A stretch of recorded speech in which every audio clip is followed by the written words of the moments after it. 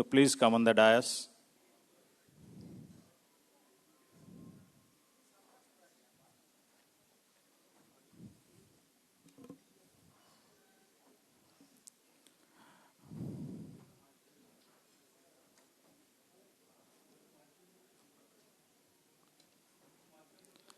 Now to start the program, I would request everybody to please stand up for the national anthem.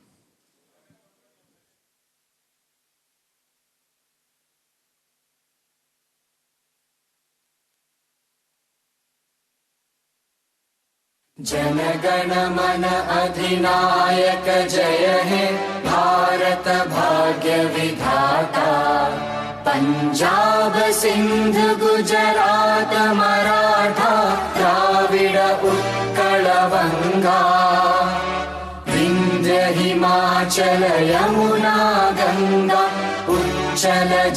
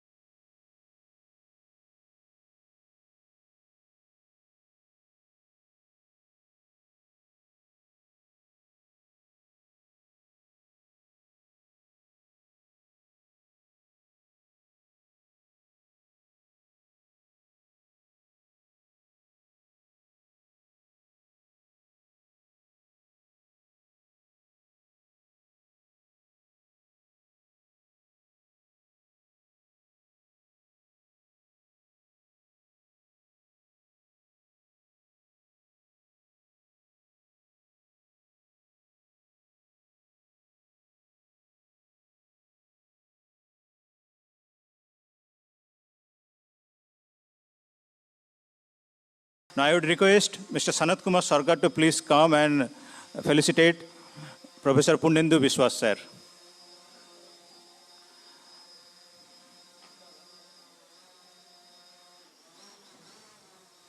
I would request Mr. Palas De, if you can please come and then felicitate Mr. Madan Mohan Maiti.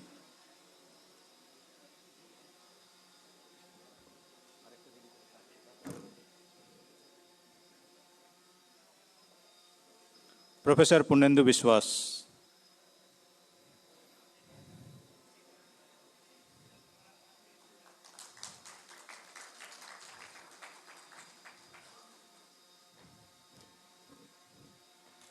Next, Mr. Madan Mohan Maiti. I would request Mr. Palas De. Can I request Mr. Partho Sur, if you are here, to please felicitate Dr. Yogaraj Tamang.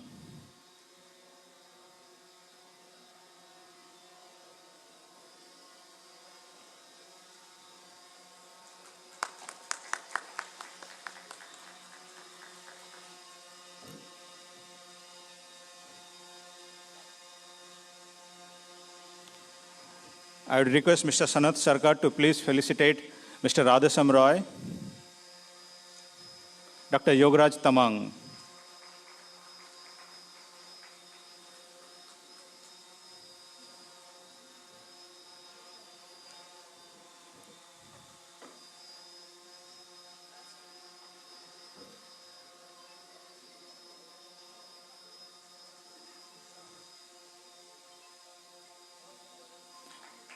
I would request Mr. Palas De to felicitate Mr. Sameer Agarwal, sir.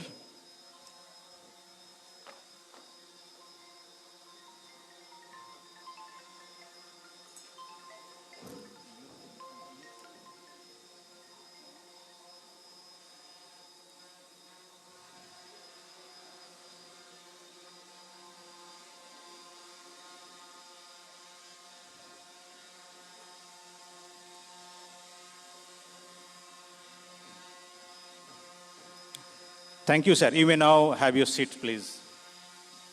So, ladies and gentlemen, I again welcome you to the first edition of Novacon, a conference on innovation in poultry business. As a social responsibility for the society, West Bengal Poultry Federation aims to inspire all stakeholders of poultry industry to enhance their knowledge and embrace recent innovations towards a sustainable future of business. This is the first edition of Novacon, and we are going to start a new journey from this year onwards. I hope all of you will enjoy these very technical sessions. We are having 4 sessions today, which will be moderated by 3 different moderators, Dr. Shivaji Dey, Dr. Arindam Chatterjee, and Dr. Sanjuti Kaur, who will be there in respective their sessions and will elaborate about the respective sessions. To start the session, may I request Professor Punnendu Biswas, who is also the chairman for the Novacon, to have his opening remarks. Sir, if you can please come up. Professor Punnendu Biswas.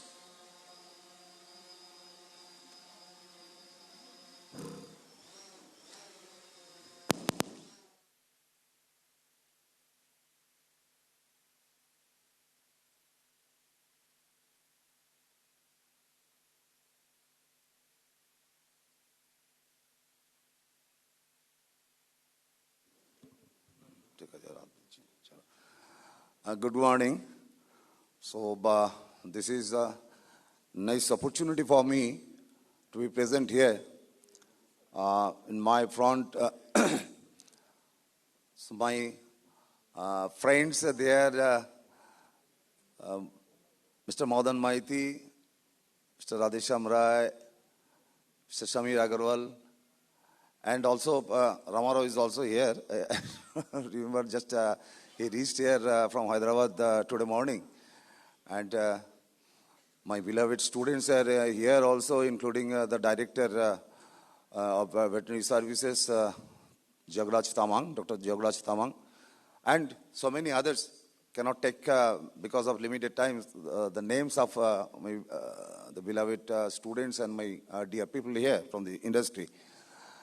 But I must say that as a member of West Bengal Poultry Federation, today I am feeling really proud that at least for the poultry industry could start this kind of seminar, for day-long seminar for exchanging the views of the latest technology. And we all know that today what the status of poultry industry in the country or in the world, that is only because of the science and technology, and by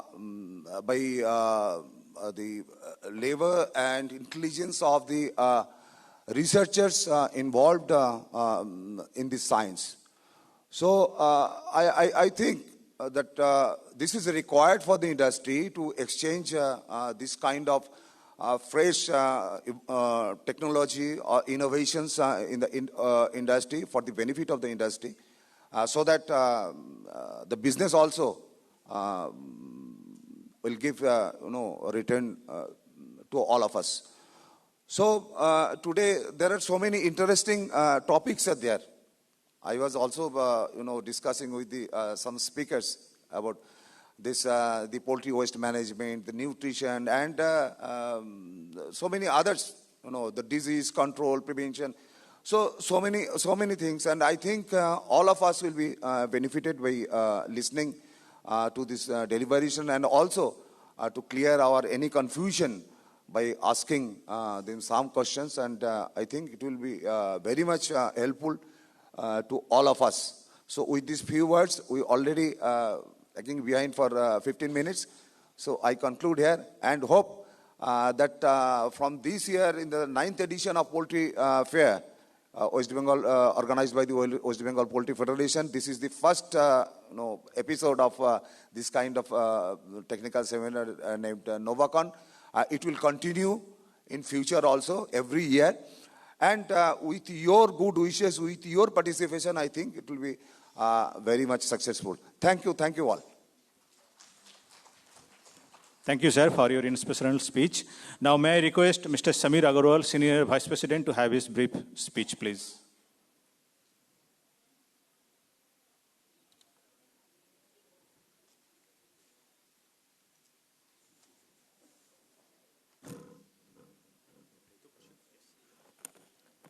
Good morning, everybody. And it's nice to see the auditorium very well packed, and the technical seminar, I'm sure, will be a very good success. I was just going through the list of the topics that are there for today, and there are some very interesting topics like the utilization of poultry litter, which is a burning problem in most of the farms nowadays. Definitely the poultry industry has gone a long way, especially in the last 5 to 7 or 5 to 10 years. And the need for, technical innovation and technological advances is quite high.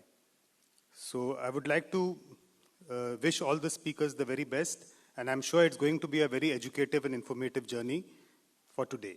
Thank you very much. Thank you, sir. May I request Mr. Radhesham Roy, Senior Vice President, if you can have your brief speech, sir. Just few lines.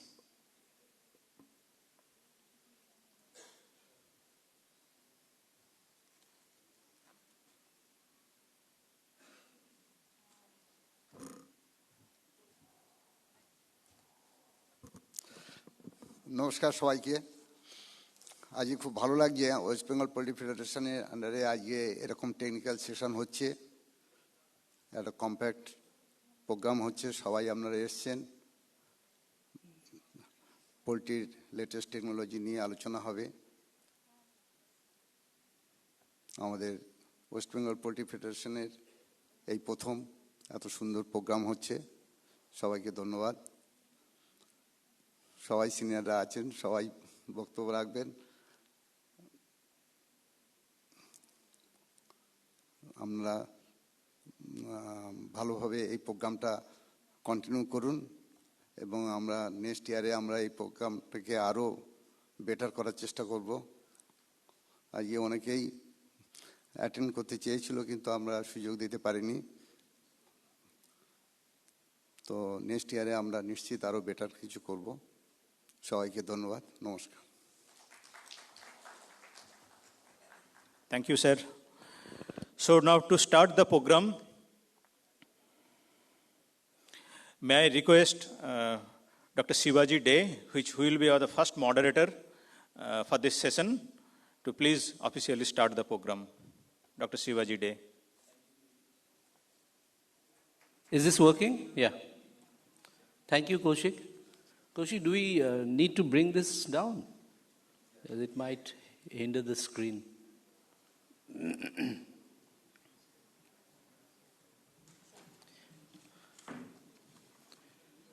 Good morning, dignitaries, and good morning, friends.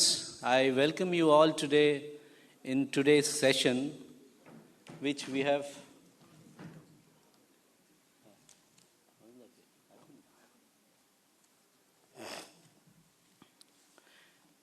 which the back-end team, the technical team of Poultry Federation, has brainstormed a lot and tried to cover all the aspects of poultry which are really hitting the industry.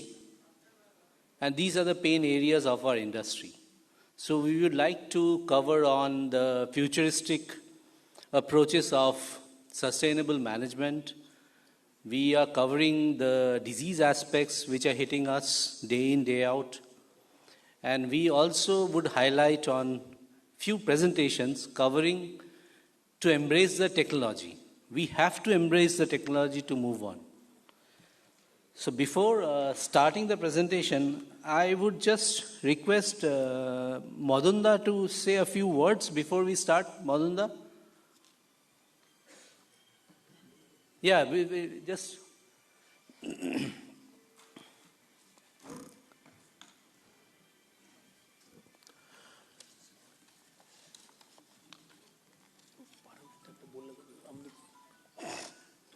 Good morning to all. The Federation, the Executive Committee of the Federation is very happy to start the new edition of Technical Seminar. Name is Novacon. My thanks to Professor Punendu Biswas. Thanks to Jograj Tamangji, Director ARD, Senior Vice President Somira Agarwalji, Radheshamji, and all the team of Novacon and all the veterinarians in behind these programs. Thank you to all, and I few presentation is here, few slide I will give in. So, the Poultry Federation start here in 2009-10 for the development of the poultry sector in the Bengal. After that, we are thinking poultry should be developed in the all eastern region.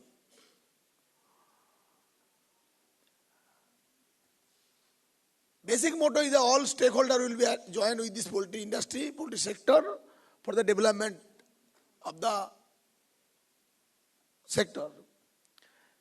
Objective of the formation, what is the objective?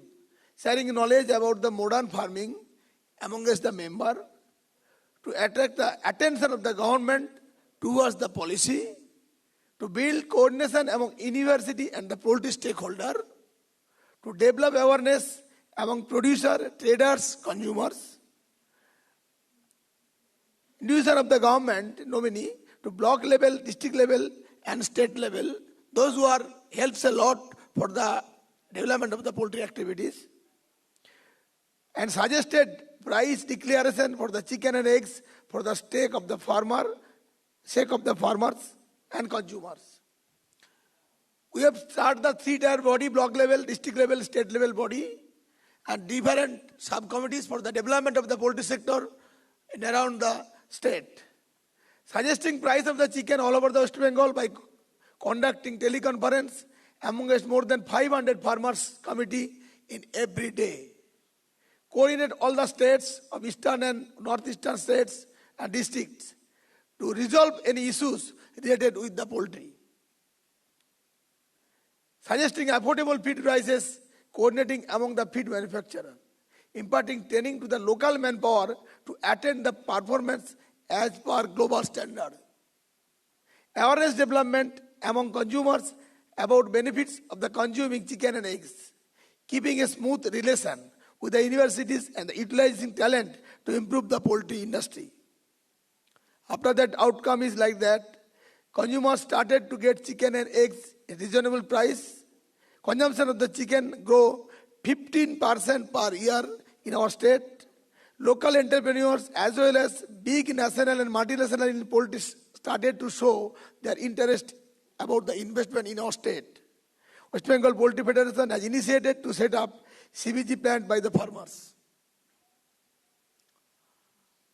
Modernization of the poultry farming as per the global standard, installing fair price shops all the major markets, installing vehicle washing center to maintain biosecurity of environment, organizing mobile veterinary clinic to provide treatment to rural area with the support of the state government. It is the project of the state government. Approval of a lot of scheme from government of West Bengal to develop poultry. By doing said activities, we could be able to attend the followings. Extra employment generation of the poultry nearly now is reaching 30 lakhs in West Bengal. Our state level investor and the MNCs outside of state or local entrepreneur have increased their investment in a tune of 6,500 crore in our state. New invention and modern technology are added to the regular basis in our poultry fold.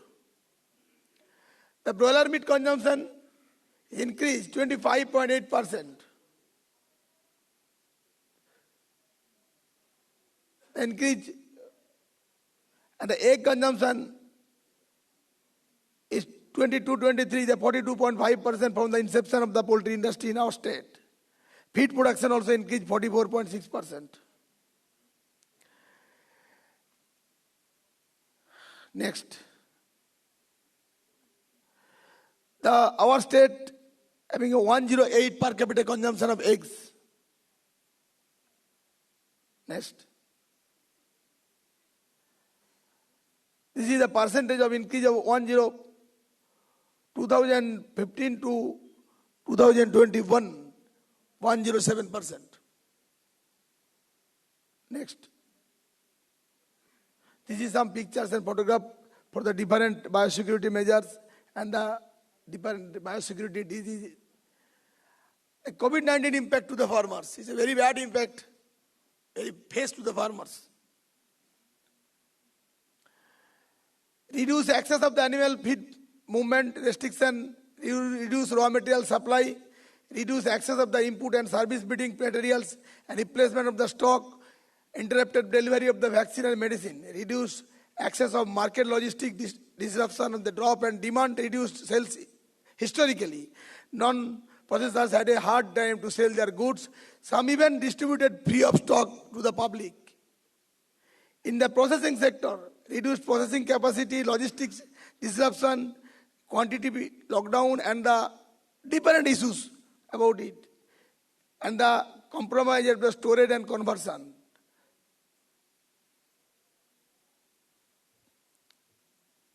Poultry is the only one sector, food, which become target to the sudden instance of the spread of fake news. Anytime is fake news is come in the market and faces by the poultry sectors. Bird flu is one threat of us. Antibiotic residue is also. Corona scares by chicken is also. The comparison of 20 March of the 2020 and 20 September of 2020, the average board price of the only 25 per kg. And after the corona impact, people are very much interested. As per the version of the doctors and the technologists, the chicken is very essential for the removal from the corona. And then board price of the 20th September, 100 per kg. And the net selling price, 20 per piece of birds also. And selling price of the September, 98 to 100 per kg also. And that time, poultry sector is losing our Bengal more than 2,000 crores. This is the layer farmer impact. Next. This is the also broiler breeder impact. We are watching the quality control, cost control in different ways. Benefit different ways to develop to our farm and compromise the cost curtailment and reduce the production cost. Next. Next. The role of the NECC and WPPF jointly. NECC is the unique in many ways, with a membership of more than 50,000 in the largest single association of the poultry farmers in the world. Most of today's egg production comes from the NECC members. The past 2 decades, NECC has played a significant role for the betterment of the poultry industry in general. And the egg industry is particular through the various programs like market intervention, price support operation, egg promotion campaign, consumer education, market research, rural market development, and liaison with the government and the vital issues concerning the industry. West Bengal Poultry Federation also strive to create a self-employment poultry products producing state as per the demand as early as possible. WPA, West Bengal Poultry Federation, cooperate and work together with the central government and also the other state government poultry association for development of the poultry sector in our state.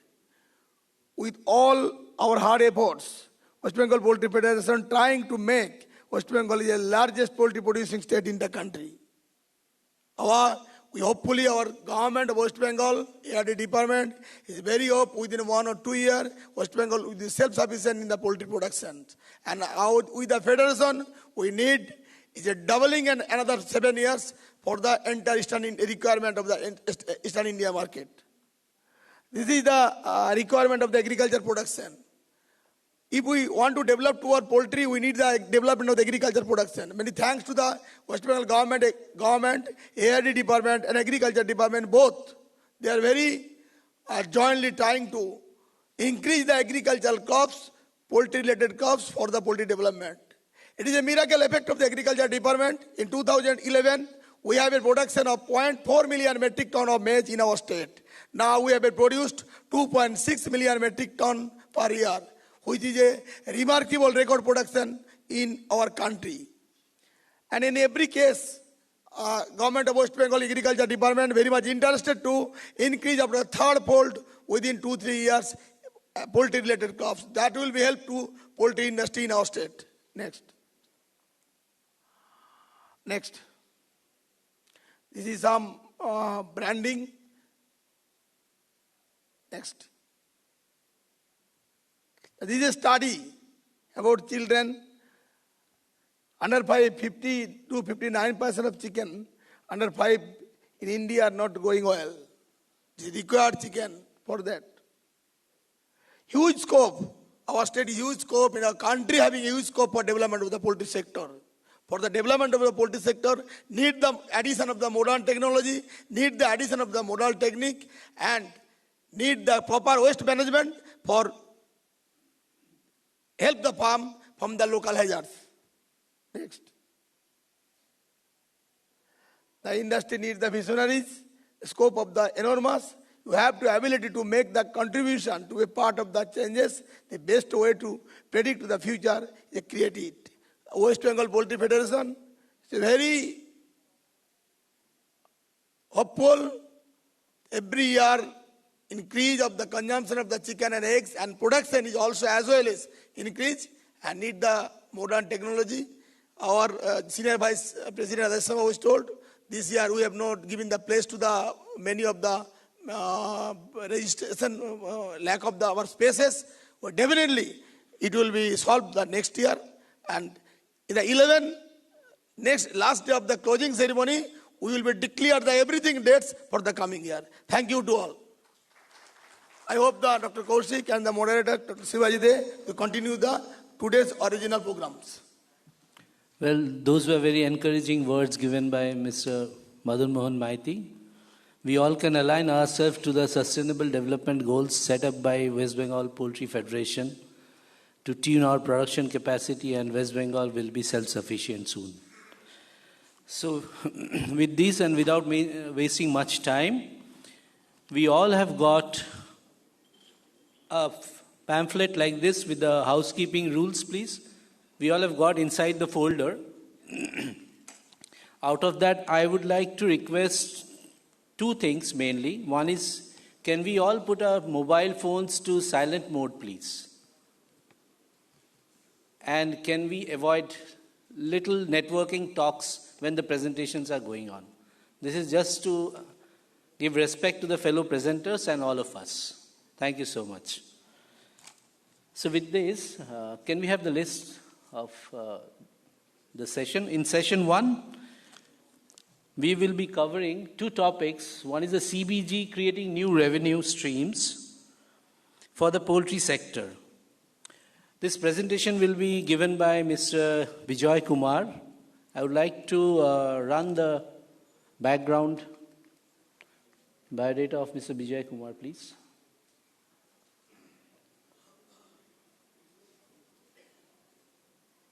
General Manager Alternate Energy Indian Oil Corporation Limited has 30 years of experience in the oil and gas industry across engineering, vigilance, alternate energy and sustainable development verticals of Indian Oil. In his present assignment, he was instrumental in the launch of the Sustainable Alternative Towards Affordable Transportation (SATAT) scheme on compressed biogas (CBG) across the country. He has prepared policy guidelines, pricing and other enabling framework, and is presently driving the various policy intervention for setting up of CBG plants in India and further sales of its end product like CBG and fermented organic manure.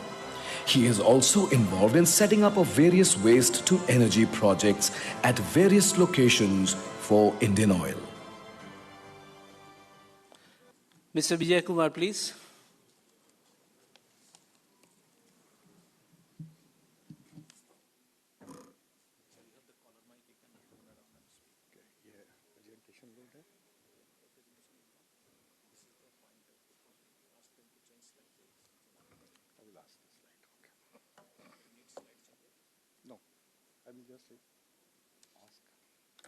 Yeah, good morning.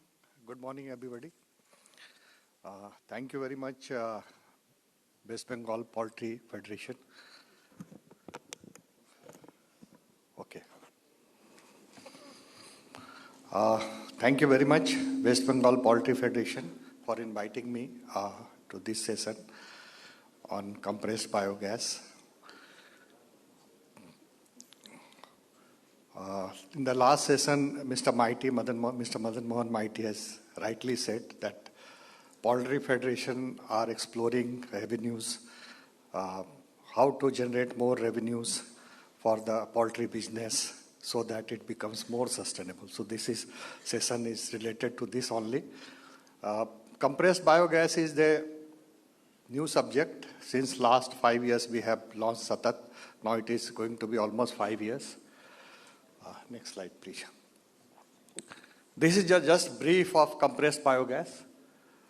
Feed stock, there are various feed stock to produce compressed biogas. Agri residue is one of the main resource. Chicken litter, cattle waste, these are also very good resource to produce compressed biogas. Pressed mud from sugar industry. Since Bengal, we don't have much sugar industry, so I will just leave it. Municipal solid waste from municipalities, organic content, sewage water from sewage treatment plant. These are the main sources to produce compressed biogas. These feed stocks are pre-treated. Pre-treatment is done. These are put to digester, where anaerobic digestion takes place. And during the process of anaerobic digestion, biogas, raw biogas is generated. This raw biogas mainly contains methane, carbon dioxide, and hydrogen sulfide. These are put to purification system. Purification system removes carbon dioxide, hydrogen sulfide, and what we get ultimately is methane, pure methane. And we compress it to 250 bar, put in a cascade, take out to retail outlet, and it is sold as a natural CNG or bio-CNG or compressed biogas, what you call. All are naming same. And the property is similar to CNG. There is no change. And out of the digester, what we get, digested material, this is organic fertilizer, very good organic fertilizer, which can be put to farm and it will replace the chemical fertilizer. So the idea is whatever is coming out of the farm is going back to the farm. This is the main idea, whole idea. So this is complete value chain of compressed biogas. Next slide, please. This is just to apprise you all that this is the IS specification for compressed biogas and CNG. You can find out both IS specification. Both the methane content should be more than 90%. All are similar. Just to make you clear that CNG and CBG, they are no difference. Except carbon dioxide percentage, you will find that in CBG it is 4%, whereas in CNG it is 3.5%. That is the only difference, little bit difference. Otherwise, both methane content, minimum it should be 90%. And whereas in CNG, other higher version of carbon is also permitted, but in CBG, it is only pure methane. So single molecule fuel, CBG is there, and due to this single molecule fuel, in internal combustion engine, it's easy to burn, because it's only single molecule, so efficiency is more in compared to CNG. Next slide, please. These are the feeder stock-wise potential. You will find that to produce this tentative potential, agriculture residue has maximum potential. 10 ton is a requirement to produce 1 ton of CBG. Chicken litter, 25 ton is required to produce 1 ton of CBG. These are the different potential of different feed stock, just for information. Next slide, please. So, brief about Satat. Satat has been launched on 1st of October 2018 by the Government of India on behalf of Petroleum Ministry. We have done all the framework. And the basic purpose was to complete 5,000 CBG plant, to set up 5,000 CBG plant across the country with different feed stock, and to produce 15 million metric ton of compressed biogas CBG. And 50 million metric ton of organic manure was to be produced from these CBG plants.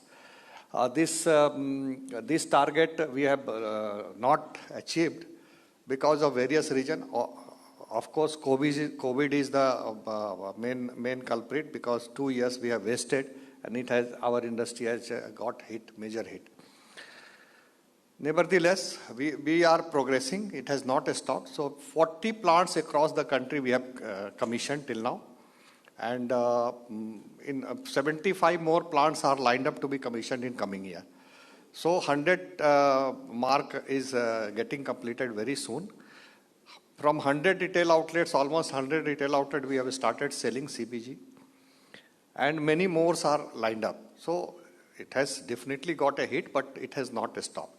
Next slide, please. Many of the enablers we have done after launch of this Satat scheme.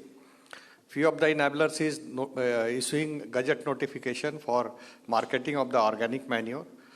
Priority sector lending, it has been notification has been issued by RBI to fund setting of the CBG plants. CBG plant has been included in white category, so that pollution control clearance by the state government, they are easy to grant. CBG has been permitted to inject in CGD grid, so that evacuation of CBG is easy. So many things has been, new pricing mechanism has been issued by us. We have also increased the commercial agreement period from 10 years to 15 years. We have also declared that at the launch of Satat, we have said that 46 rupees will be the price, procurement price. So that has been fixed as a floor price. In coming 10 years up to 2029, this will be not be CBG procurement price will never go downward revision, and 46 rupees is the floor price plus GST. So these are the many enablers issued by the government, and it's yielding result. MNRE subsidy, now it has come, which allows CBG plant to be funded by central government, and subsidy of 4 crore to 10 crore depending on the size of the plant. This has been announced very recently, November. Many of the state government are also giving so many incentives for CBG plant to be set up. Particularly UP government has recently given subsidy, and power subsidy, then land subsidy. All these has been given by the UP government. We have requested during our meeting with the industry department of West Bengal government also that in line with the UP government, certain these subsidies should be given to West Bengal also. And hopefully these schemes are coming. We are in the process of drafting this enhancement and subsidy program for the West Bengal government also. And hopefully it will come. So many incentives has been given by the various governments. Next slide, please. Yeah. So this is the procurement price of the CBG. Recently we have issued. What we have done, 46 rupees was the previous procurement price. Now you will find that procurement price has gone up to 95. 95 to 100 if the CNG price is there. We are giving almost 75 rupees as a procurement price. So it has enhanced many times. What we have done, that we have linked up the procurement price of CBG with the CNG price in the market. So CNG price, if it is going up, accordingly this procurement price will also go up. So this new policy we have done, and constantly we are revising and making it more and more suitable for the CBG producer. So previously when we launched the Satat program, the CBG was allowed to be sold within 25 kilometer radius. Now we are going as far as 150 to 100 kilometer also, and whatever transportation cost is incurring, we are reimbursing that transportation cost is also we are reimbursing. So we are trying to make them more and more viable, CBG business more and more viable. And with this, I hope that many more plants will come, because it's good for the nation, good for everybody, good for the society. Next slide, please.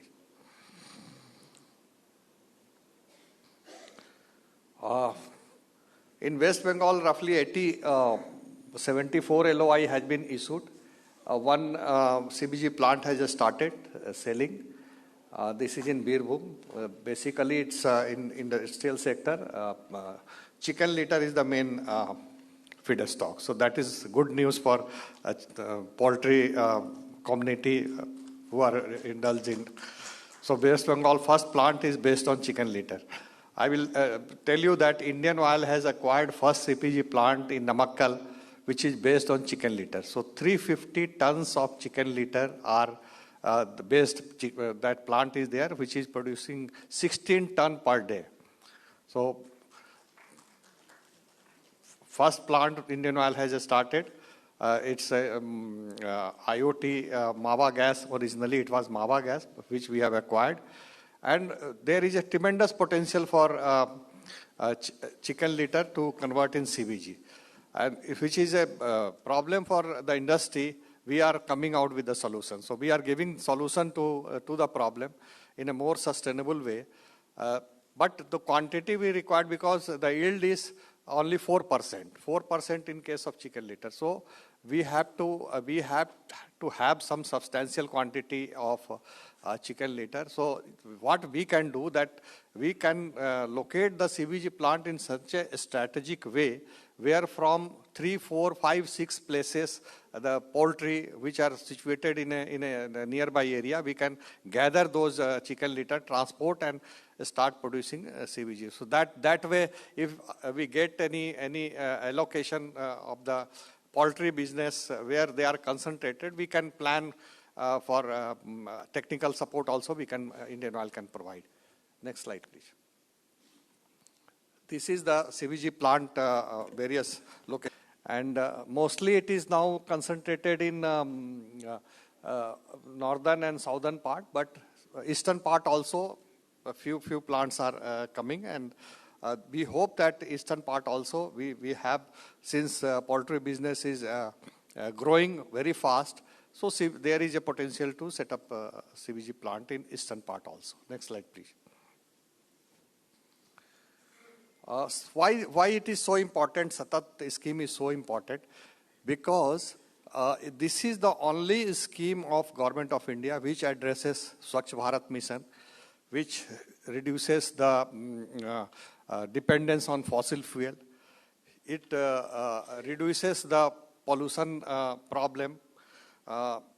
It's generating employment. It's making Atmanirbhar Bharat. It's giving clean energy. It's encouraging the organic farming. So this is only scheme which addresses so many problems of the society, so many problems of the country.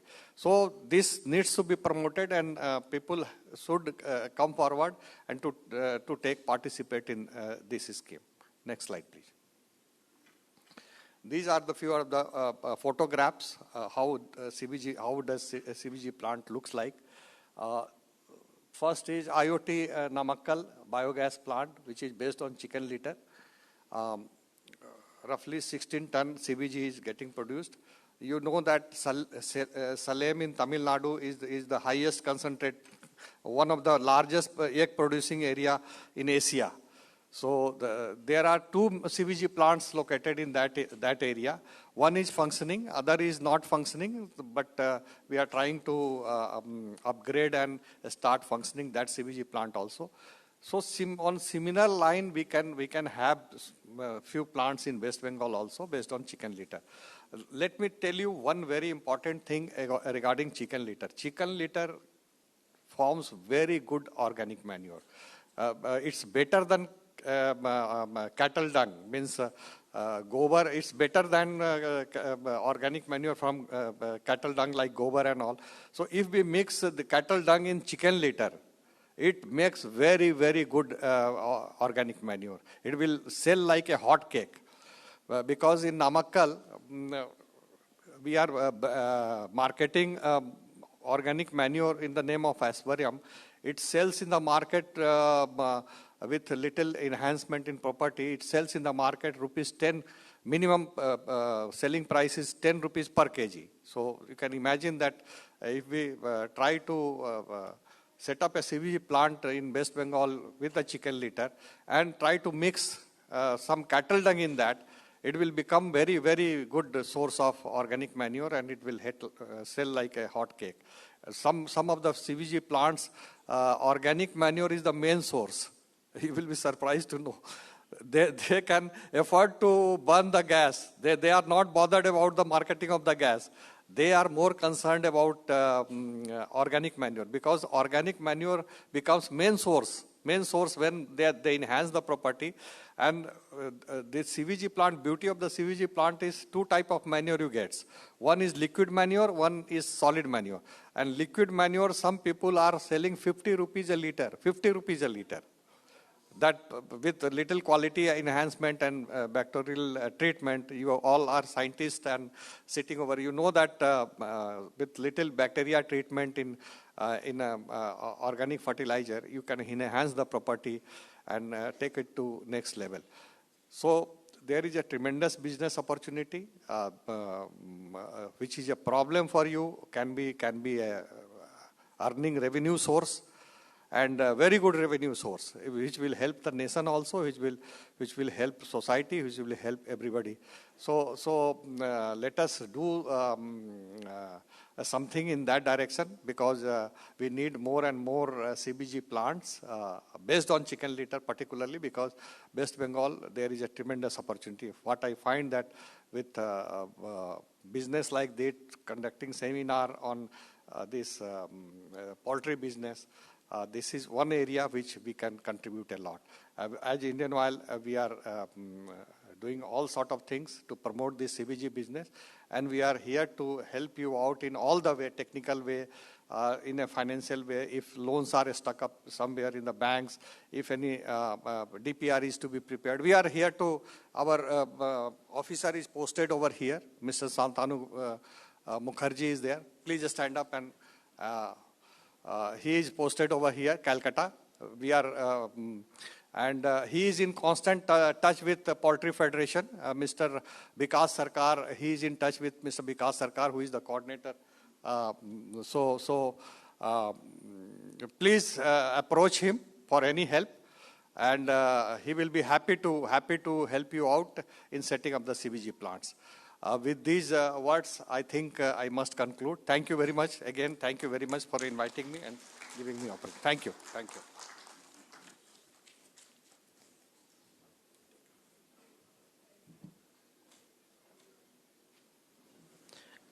We would like to take the questions during the Q&A session.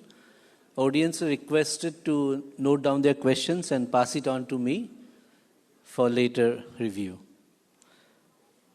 Sir, you have made very good comments on the sustainable goals for us. And just one small question which comes to my mind is, do we also have assured buyer for the manure? Yeah. Thank you very much for asking this question. In fact, this is very important, because assured buyer is there for CBG. Like I said, that it is possible to inject in the gas grid also, it has been. On similar line, to create a business avenues for organic manure, we have been putting up our representation to Government of India, to Fertilizer Ministry, to Agriculture Ministry. So recently, Government of India has issued a circular that organic manure from this CBG plant needs to be purchased. This circular has been issued to chemical fertilizer companies. Okay. But this circular does not say at what price it has to be purchased and how much quantity to be purchased. So you know that how our system works. So we are saying that price declaration is one of the major component and major things to success any program. So what we are asking, that minimum price, support price, 5 rupees per kg, we are saying that minimum support price needs to be declared. And quantity also, whatever CBG plant is producing, whatever organic manure CBG plant is producing, that should be purchased by these chemical fertilizer companies. Okay. So hopefully this kind of circular is underway, and in coming months it will be issued. I don't have doubt that, because you must have seen in this government, this year budget also, central government has kept certain for CBG. First time it has been, budget allocation 10,000 crore has been issued for Govardhan projects, and out of which 300 CBG plants to be set up. So I don't have doubt that this support price or whatever definite buyback agreement or definite buyback arrangement, this will come in coming days. Right now it is not there, but with our effort, we are pretty sure that it will come. Thank you very much. Thank you so much. So we move on to the next presentation of today, session 1. This is by Dr. Sudipto Haldar. He's going to talk about, the topic is digging into the gut-brain axis to enhance poultry performance, the role of GABA as a game changer.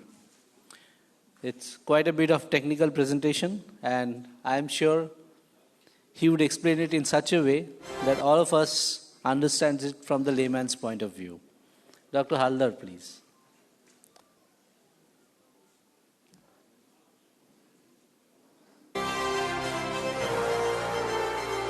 After obtaining his PhD in animal nutrition, he entered into teaching and research in animal nutrition in the University of Animal and Fishery Sciences, Kolkata, India. The main area of research was trace minerals and enzymes in livestock and poultry. He then shifted his career towards a techno-commercial role as a technical manager South Asia of a globally renowned enzyme manufacturer. Dr. Haldar then started working as a head research development and nutrition of Amrit Feeds Limited, where he was responsible for handling the entire technical operation of the organization. He has 22 years of experience and has published 70 peer-reviewed and popular articles. In the present role of Director, Research and Development of Aggregate Research and Advisory Private Limited, Sudipto liaisons with the Service Seekers and links ARAPL with the global R&D centers of organizations which are engaged with poultry production. So it's done? Please continue with the presentation. Thank you. Thanks, Kaushik. Thanks, everybody. So it is going to be a bit of a technical session. So where is the presentation? Where is the opening slide?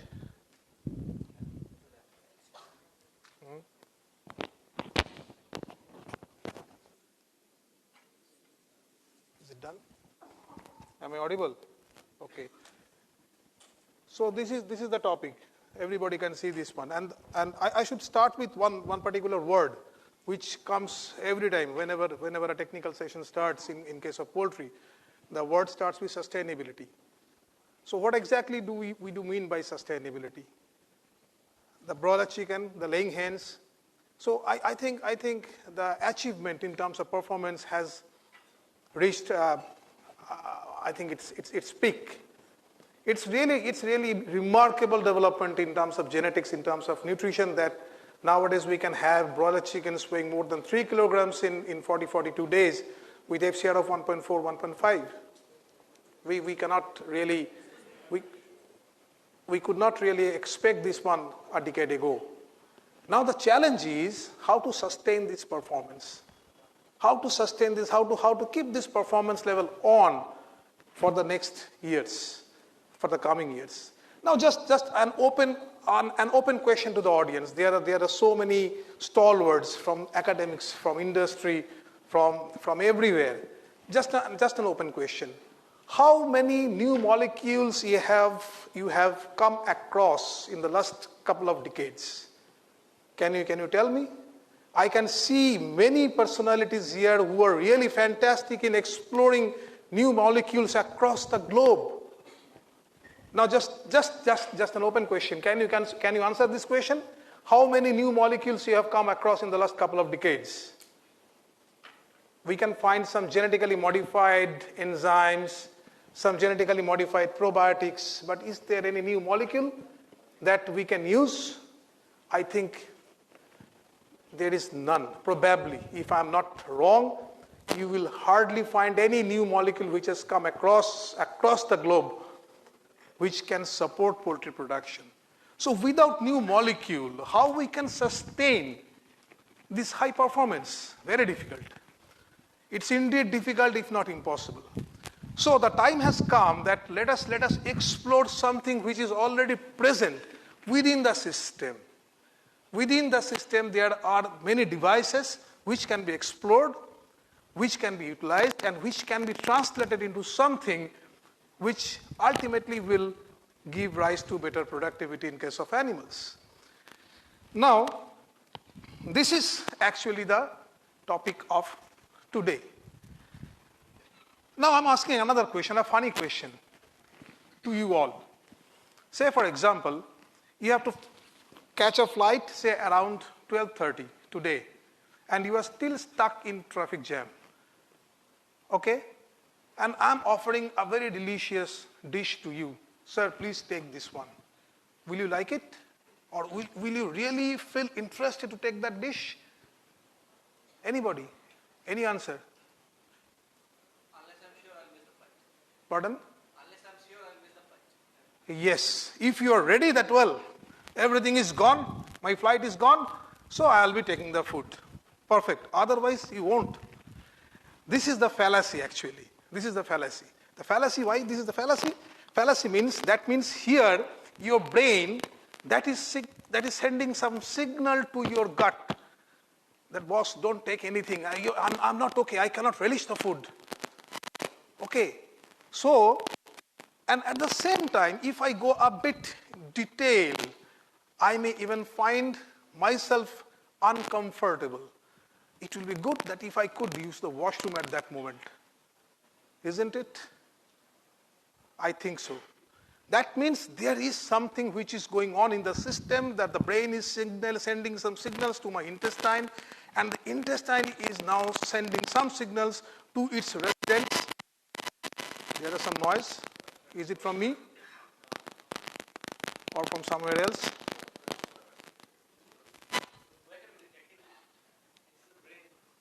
It's a brain sending some signal. Yeah?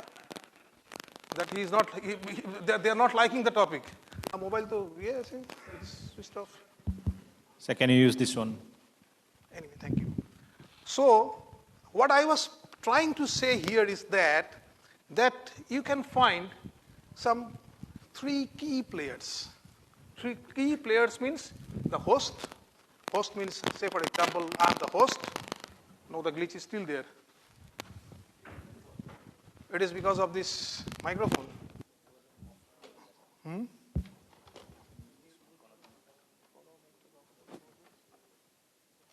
This one. So let me stand here and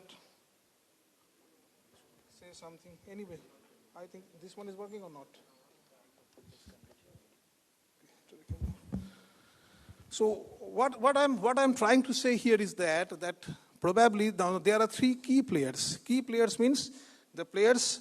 This is the host. Host means the animal itself, the environment, and the microbiota. Microbiota means this is the bacterial species which are present within the host. So these three key players are there which actually control everything.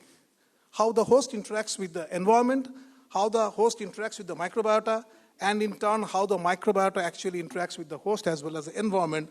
This is the key thing in controlling the appetite, the controlling everything, or controlling the behavior of the animal in terms of feeding and its growth and its responses.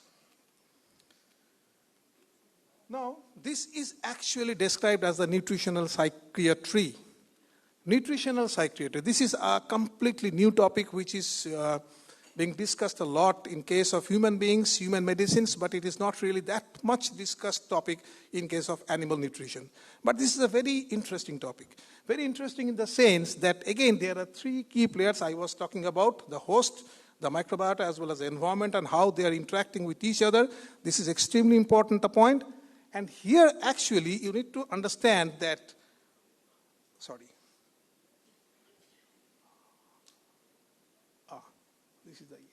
So this is a condition where I am happy. My brain is happy. The gut is healthy. So I am feeling hungry. And if I am feeling hungry, that means the bacteria which are present within the gut, they are also happy. They are also absolutely happy. They are in a position to digest whatever I'm eating. I mean, they are in a position to facilitate the digestion of the food, whatever I am eating. And in that way, this bacteria is maintaining a condition which is termed as eubiosis. On the contrary, if I consider a situation when I am unhappy means my brain is not happy. My brain is feeling tensed. My brain is not feeling well. It is not sensing everything is going good. In that case, what is happening? It is sending some signal to the intestine. It makes the intestine unhealthy, unhappy, unhealthy. And finally, if the intestine becomes unhealthy, it leads to a situation which is termed as dysbiosis. So there are two terminologies. One is eubiosis, another one is dysbiosis. And these are the situations which actually control the health and productivity of any animal species, including poultry. And it's true that it is also controlling the ultimate health condition of human beings. Now, as I was talking about the eubiosis and dysbiosis, what exactly they are? These are some very critical terminology, and I think everybody dealing with intestinal health, they come across this terminology, and they discuss about this terminology. Now, the situation is eubiosis means this is absolutely normal. Everything is going fine, going good. And in this condition, the pathogenic bacteria, the bacteria, they are present in the small intestine, and these bacteria, they confront with the pathogens as a first line of defense. Because this is the small intestine, it is a small intestine which actually confronts any external source of infection through the feed, through the litter, through the drinking water, through the environment. So, whenever the bacteria which are present in the small intestine, they confront with the pathogenic organisms which are present in the environment, they start fighting with them. They try to outnumber these pathogenic bacteria. And this is the process by which a condition develops which is termed as eubiosis. Now, there are situations. Under those situations, somehow the intestine gets compromised. The health of the intestine becomes compromised. And because of that compromisation, what happens? The number of the pathogens, they increase.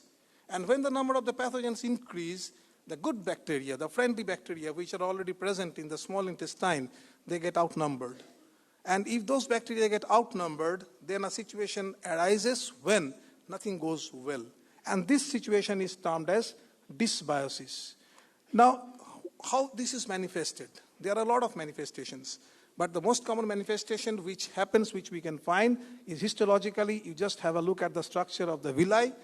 A nicely constructed villi, they get this much eroded when a situation like dysbiosis arises.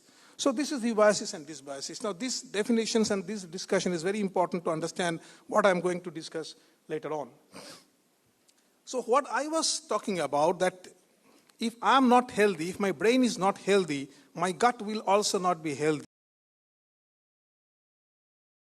Going on between the brain, the gut, as well as the bacteria which are present inside the gut. So this is called a dialogue which is going on between the host animal, between the gut of the host animal, as well as the bacteria which are present within the host animal. So what the host animal, in case of a poultry, what the host animal actually offers to the microbes? It offers a hospitable niche and the food which is not being digested by the animal itself. And in turn, what these bacteria do? These bacteria actually, they digest this undigested food. They provide some compounds which are termed as the neuroactive compounds. These compounds actually interferes or affects or influence, rather I should say the word influence the central nervous system. And Finally, they bring about some structural and functional changes in the small intestine. As a result of this, the host animal becomes healthy. So we generally consider that the relationship between the bacteria which are present in the intestine and the animal is a commensalism, a commensal organism. We term them as commensals, but actually this is not a commensalism, rather we can term this as mutualism, because not only the bacteria residing within the host, but at the same time the bacteria is giving something in lieu of whatever it is getting from the host. So this is not a mere commensalism, rather it's a mutualism, which actually the host animal as well as the bacteria present inside, they enjoy with each other. Now this dialogue which is going on between the brain as well as between the gut and the microbiome present within the gut, it's a two-directional, bidirectional. One is coming from the brain to the gut, and another one is the one which is going from the gut to the brain. So this is a bidirectional dialogue which goes on generally under different conditions. It depends upon that what condition is prevailing.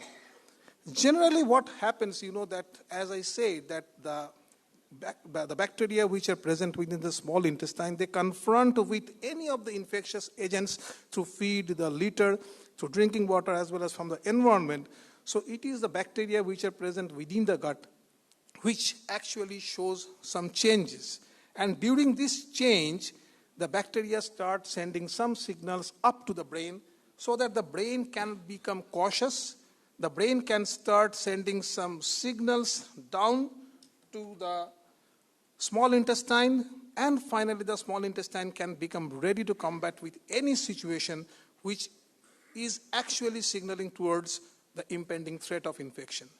So this is a bidirectional dialogue which goes on between the brain as well as the gut of the animal. Now, there must be some carrier which should carry the signals, just like that, the postman or the post person. So these are the neurotransmitter substances. These neurotransmitter substances, actually, they are the carrier molecules, and these carrier molecules, they carry the information from the brain down to the gut, or from the gut up to the brain. These neurotransmitters may be of different types. Some are excitatory, that means it will stimulate the gut action, or it will stimulate the brain action. They may be inhibitory, that means they will calm down the responses which the brain elicits, or it will calm down the responses which the gut will elicit. There may be some neuromodulators, that means they will keep on the function as it is, but will modulate its degree of activities, and there are some hormones. Finally, when these neurotransmitter substances reach the site of action, they start releasing certain molecules, and these molecules actually execute the work. For example, these are the molecules. For example, one molecule is peptide YY, this PYY. This peptide YY is a molecule which is considered to be a hormone type of substance which is secreted from the mucosal cells. What is its function? When it is secreted, for example, we have taken, or an animal has taken up some food which is not digested. It needs some more time to be digested. There must be some signal which should come to the gut so that it can hold the digester for a longer period of time within the gut. So the brain, under these situations, sends some signal to the gut. The gut now starts secreting this particular molecule, peptide YY, and this peptide YY works as a braking mechanism. The braking mechanism means it starts reverse peristalsis. So it will hold the digester for a longer period of time within the gut. The digester will be exposed to more amount of the digestive enzymes for a longer period of time, and so we can expect a greater digestibility. So this is how this entire dialogue process and its execution occurs within the system. Now how these neurotransmitters work actually. This is a very, very unique and very, very fascinating system. Now these neurotransmitters actually work by carrying out the signals from one neuron to the another one. That means there are nerve endings. So from one nerve ending, the neurotransmitter substance will take this forward to the next nerve ending. And this transmission is actually just nothing like a gate. This gate is operated by some ions like calcium, sodium, etc., etc. Now, if it is an excitatory neurotransmitter, for example, norepinephrine, we know about norepinephrine or epinephrine. These are excitatory. That means they will excite the neurotransmitter. When it comes from this neuron to the next one, it will excite the next neuron. So to do this, what it will do, this will simply open this gate. And once this gate is opened, the ions will enter through these gates. And as a result, there will be excitement. On the other hand, if it is inhibitory in nature, for example, this gamma-aminobutyric acid, what it will do, it will simply inhibit, it will keep the gate under locked condition. And if the gate remains locked, in that case, the ions will not be in a position to enter from the next one neuron to the next one. As a result, there will be an overall inhibition of activity. So this is the basic difference between an excitatory neurotransmitter and an inhibitory neurotransmitter. The neurotransmitter are generally secreted by the system. System means the intestine, the brain, and everything. But the interesting point is these neurotransmitters are secreted by number of bacteria which are present within the system, within the gut. So what I was talking about initially, that since we do not have any new molecules developed in the last couple of decades, then why not to explore this mechanism by which the resident bacteria which are present within the system, they produce certain neurotransmitter substances, and these neurotransmitter substances are in a position to influence an animal's performance. Then why not to dig out this pathway to achieve some sustainability or some augmentation in production? Here you can see these bacterial species. All these bacterial species are present within the gut, within the system of the animals, and they are capable of producing one or more number of neurotransmitter substances which may be excitatory or which may be inhibitory, or they may be neuromodulators.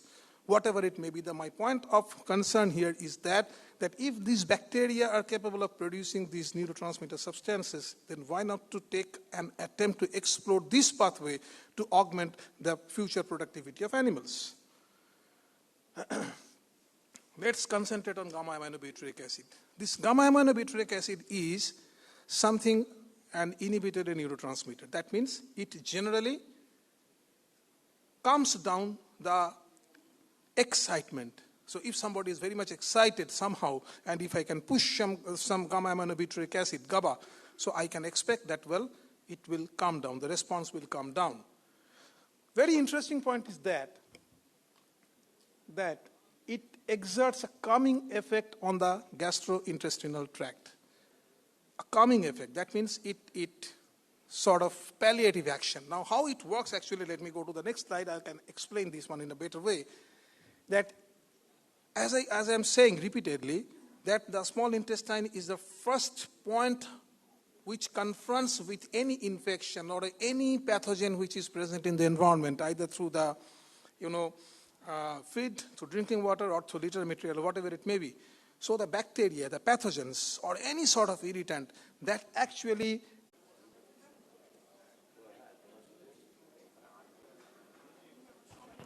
Hello.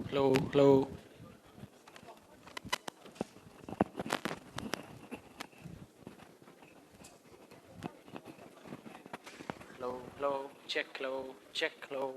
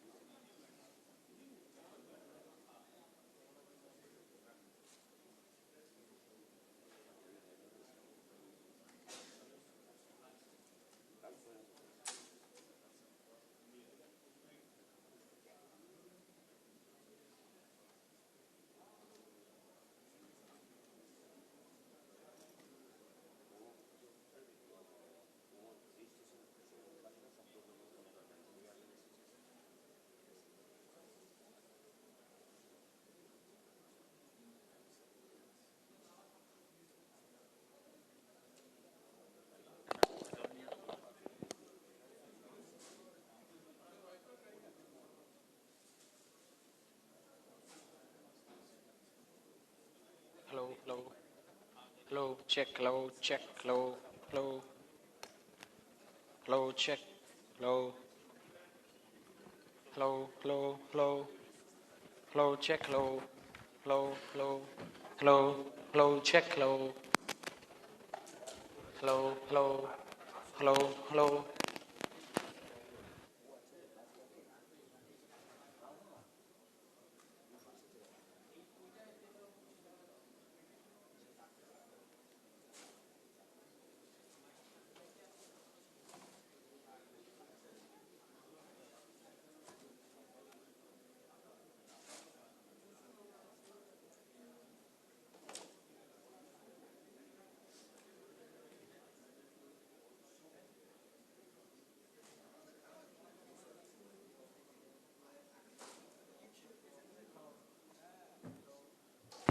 Hello, hello, check hello, hello, hello, hello, hello,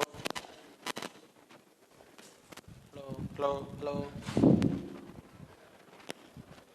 এসির হাওয়া আছে, AC ফ্যানটার জন্য।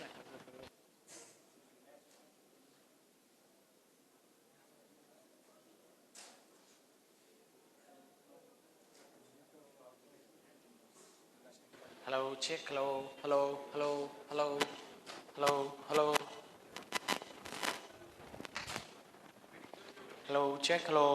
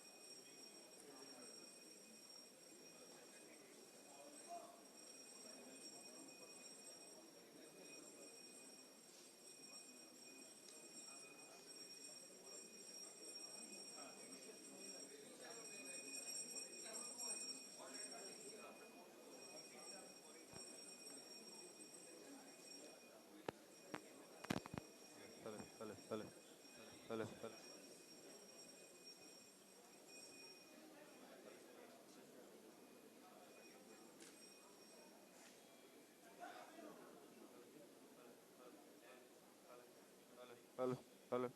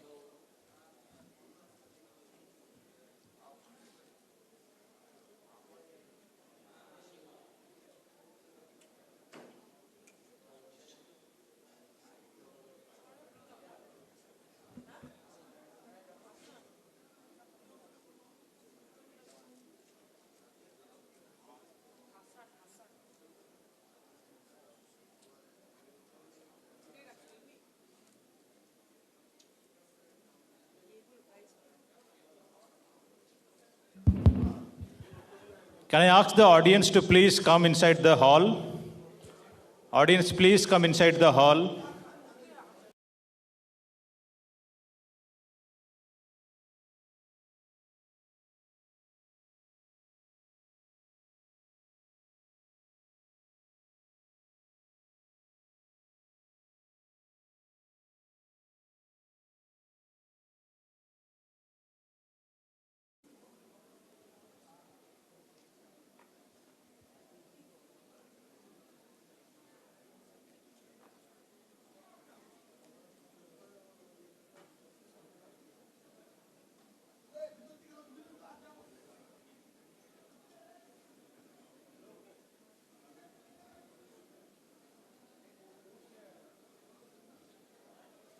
Please sit down, please come inside the hall.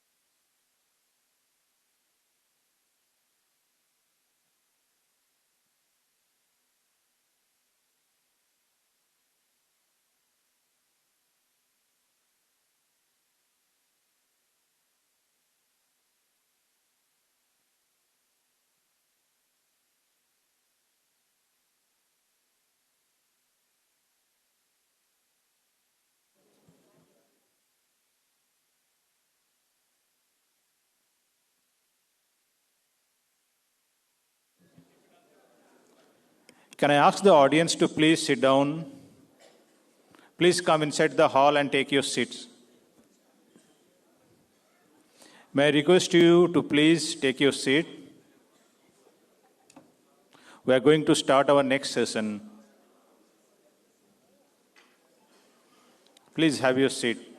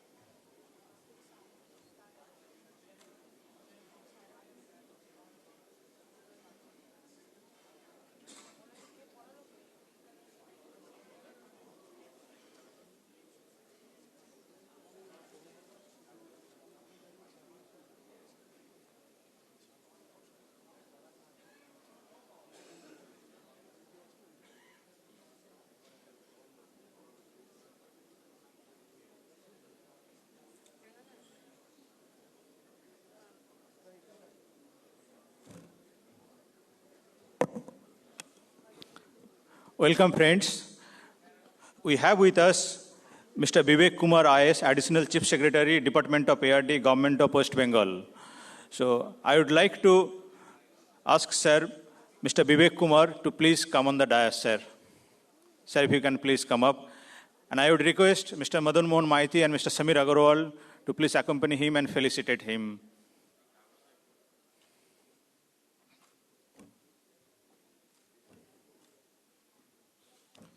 Mr. Vivek Kumar, IAS, Additional Chief Secretary, Department of ARD, Government of West Bengal. Can you have a big round of applause, please?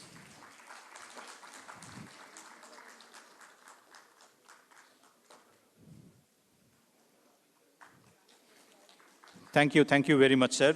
So now I would like to hear a brief presentation from Mr. Vivek Kumar, IAS, Additional Chief Secretary, Department of ARD, Government of West Bengal.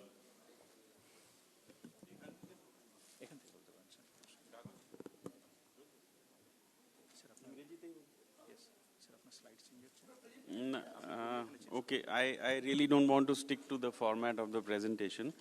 Professor Purnendu Vishwas, former Vice-Chancellor of the West Bengal University of Animal and Fishery Sciences and the President, the Chairman of Novacon, Shri Madan Mohan Maiti, who is the convener of Novacon and also the General Secretary of the West Bengal Poultry Federation, delegates, guests from outside Bengal, from within the state, officers of the West Bengal Animal Resources Development Department, entrepreneurs, experts, scientists, ladies and gentlemen.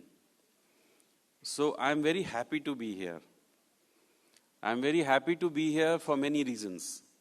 So I won't be very long. There are several meetings lined up, so I won't be able to stay here for very long, but I simply had to come. I simply had to come to share my sense of excitement and enthusiasm with you, because there is a lot happening in the animal resource development sector in the state, and especially poultry development. So in August 2021, I was given the task of making the state self-sufficient, 2020, making the state self-sufficient in poultry eggs. So what I was told is that we need protein for our people. We are essentially a meat-consuming society, but we need cheaply priced, readily available protein, animal protein, and the only way or the fastest way to do it is through poultry eggs. I was told that there is a rising, as you know, that the rate of growth in terms of egg consumption in the country is about 6 to 7%. But we had to add to that the requirements coming under the midday meal scheme, the requirements under the integrated child development scheme, and other welfare schemes where eggs were required to be given. So over and above a 7% growth rate, annual growth rate in the consumption of eggs, we also added the requirement of the midday meal scheme and the integrated child development scheme, and we came to a figure of 1,440 crore eggs per annum. That is my state's requirement. I am happy to share with you that as a result of a lot of exercises we are doing and schemes that we are implementing, the gap between 1,440 crore eggs per annum, which is our target, and the current production in the state has been consistently reducing. The gap that was nearly 400 crores 3 years ago got reduced to 270 crores last year. And in the current financial year, the gap is down to just 72 crore. And I can share with you the fact that by December of 2023, West Bengal will not only be self-sufficient in poultry eggs, we will be a net exporter of poultry eggs. And we will be supplying eggs not just to the northeast, which is literally a captive market for West Bengal because of our geographical location. We will also be starting to export eggs to the nearby states such as Odisha, Bihar, Jharkhand. So that's the sense of excitement I have, that look, as a result of the last 24 months of hard work, this is where we are. And poultry poultry is one activity which can transform the fortunes of the rural poor. So in this strategy of reaching the annual target of 1440 crore eggs per annum, we have three legs, three pillars on which this strategy is standing. The first is backyard poultry, which essentially means self-help groups and individual beneficiaries. And you will be surprised to know that 54% of our total production is going to come from this unorganized backyard poultry sector. Then, of course, there is the private sector, which is a very important sector, and I would like to compliment the role of the West Bengal Poultry Federation here, because over the last few years, and along with Poultry Federation, the investments made by the private sector in West Bengal's poultry has been immense. And the state government has started a scheme called the West Bengal Incentive Scheme for Poultry, under which handsome financial incentives are being given to the poultry sector. And the third pillar of this strategy is the public sector. So from a very small percentage, in fact, the West Bengal Livestock Development Corporation 2 years ago used to contribute just 0.5% of the total production of the state's eggs. As a result of about 500 crores of investments that have already been made, we are hoping to touch about 5% of the total production. Now you might say, why is the state government not really ramping it up beyond 5%? We have the fullest confidence in the private sector industry in the state. We feel that the best way to run this industry is through private enterprise and through the backyard poultry enterprise. The state government remains a player essentially as a signaling mechanism for the pricing in the market. So I'm sure you are all aware, there is this criticism that the pricing of eggs is not regulated by the government. The government does not seek to or propose to regulate egg pricing in the market. Mr. Maiti always asks me whether there is any proposal from the government to interfere in pricing of poultry eggs. We tell them no. But by making ourselves a small player in the market, we want to make a signal from time to time as to what ought to be the price of poultry eggs. So it exercises an informal, a sort of moral check on the private industry that, okay, we can't really increase the price of egg beyond this because there is a state government entity which is pegging the price at this. So if I peg my government production, the poultry egg at 5 rupees, then obviously your limit is set. You cannot go beyond 6 or 6 rupees 50 paise. So that is a very small role we propose to play. We are in no way trying to interfere with the pricing mechanism. We are aware of the profit motive that drives the private sector, and we all have to work together. So when we work together, the private sector, the public sector, and the backyard poultry, I'm happy to share with you that in these 2 financial years, we are currently grounding or investing something like 1,500 crores in the poultry sector alone. 1,500 crore. Where are we investing? In one place, we are investing essentially as a technology demonstrator. When a private sector participant sees that there is a new technology, he is reluctant to implement it or adopt it immediately because he is not sure how that technology will unfold in West Bengal's scenario. But if the state government corporation enters first and establishes that technology as a profitable venture, then private sector is enthused to come forward and say, okay, if Livestock Development Corporation has run this plant scientifically and profitably in the last 12 months or 24 months, I will also enter. I'll give you an example. We are all aware that the country and my state, and many states in fact, most of the states are fodder deficient. And this situation is not going to change in the next 10 years. India will remain a fodder deficit country in the next 10 to 12 years. So now we are being told we should, apart from doing green fodder, for which you need agricultural land, and of which there is so little in West Bengal and other heavily populated states, we are told that we should go for fodder silage units. So when we go to the private sector and say, would you like to do a private sector fodder silage unit? The question is, sir, what is a silo unit, fodder silage unit? How does it work? Will it work in West Bengal? What are the inputs or the raw materials for this silage unit? What is the optimal size of land and the optimal investment size for making it feasible? So there we are proceeding to do it first. So we are setting up a fodder silage unit. This is apart from poultry, just for an example. So the Livestock Development Corporation as a demonstrator is entering this sector. Once we have set up this plant and shown to the private sector that this is how it functions smoothly and efficiently and profitably, I am sure private sector then comes in. I am particularly happy about this Novacon initiative because I feel, and I'm sure all of you feel, that technology is it is what makes the difference between profits and lack of profits, between the successful entrepreneurs and the also-rans. So we have come to a point, and now we need quantum jumps in technology. I don't want to say too much on this, but you are aware that unless technology is harnessed fully in any sector of our endeavors, including the poultry sector, we will stagnate at the current levels of production. So for example, I am sure a lot of you have come from outside the state, environmentally controlled poultry units.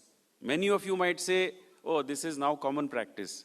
It may be common practice in some states of the country, but in West Bengal, it is still not a common practice. So by controlling the environment, you are actually switching off the seasonal cycle or the climatological cycle, right? We are saying that because an air conditioning unit is on, implementation of technology, application of technology, we are saying that whether it is summer or winter, whether it is rain or sunshine, our egg production will continue to be regardless of the seasonal cycle. Application of technology.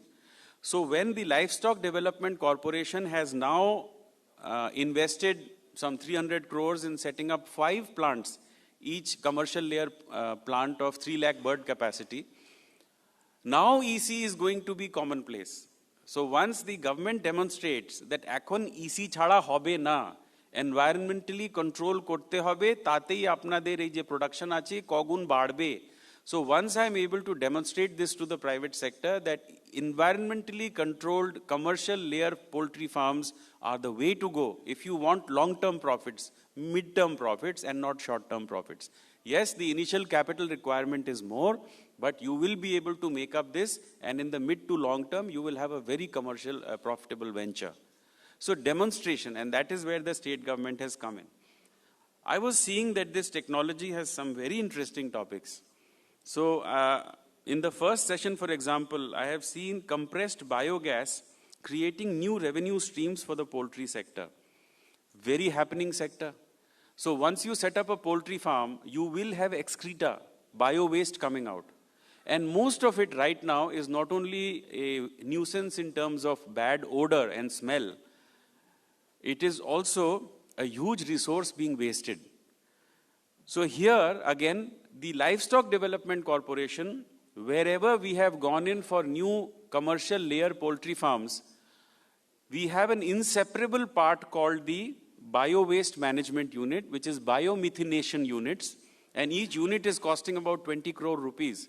But we want to demonstrate to the poultry farmer of West Bengal that if you have a poultry farm, there is a huge resource which you are currently wasting. So if you can invest some money or some fund in biomethanation or of the compressed biogas facility, then your profits will be that much more. So that already we are doing as part of all the 5 commercial layer farms that we are setting up.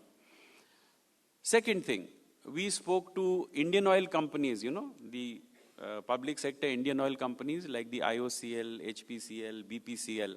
Now they have a current limit that they cannot buy less than a certain quantity of compressed biogas. So small operators, if they reach out to these oil companies saying, I have some biogas which I want to sell, will you please buy? These oil companies say, I cannot buy it unless it is at least 4 metric tons. These are big companies, and that's why they want to buy big. But my farmers are small, our farms are small, and so obviously now we are in a dialogue with the oil companies to convince them to reduce this 4 metric ton limitation and to reduce it to maybe 2 metric tons or even lower, so that small poultry farmers can start firstly producing CBM and thereafter selling it. And it is a highly profitable venture, I am telling you. It is from the waste product of the animal, of the bird, that we are producing this resource. So Shri Shantanu Gupta, I think, of Indian Oil Corporation was here. He must have spoken on this. The second topic, again, the gut-brain axis to enhance poultry performance. You must have all read this or must have known. I read a book which basically says that your gut is your second brain. Your gut is your second brain. In fact, your levels of happiness, forget profit, even your levels of happiness on a daily basis, whether you are a businessman or anybody else, will basically be determined by the health of your gut. And while there is a lot of research taking place in terms of human guts, I'm very happy to see that this topic has found its way here and that you are talking about this gut-brain axis to enhance poultry performance and the role of GABA here. It is a game changer. So very good, it's got discussed here. I was also seeing that Dr. S.V. Ramarao, poultry scientist, after me, will speak on layer nutrition concepts. Wonderful. If we can improve nutrition of the chicken, of the hen which produces the egg, then there are obviously multiple benefits for the consumer and for the entrepreneur both. Then there is the Newcastle disease virus in poultry. Then there is a panel discussion. Poultry waste management, handling the environmental concern. Now, I was also in charge of the environment department, so I know that the latest guidelines of the Central Pollution Control Board are pretty stiff.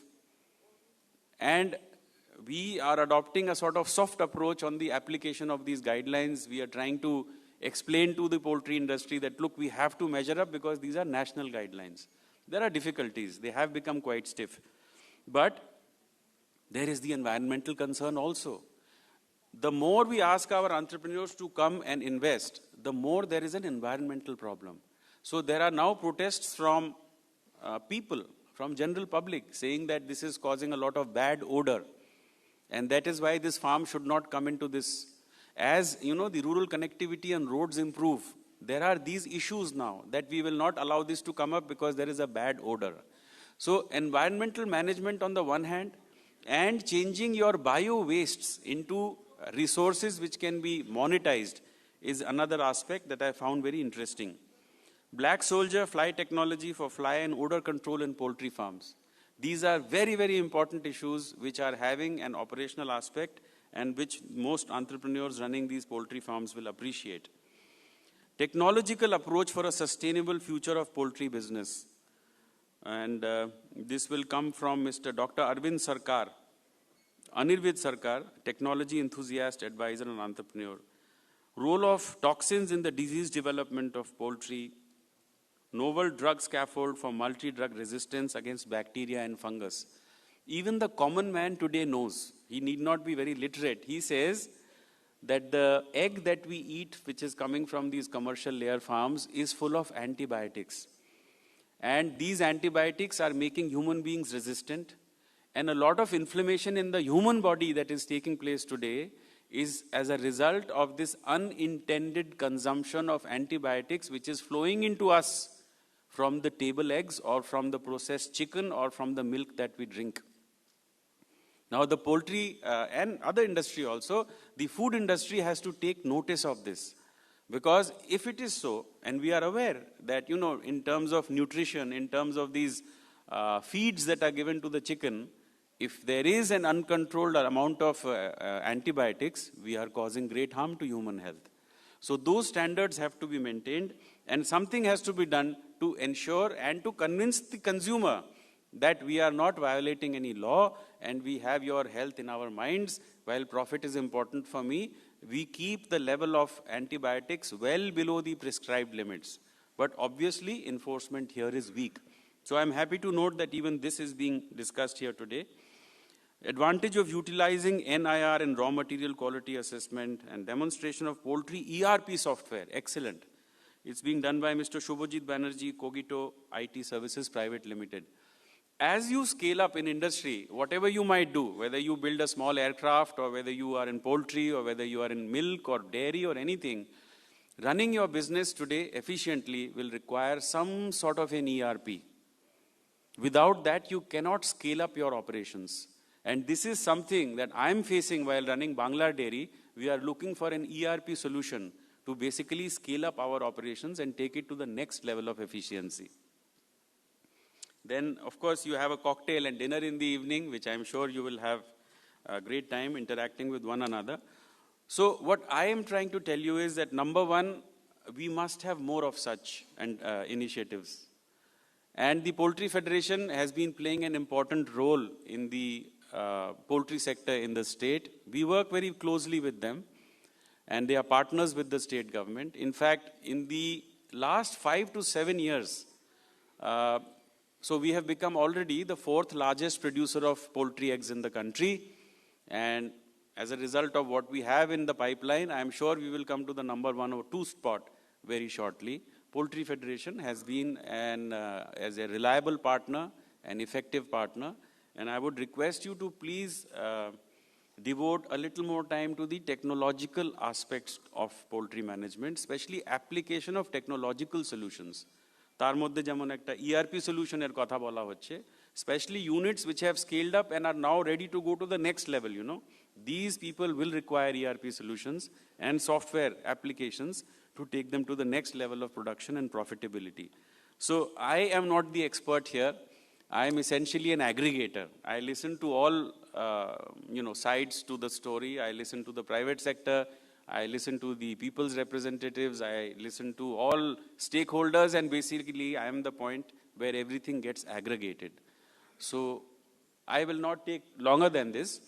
I had a long presentation, but I am not boring you with that. I will circulate that for you. Essentially what I am trying to say is poultry currently is poised at a takeoff stage in West Bengal. And I welcome you to this initiative. From tomorrow, the international conference, poultry conference, is starting. I also hope that tomorrow and day after tomorrow will also be very fruitful interactive sessions. Those of you who have come from outside and are looking for business opportunities in my state, I welcome you most warmly and request you to get in touch with us directly. There are many aspects, whether it is the construction, the manufacture of poultry equipment.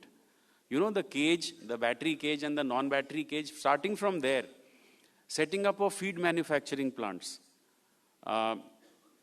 Thereafter going into the value chain and going right up till the marketing. All aspects are open for discussion, and I welcome any such proposal from any private entrepreneur who might like to invest in West Bengal. So again, greetings to you all. I would have loved to stay during the day and listen to these very instructive material and talks today. But I have a lot of things suddenly which have come up, which are unavoidable.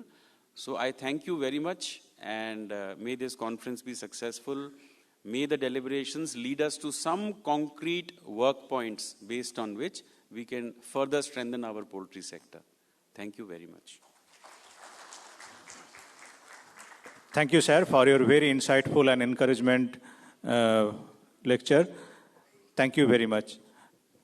Now I would request Dr. Shivaji Dey, who is the moderator for first and second session, to please continue.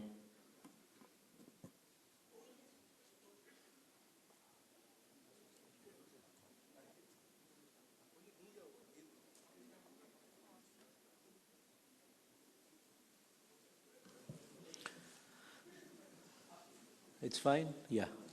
So we carry on with the session today again.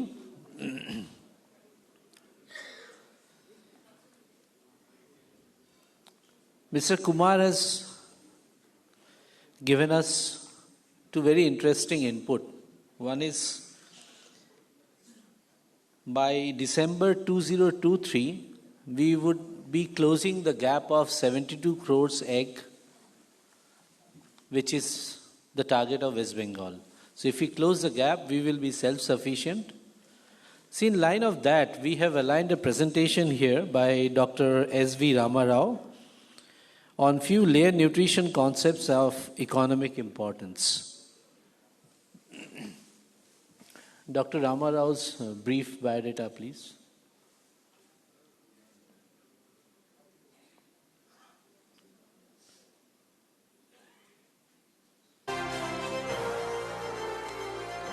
Dr. S.V. Ramarao has a PhD in poultry sciences with few meritorious gold medals during his academics. Based on extensive research work, he recommended optimum requirements of calcium and phosphorus during the late 90s, which were widely accepted by both broiler and layer farmers in our country. He was involved in both applied research and extension activities for commercial and backyard poultry farmers. The scientist has published more than 239 research articles in peer-reviewed journals, 128 popular articles and 7 books. Presented 42 invited lectures in many parts of the globe. Dr. Ramarao is also recipient of awards like ICAR Young Scientist Award, ICAR Team Research Award, CLFMA Award, National Productivity Council Award, C.K. Rao Trust Award, Kerala Chapter Research Award, Best Poultry Nutritionist Award. Currently, he is working on nutritional modulations to combat heat stress in poultry. So before starting, just a quick question. Is the temperature of the hall okay? Are you feeling a bit cold or it's okay? That means I am not the only person who is aging. So you are there with me. একটু কমাতে হবে হ্যাঁ মানে ওই আর কি বেশি ঠান্ডা লাগছে তো there on the back is it okay it's cold right hey এটা temperature ই করো I was thinking that only I am shivering in tension so it's not the case yes Dr. Ramarao they'll set up the temperature in between you can carry on thank you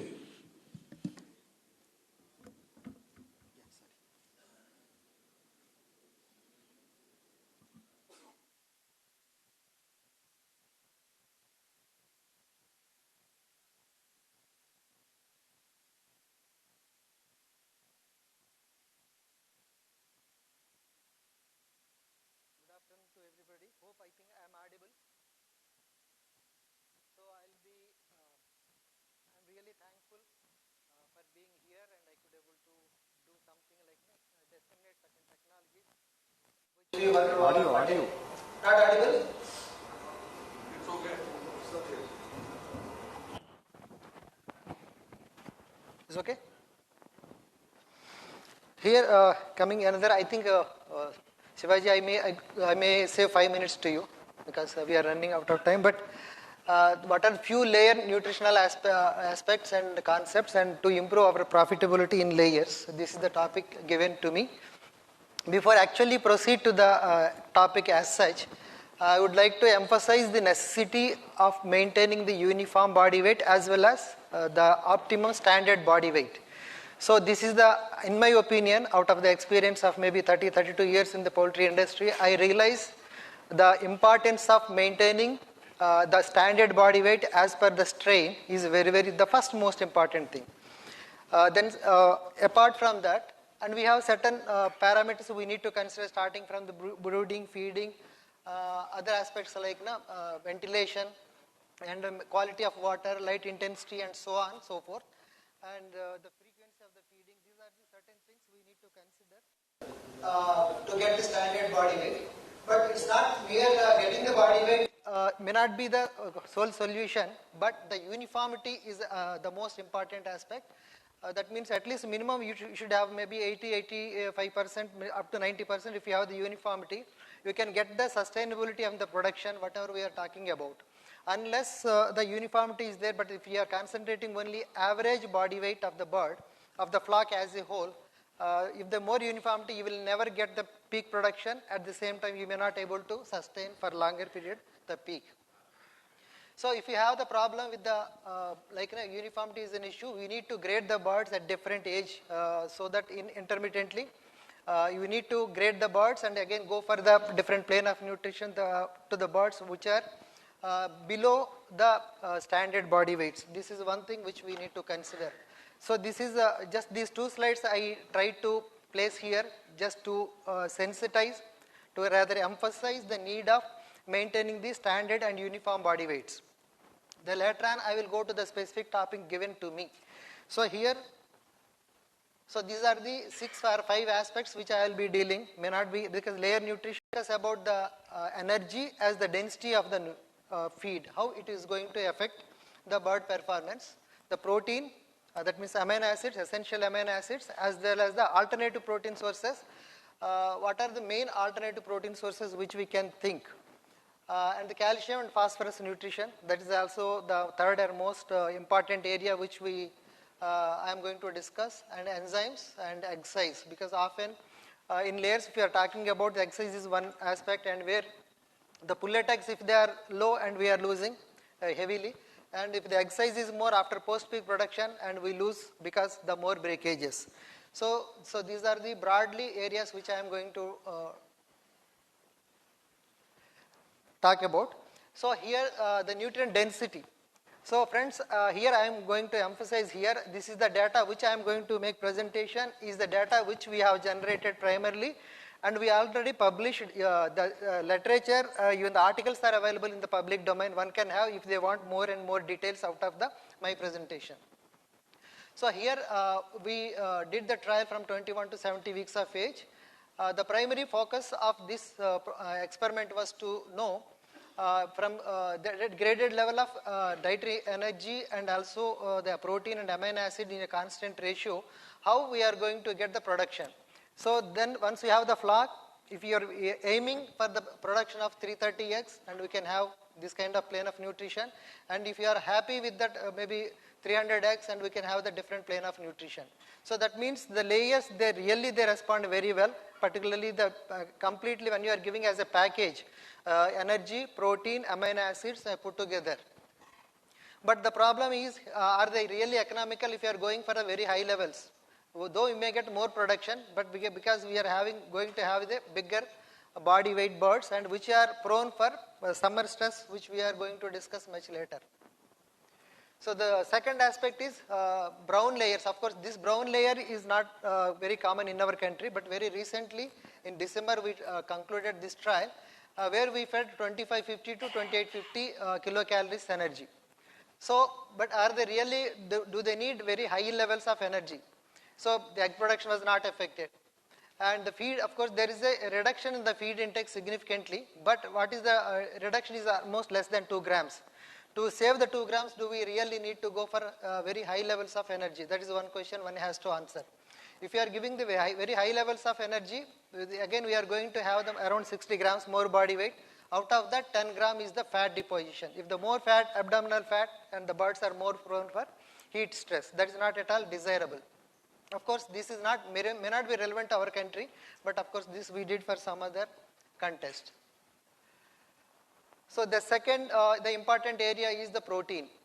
So once we are having the, we conducted the trial in the winter season, this 20 to 35 weeks of age during the peak egg production, where we went 14.11 to almost 16.34% protein we have given.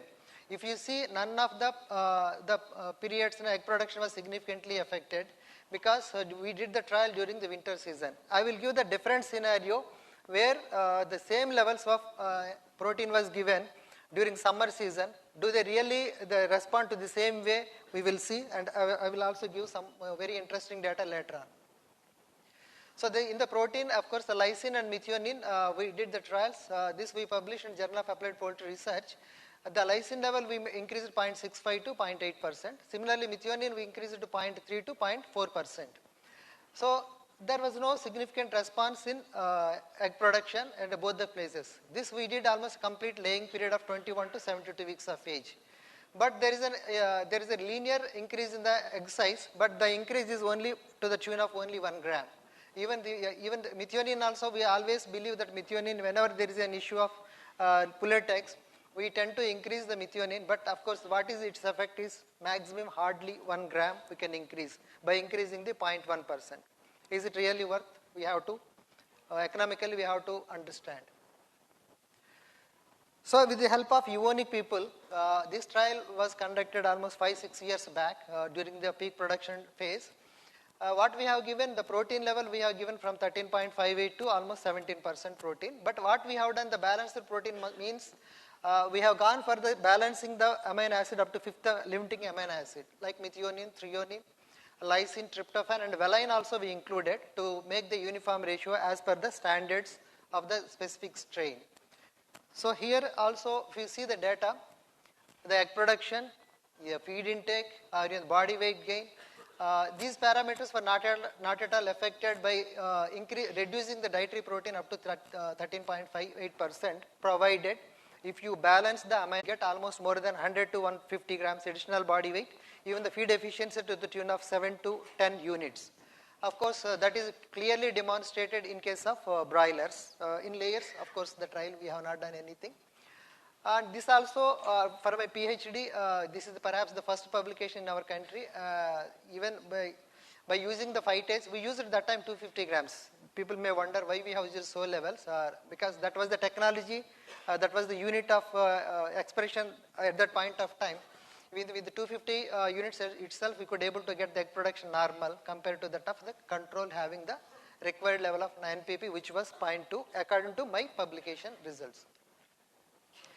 Subsequently, my colleague Dr. Panda, he also did the trials from 0.25% to 0.3% of non-phytate phosphorus.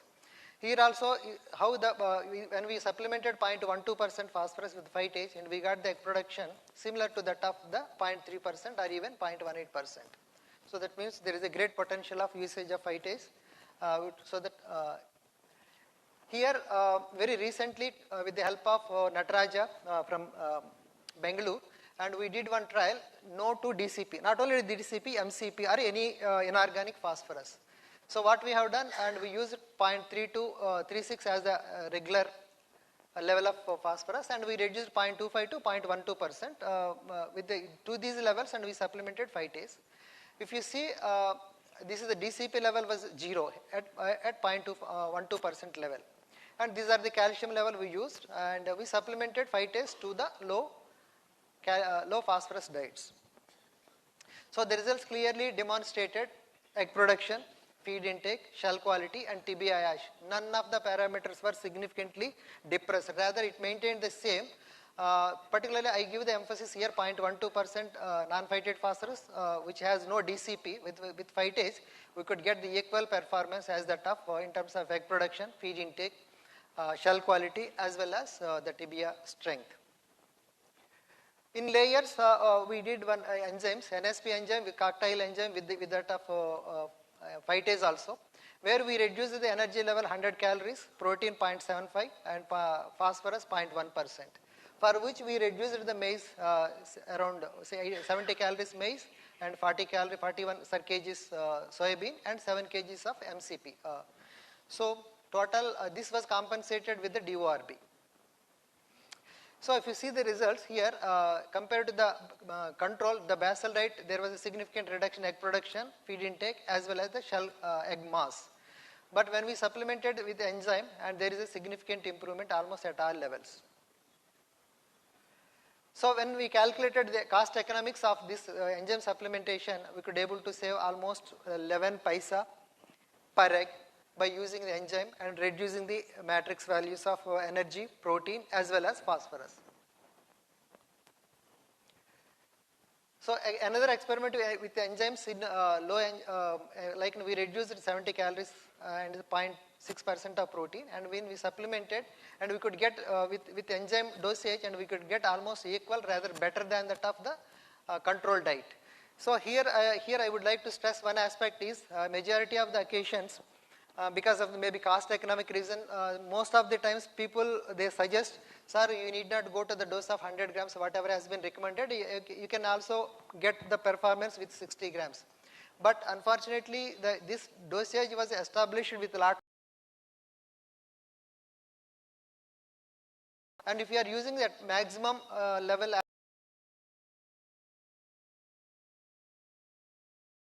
so what I mean to say, you need to go for the exactly prescribed dose as per the company standards. And if somebody is trying to suggest the suboptimal dose, I think we may not get the optimum response as they claim on the brochure. So the third aspect, like final aspect is egg size, how to maintain the optimum egg size. So here what we have done, we reduced the dietary protein from 18 to 15%. There was no problem in egg production and feed intake. but the egg size was significantly reduced at the lower level of protein. But here also the reduction is in less than 1 gram. But even that difference was not found when the complete production cycle of 10 months when we studied. It remained almost the same. Similarly, here also this in second experiment what we have done 34 to 49 weeks of age when we studied, and with the graded level of protein 15, 16.5 and 17.5. Even the difference in the significant improvement in egg size we observed at the lower level of at the younger age compared to the top when the birds are matured. Here also with the dose response increase in the egg size we observed here. Similarly, methionine also, as I told, there is an increase in egg size, but the increase in even less than 1 gram. When we are supplementing the phytase, there is also, this is the maximum egg response, egg weight we got when we used the phytase only compared to any other nutrients. At the lowest level also we could get almost 3 grams increase in the egg size, and here also 0.15% also there is an almost 3 gram increase in egg size. But other protein and other nutrients I could not get that much response. Similarly, here the NPP, if we are increasing the NPP, non-phytate phosphorus in the diet, and you could see there is a reduction in the egg weight of almost to the tune of 2.5 grams. Similarly, when you are increasing the dietary calcium level also, at the 4.25%, which majority of the people they recommend, there is a reduction in feed intake as well as there is a reduction in egg size. Here also the egg size reduction is even less than 1 gram. So finally, to conclude my presentation, so the layer respond to the nutrient density. Suppose if you are giving the better plane of nutrition under controlled management conditions, and you are certainly, birds are going to respond and you may get even 330x. That was the data we generated almost 15 years back. Even the response even could be more now. We need to consider the seasonal variation and the quantity of the feed intake the birds consuming, amino acid inclusion levels, which amino acid, what proportion you are including, and the energy level in the diet to fix the protein and amino acid level in the diet. DDGS, if it is a good quality, we can go up to 15% in the diet. And wheat can be, of course, this is the offshoot of my presentation. Wheat can be used as a total substitute for maize, provided we need to take care of the color. And we need to increase the dietary calcium level 1% or essential amino acid by 10% whenever we are going a mixture of alternative protein sources beyond at least maybe 10 to 15% than that in the diet to get the optimum performance. So this calcium level, in my opinion, there is no need of going for higher calcium level, 3.75 to 3.85 in the world air may be sufficient. Higher levels, certainly they have the negative impact, which we may not observe unless we have the control. So I strongly feel that there is no need of going for a higher level of calcium beyond this. So there is no need of inorganic phosphorus supplements whenever we are supplementing phytase in the diet in case of layers. Once they are attained the optimum body weight, there is no need of going for any inorganic phosphorus supplements with phytase. Egg size can be modulated to maximum to the tune of 2 to 3 grams maximum with protein, amino acids and phytase. But higher calcium level and higher NPP levels, they are going to reduce the egg size. So, here I would like to thank some of the people, those who supported with the research. C.V. Rao, Lakshmi Narasimha Poultry Farm, our Poultry Science Department where I did the PhD, and of course Ramadutta Poultry Research Farm. Thank you very much.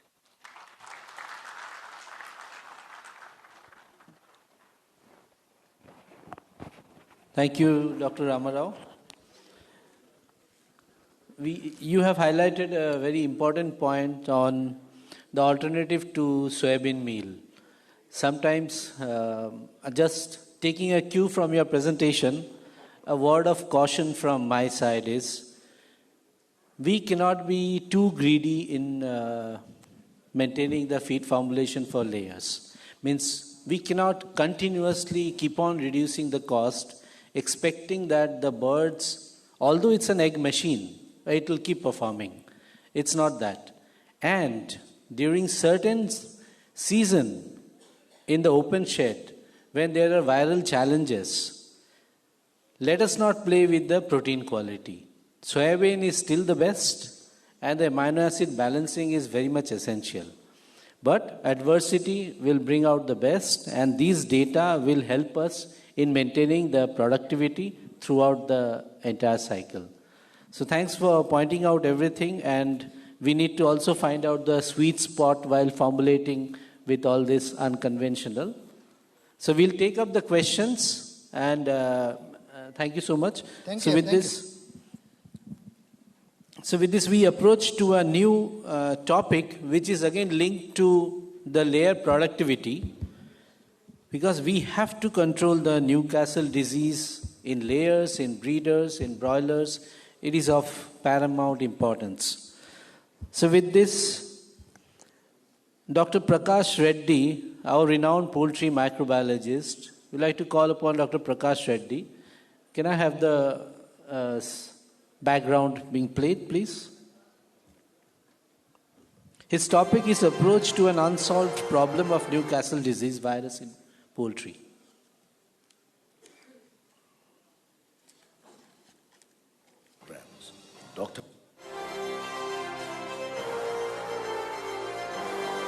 Doctor of Philosophy in Veterinary Microbiology, with over 25 years of experience in vaccine research institutes and biological industry, focused on control of emerging, re-emerging and exotic diseases of poultry in India, with a practical approach of lab-to-land programs. Dr. Prakash Reddy has created a database for most of the poultry pathogens prevalent in India, which helped to identify the novel virus variants prevalent in India, like novel infectious bronchitis virus, GI24 variants, nephropathogenic chicken astrovirus, NDV genotypes, and reoviruses.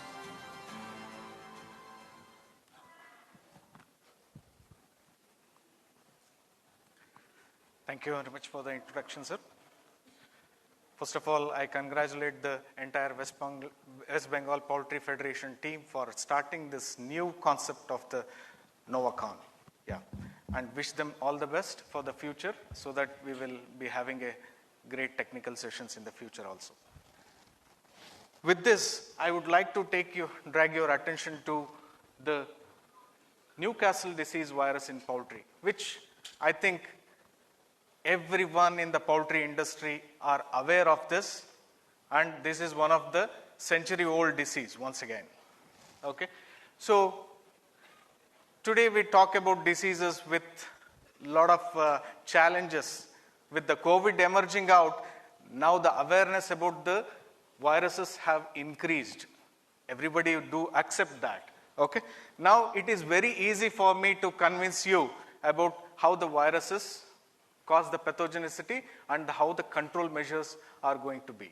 Okay, so this is, with this particular things, I will go forward in dealing with this particular disease and giving some concepts, okay, about this particular virus. So these are some of the topics I am going to deal with, the reasons why it is endemic for almost 100 years, okay, why it is endemic and why it is spreading, okay, and what are the new pandemics of ND which is emerging out. We will talk about those things. And vaccine development for the last 90 years. We have got very good vaccines. Though we have got very good vaccines, we are not able to control and limit the infection, okay, and the productivity. So we will talk about those things, how we have to have the approach with the vaccines, and what is the goals with the ND vaccinations, and vaccines and vaccination failure, which is important, and how to prevent the ND outbreaks in the future. So these are all some of the topics which I will go to talk about. And what are the reasons for the endemicity of this particular virus?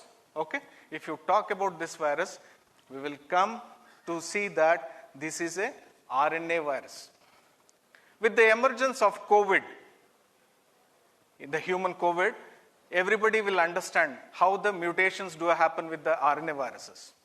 RNA viruses are more sensitive viruses. They can change a lot very fast. Okay, that is the character of this virus. If you take the top 10 diseases of poultry today, out of that, the top 5 diseases are RNA viruses.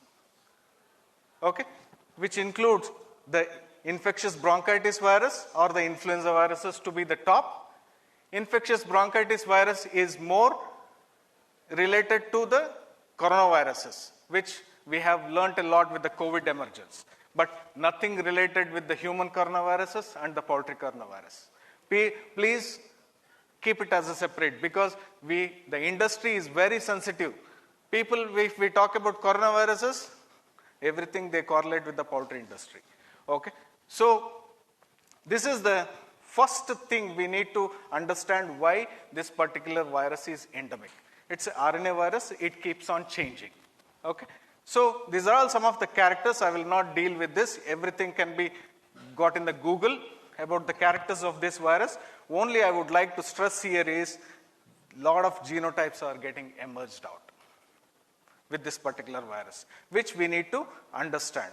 And though a lot of genotypes have emerged, it is a single serotype. That means we can have a good control measure, provided if we take it seriously and should have a proper approach. Okay? So, coming to what is the features, epidemiological features, which causes the ND to be endemic to several countries. What are the reasons? The first reason is, though we have got a very good vaccines for control of this particular virus, there is lack of proper vaccination procedures. The herd immunity is not getting corrected with this particular thing, which we need to address in a proper way. The second thing, though there are several outbreaks happening, it is very underreported, and we are not able to control it if we are really reporting it. Okay? And the third thing is the high density of poultry. Everybody do understand about this particular concept. It is one of the Google map of one of the area in Hyderabad area, Shadnagar. You can see how many farms are there in the distance of about 10 kilometers radius. So if there is an outbreak here, you can end up with a lot of disaster in that particular area. This is what is happening, and this is going to be a challenge in the future also. Okay? The next thing is complex biosecurity protocols. We talk about a lot of things about biosecurity, but what we are following at the farm level, it is a big challenge. Okay? I will throw some light on those things about some of the biosecurity lacunas, okay, where we need to correct. And lack of surveillance programs. Last but not the least, untreated poultry manure. Since morning, we are talking about this manure problems, the challenges with this. We are just using the poultry litter in spreading into the agriculture, which will be a challenge if it is a contaminated one. Okay? So, with that particular concept, we will talk about the epidemiology of transmission. How the transmission happened with this Newcastle disease. So, I would like to highlight here is, when a bird is infected, it can be spread through several means, except it is not a vertically transmitted disease. Okay? A lot of people tell it may be a vertically transmitted, but it is not virus is not vertically transmitted. When a flock is affected, the quality of the chicks which are coming out will be affected. That is the only thing. But how this particular virus enters a farm? Through vehicles or equipments, vaccinator crews, or the rodents, or the wild birds. You can see almost 250 species of birds can get affected with the Newcastle virus. Okay? So, contaminated feed water, feces and manure. I will draw your attention here. You can see here, the virus can stay at room temperature in the poultry litter for almost 94 days. This is a big challenge. That is the live poultry. If the flock is affected in the poultry cages, if it is not cleaned properly, the dirty litterware there, which is contaminated, can stay for almost 6 to 14 days. Okay? So, last but not the least, waste disposal. I have seen in several places they will be disposing on the roadside or on the nalas also. So, where I have taken some of the pics, you can see these are the source of infection to other farms. Okay? So, we need to take care of these things in a proper way to have a proper control. Okay, coming to the virus pathogenicity, I will not ask everybody to learn about these things, but you can see here, only thing, it can spread through the nasooral route, and it can attach to the cells, and it can infect the upper respiratory and the gastrointestinal tract in the first stage. This is what happens with the live vaccines, lentogenic viruses. This is what happens. The live viruses, vaccines cannot enter the system. Okay? So, but if it is a virulent virus, it can spread to all organs, and it can, within 22 to 24 hours, it can affect all the organs. This is what is very important. Okay? So, it can lead to the catastrophe of the disease. Within 10 days, you can, if it is a very virulent virus, the entire flock can have a mortality, provided there is no vaccination done for this. Okay? That is why we call it as a catastrophe disease. This is Newcastle, as well as a high pathogenic avian influenza can happen with this particular cases. So, if you talk about the classification of these viruses, okay, this table I would like to simplify you, though this is the lowest virulent virus, the V4 strain, which is the vaccine strain, and this is the highest virulent, which is prevalent in India. That is genotype 13 and genotype 7I. I will come to this. You can see the ICPI, it is increasing here. It is almost 0 till the mesogenic strains. So ICPI, here you can see up to 2, you can mean death time here. As the virulence increases, the immunogenicity increases. This is more immunogenic. That is, if you produce a vaccine with this particular viruses, it is very good. If it is produced in this, you can have a very less protection comparatively. Okay? This is what you need to understand here. Now the question is, whether we can produce a vaccine from this. You can see here, the death time of embryos is very less. In the sense, if you inoculate the embryos, it will die within 48 hours. You will not get good virus. If you don't get good virus, you will not have a good vaccine. If you don't have a good vaccine titer, definitely protection will be less. This is what we need to understand with this particular concept. The next thing is pathotypes and tissue tropism. Why this? People say it is Newcastle disease. Don't come to that conclusion. Always, now what is happening in the field is that whenever there is some nervous signs, they will conclude as Newcastle disease. It is nothing like that. It starts from the respiratory signs, then the intestinal signs, then the neurotropic. You can see even the neurotropic strains can have respiratory, reproductive, as well as nervous forms. So, only nervous forms without respiratory and intestine, you have to reanalyze your cases. You have to look into other causes of that. That is what I need to draw your attention here. Okay? So, these are all the clinical pictures and what we need to have differential diagnosis. Okay? Several diseases has to be concluded from this. You can see it starts with the respiratory conjunctivitis, tracheitis, the lung congestions, and you can, high pathogenic viruses can have petechial hemorrhages on the rib cages. This can happen in high pathogenic avian influenza also, and this can happen in fowl cholera also. Fowl cholera caused by Pastilla multocida. Okay? So, we need to come to a conclusion with this particular thing, what exactly is the cause of the disease. Don't come to a conclusion, this is high pathogenic avian influenza. So, that is what happens. And sometimes, in broilers especially, I have seen, with the lentogenic viruses, whenever there is some ND suspected, they will put Lasota. When they put Lasota during some respiratory problems, you will end up in vaccinal reactions, like air sacculitis, pericarditis, all those things. I never suggest, whenever there is any disease problem happening, don't put your live vaccines. Okay? This is what happens whenever you are putting the tracheitis and the respiratory problems. And coming to the digestive and intestinal clinical picture, you can see proventriculitis with everybody will appreciate this particular lesions typical of ND, but it can happen in influenza also. Okay, the cecal tonsil hemorrhages, all those things.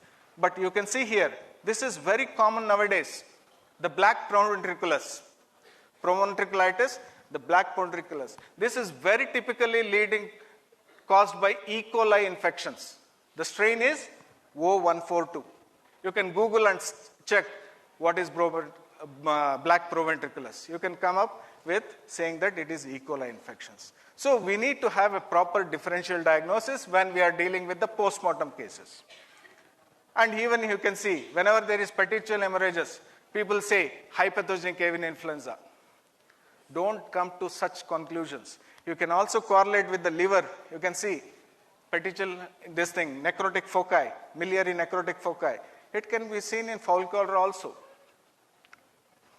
I'm trying to draw your attention so that you, whenever you go, don't fall into conclusions. That's why I'm showing such sort of differential diagnosis.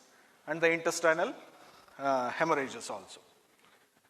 When coming to the reproductive, oophorytis, egg abnormalities, everything, but this can happen in egg drop syndromes also, as well as the IB infections also. We need to have a proper differential diagnosis in these cases. And in bacterial infections, this can also be correlated with salmonella and foul color also. Okay. So coming to the nervous signs, torticollis, I was talking to you about such sort of differential diagnosis. You can see in the hatchery where you can have some alopecia in this thing. It is more related to AE, and you can see in the field also the nervous signs with the AE in the early stages. We have to have a differential diagnosis for this. And sometimes the vitamin deficiencies, I've seen several commercial farmers with this particular cases, the nervous signs, they conclude it as ND. But you need to see whether you have any affections of the respiratory as well as the intestinal tract. Okay, so these deficiencies of vitamin E, vitamin A, all these things matter in these cases. Okay, we treated with these vitamins and the problem was solved in these cases. And also the vaccination error. A lot of vaccinators damaging the blood vessels as well as spinal cord. So that matters in doing such sort of nervous lesions. So even some bacterial infections, like the simple example I can say, proper debeaking, if it is not done properly, if the infection flares up, the bird is not able to take the feed, okay, that will lead to some deficiencies. That is one thing. The second thing, the infection, bacterial infection can flare up and cause sinusitis and can affect the eustachian tube. It can also lead to the nervous signs. So have a proper diagnosis when you are checking with these particular cases.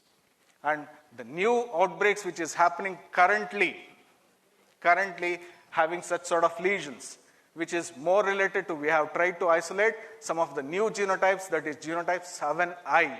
You can see the air cyclitis with the petechiae being seen. Most of the time we may conclude it as hypopathogenic avian influenza, but this is the new genotype which is emerging. You can see this is the last couple of years they had a lot of problem in Pakistan, okay, our neighboring country. You can see in 2009 in Pakistan, almost 60% of the commercial broilers initially reported as having dead from AI.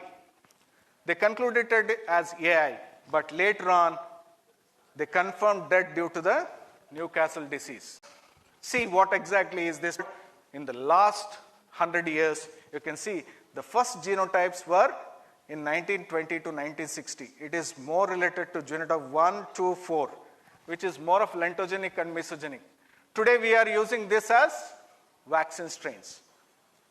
Please try to understand all the vaccine strains which we have developed today, which we are using in the field, as some or the other day, it is safe.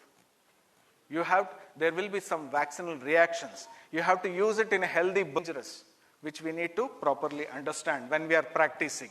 Okay? The next genotype which emerged is genotype 3, 4, 9, and 10. This is in Europe. Middle East, it is 6. And the latest, which is causing the problem since almost 4 decades in India, since 1984, there was the first outbreak of genotype 13 in India. Till now, this is the virus which is prevalent and endemic in India, genotype 13. But of late, our neighboring countries are having huge problem with genotype 7i, that is, which is currently called 19, which is being a threat to India, and we are currently identifying this type of strains in India. Okay? So this is the global scenario where you can see different genotypes prevalent in different countries. When it comes to India, it is 13 since almost 4 decades. Okay? Since 1983, you can see, 1982, you can see here. This was the published about genotype 13. But this is why there is a lot of confusion in the genotype classification. But this is big. It is the errors of the scientific publications which happened. Over a period of time, there will be upgradation of the classification system. That has led to the change. You can see here, there is no major change in these genotypes, but you can see, especially in the 7, which is the old classification, which is presently 7 also, but now in the new classification, some of the strains have been removed and they have given a new name. Like 7b, it is 13 in India, and 7i, which is 19. Okay, this is of interest for this thing. So this is the challenges in other countries, how the 7 is creating a problem in China and Nigeria also. And this is the latest publication which has happened. You can about the 7i. You can see it started from Indonesia in 2010.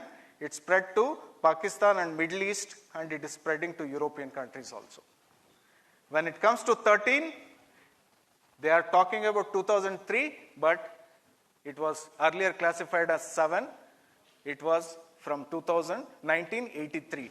Since 1983, we have this particular problem with 13, which has spread to other countries, Middle East and other countries. So we are endemic to 13b. Now the question is whether we are getting the challenge with 7i. So this is the phylogenetic tree of 13.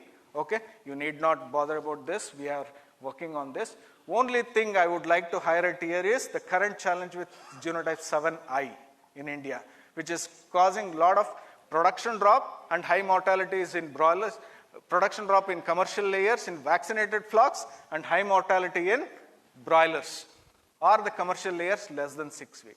This is creating a problem, and in the central zone, that is Chhattisgarh, Jharkhand area, all those things, we have a lot of isolates which has been confirmed by PDRC that it is belonging to 7i, which is currently called 19, but this is 7i which is emerging out. These are all some of the isolates from the East Zone. That is, East Zone means it is not from the West Bengal or whatever it is. These isolates are from the Chhattisgarh, Jharkhand and North area. Okay? Maybe it may be prevalent in West Bengal also. We need to do a survey of these cases. Okay? Now, coming to how to protect against the ND challenges which is happening. Okay? So, vaccine development for the last 90 years, the question is whether the vaccines are a treatment. Most of our practice are concentrated on this. Though we do prophylactic vaccination, but whenever there is some challenges, we go for additional vaccinations as making it as a treatment. Most of the people tell whether you have done Lasota before. That is the first question they ask, which I always objected. This is something I coined like this, which was told by Adolf Hitler. If a lie is told loud and long enough, people will begin to believe it. This is what has happened with the treatment, vaccines as treatment in NT cases. So, whatever the concept, it has been told loudly and for a long period. So, we need to now review such sort of things. How to do that? Okay? So, If you talk about the vaccine development for the last 90 years, the first strain which was developed was the mesogenic strains. That is, presently, till today, we are using it, R2B as a mesogenic virus as a vaccine strain. Okay? So, but most of the countries which has developed, like the Roykin, H strain, or the Komarov strain, all these are mesogenic strains. They have withdrawn this vaccine, most of the countries. Only Southeast Asian countries, we are still dependent on this vaccinations. But why it was withdrawn? This is capable of causing disease and high mortality in susceptible birds. But in our conditions, if we are using this particular strain, we have to have certain conditions in place. First of all, we have to have a proper immunity in the bird before using it. Good titers of more than 64. Whether we can achieve that, when we can achieve that, you can use that. But don't misuse this vaccine like you have some laying flock, use in that flocks. You have some growing flock, 4 weeks, you can use that. Don't misuse that such sort of concepts. Okay? So, based on that particular challenges, these live vaccines, mild strains of lentogenic virus were identified by different authors, like Hitchner developed B1, Budet developed Lasota, and Aspelin F strain they developed. So, a lot of mild strains were developed. Though these mild strains were developed, it is not devoid of the virulence. So, that's why the concept of cloned vaccine came. Identifying a milder strain from the Lasotas or this thing. So, that is to minimize the post-vaccinal reactions. What is post-vaccinal reactions? In a laying bird, when there is production, if there is any other disease problems like the mycoplasmas or some bacterial infections, it can create more production drops. That is called as vaccinal reactions. So, to minimize such sort of these things, such sort of vaccines were developed by different companies. Okay? So, but even today, that has some objections on those things. So, the other concept is the vectored vaccines. Though the concept is been this thing using the Marex virus as this thing, they are using fusion protein gene and developing a vectored vaccine. But several questions are still today have to be addressed in a proper way before we adapt in our country. Like we are using only fusion protein. What about HN gene, which is also important in the protection? We are testing our birds for the protective titers with HI titers, hemagglutinin inhibition titers, but we are using fusion protein in the vector. Whether we can include both the genes and then have a very good vaccine, that is the concept we need to think about. And coming to the latency to be used, like in a long-lived bird, if you are using this particular vector vaccine, if the Marex virus usually goes into a latency, it will not be in an active replication form. How to develop antibody titers, think about. And the third thing is local mucosal immunity. All these things have to be addressed properly. So then coming to the goals of ND vaccinations. If a flock is vaccinated properly with whatever the vaccines which are available with the live and killed concept, whenever there is an infection with genotype 13 or the 7i, definitely it will protect against the clinical signs and mortality. This is how the licensing has happened. But none of the vaccines will promise you the shedding. Whenever there is a challenge, fecal shedding can happen. When continuous fecal shedding is there, continuous infection. When continuous infection, some or the other time, it will be coming to the infections. So, to minimize this, definitely we should think of a homologous vaccine.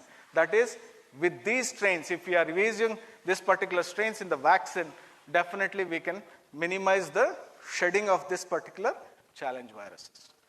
This is what we need to understand. So, if you talk about the ND titers and the immune response, we should have a herd immunity.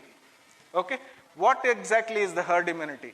If you are vaccinating, most of the people would have seen this particular titers, 8, 16, 32, all these things. If your vaccine antibody titers are in this range from 64 to 512, majority falling in these two range, 128 and above, your birds are protected. Okay? So, if you see the challenge, if it is very less, whenever there is a challenge, you will have high mortalities. Okay? You should have a very good titer of 64 to prevent from clinical signs and mortality. Egg production, 128 and above. Viral shedding, 256 and above. So for egg production, you can see, if you have a titer of 128 only, you will have minimal titers. Now the question is, what is immune response to challenge? You have good titers, how the immunity works whenever there is a challenge. These titered birds will have mortality, but these birds will not have mortality, but the immune system responds to release more antibodies. When the antibodies are released more, the titers goes to 4,000.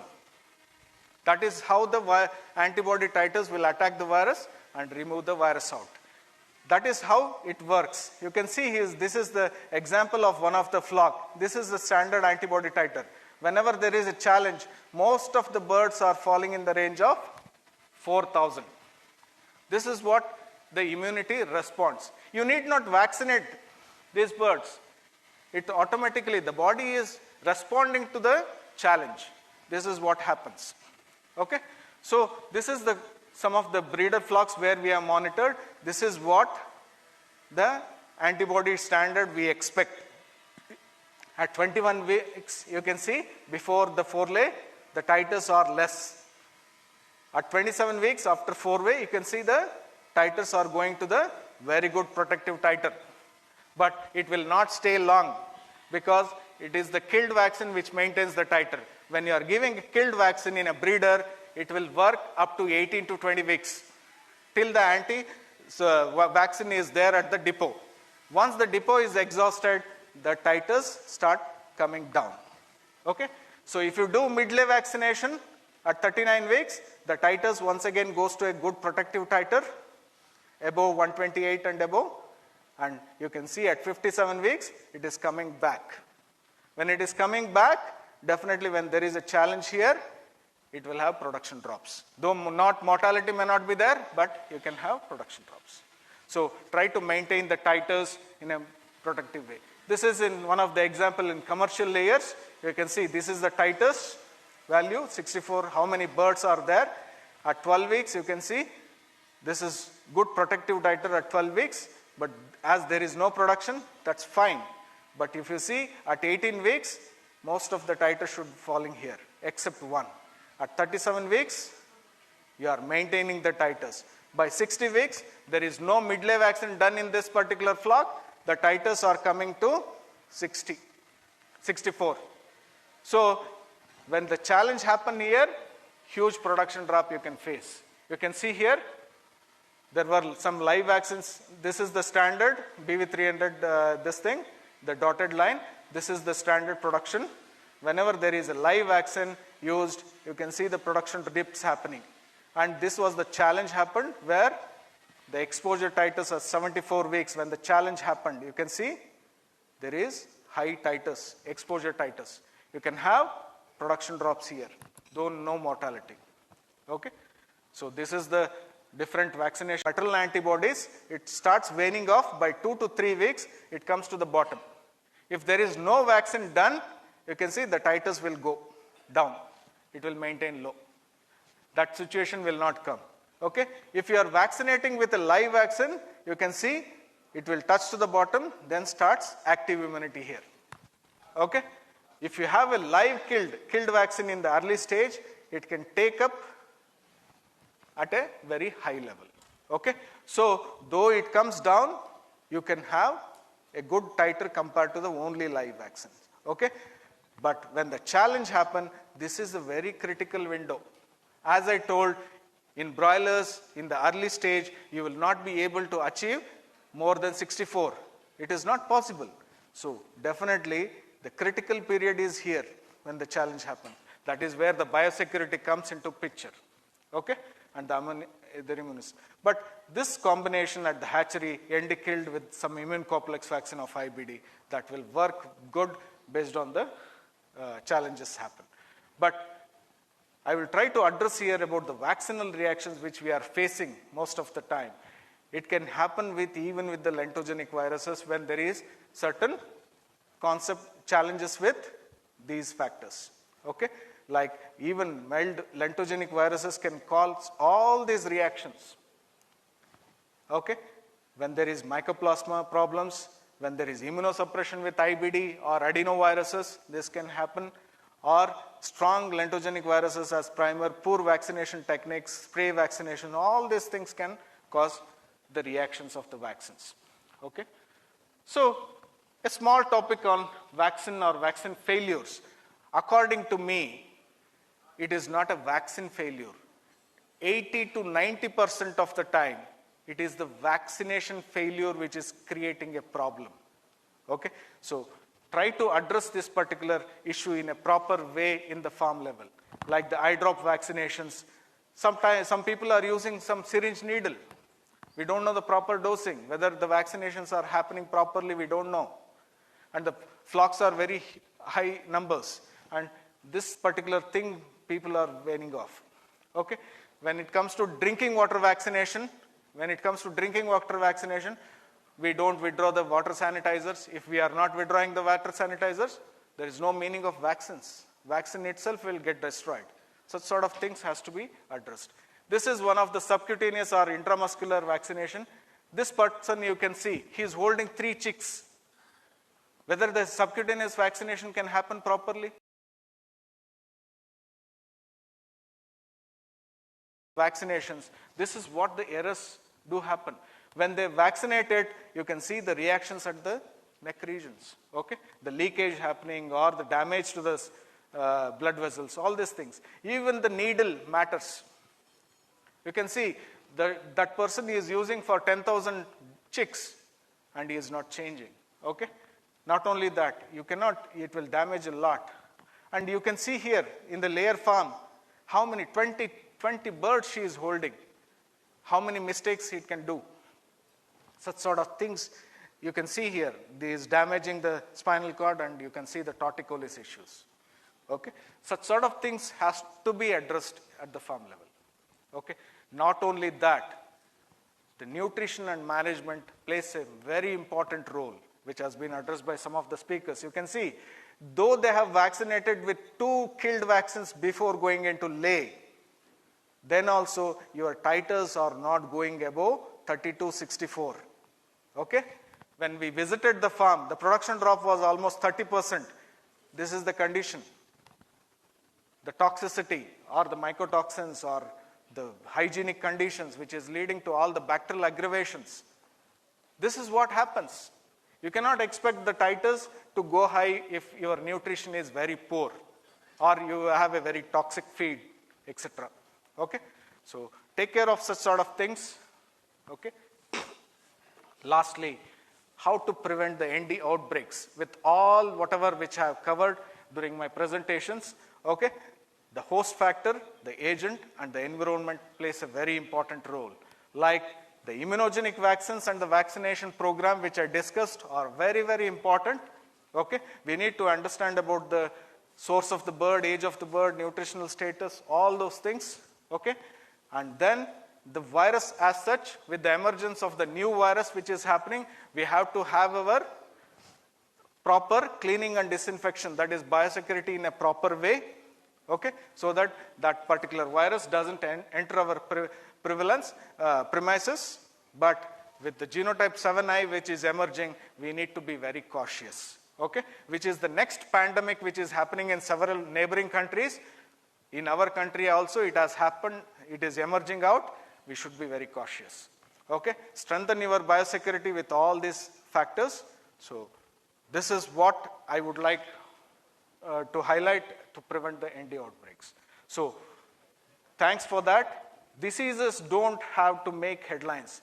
We can stop them before they spread widely. We can definitely stop them, but knowing what to do is very less. But knowing how to do it is what I have highlighted today. You can take some of the points and try to implement it. So this is very important, which is only we know is a tip of iceberg, and knowing how to do is very, very important. Thank you very much for all the organization. Thanks, Dr. I've taken Reddy. slightly more time. Yeah. We are all scared. from time to time. Sure. Because we have to tide over in this crisis. Definitely. So I would like to request you to stay back on the podium. We will have a quick round of the panel discussion. Okay. So since we are running very late for the lunch, so we'll have a panel discussion for 15 minutes. And I would like to call upon stage Vijay sir. You may please come on, Dr. Sudipto Haldar. Dr. Rama Rao, please. And yeah, Dr. Rama Rao, please. Dr. Haldar. Okay, wait. You'd like to straightway. Yeah, Mr. Gautam Bhadra, you may please come up to felicitate Mr. Vijay Kumar. Dr. Sudipto Haldar, please. And Dr. S.B. Ramarao.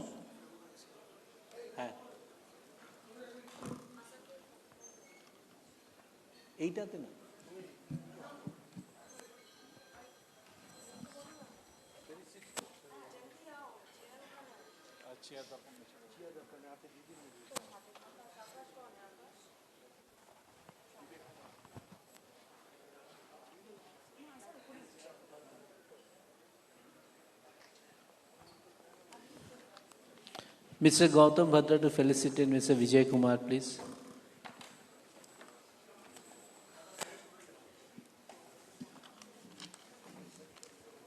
Bhadra, please felicitate Dr. Prakash Reddy also.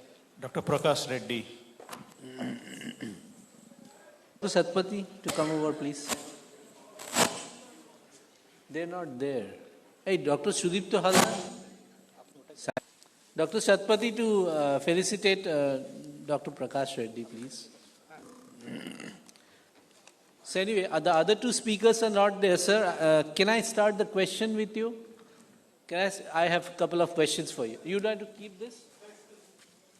Hey, I'd like to. Gautam, I'd like to thodu. Yeah.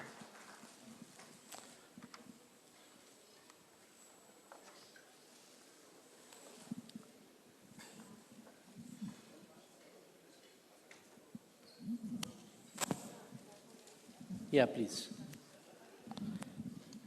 Yes, please. So one question which has come up, what's the minimum quantity of poultry manure required per day? I think which you have mentioned in your presentation. Yeah. So in fact, optimum quantity will be 100 ton will be the ideal quantity required per day to produce 4 ton. That will make the project more viable. So 100 tons of manure to 4 tons of the gas. 100 tons of poultry waste. Poultry waste. Yeah. So that will be the ideal situation to produce 4 ton of gas. Because you have to also pay attention that MNRE subsidy, minimum quantity of gas produced is 5 tons, roughly. So 5 tons of gas will give you subsidy of 4 crores. So if you are making your projects viable, you must get MNRE subsidy and you should be able to produce 5 ton of gas.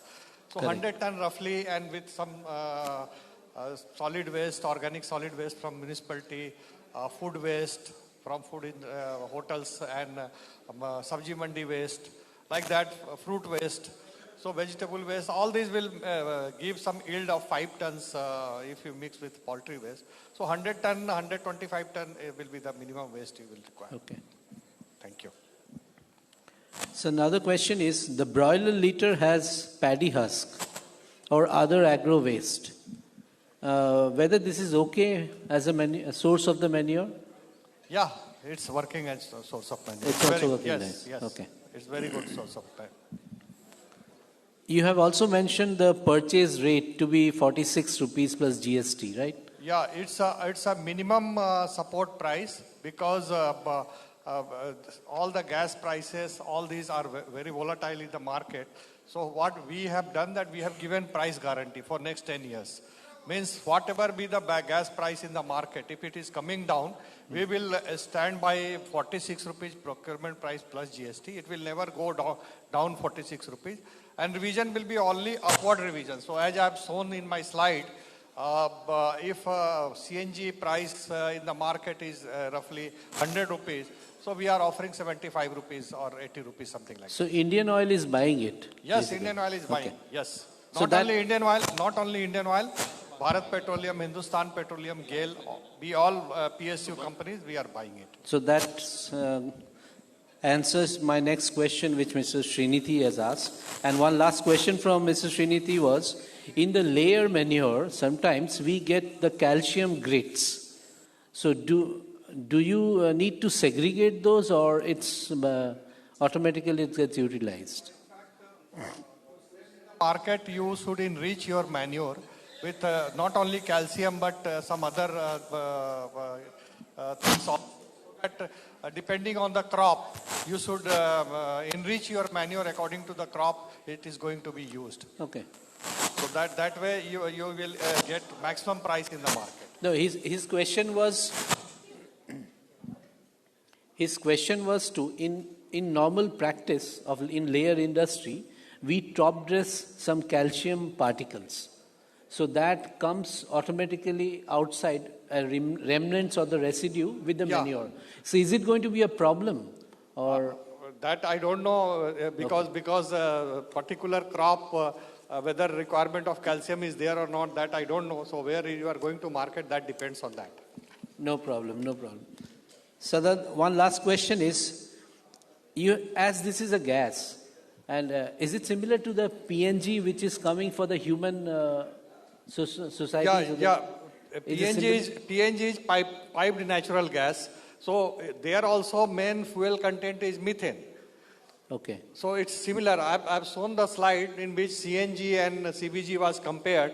So it is similar to PNG, CNG or LNG, whatever way you call it.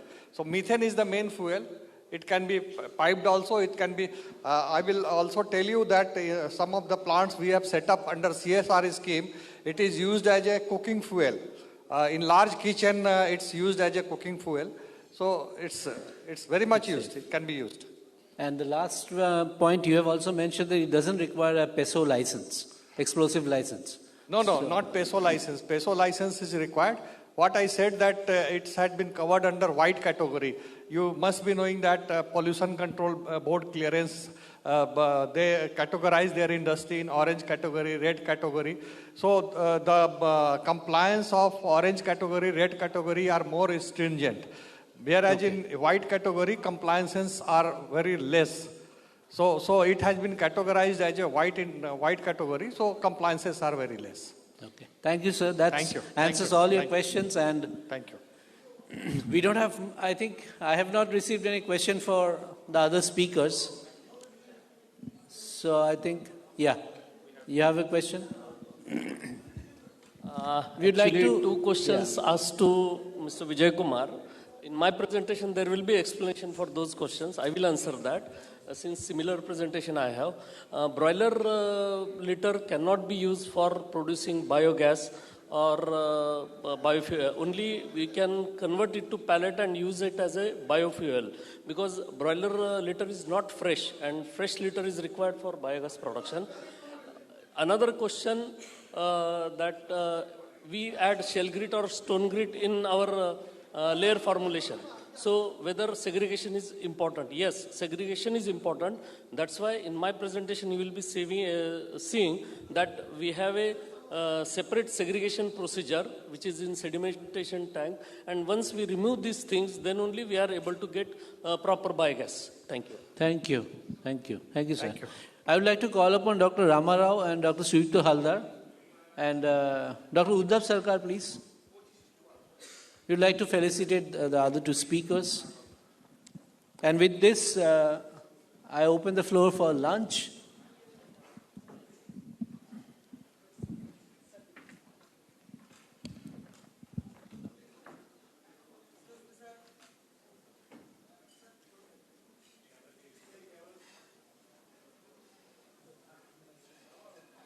Just a round of applause, please.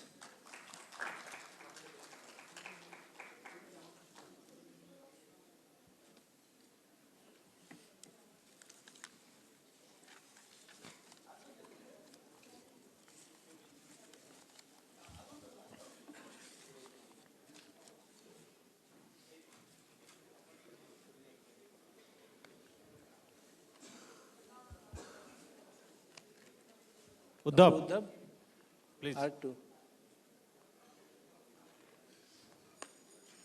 Dr. Ramarao.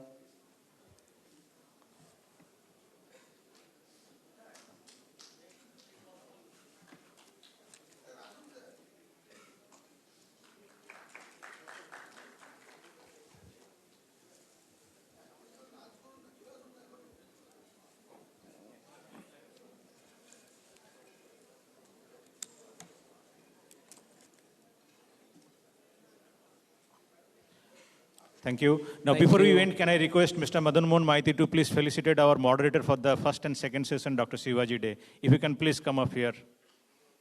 Yeah.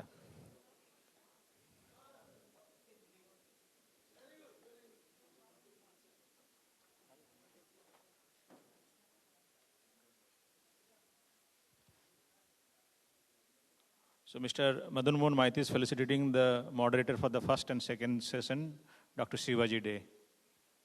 Can you please have a round of applause for all of them?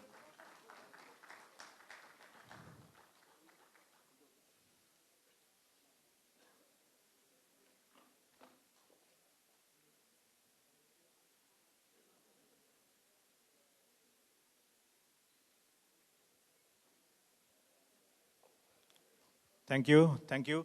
Now we'll break for lunch. I know it's very late. Maybe we can come here maybe by 3:15, okay? So a little bit early. So please have your lunch and please come back by 3:15. Thank you.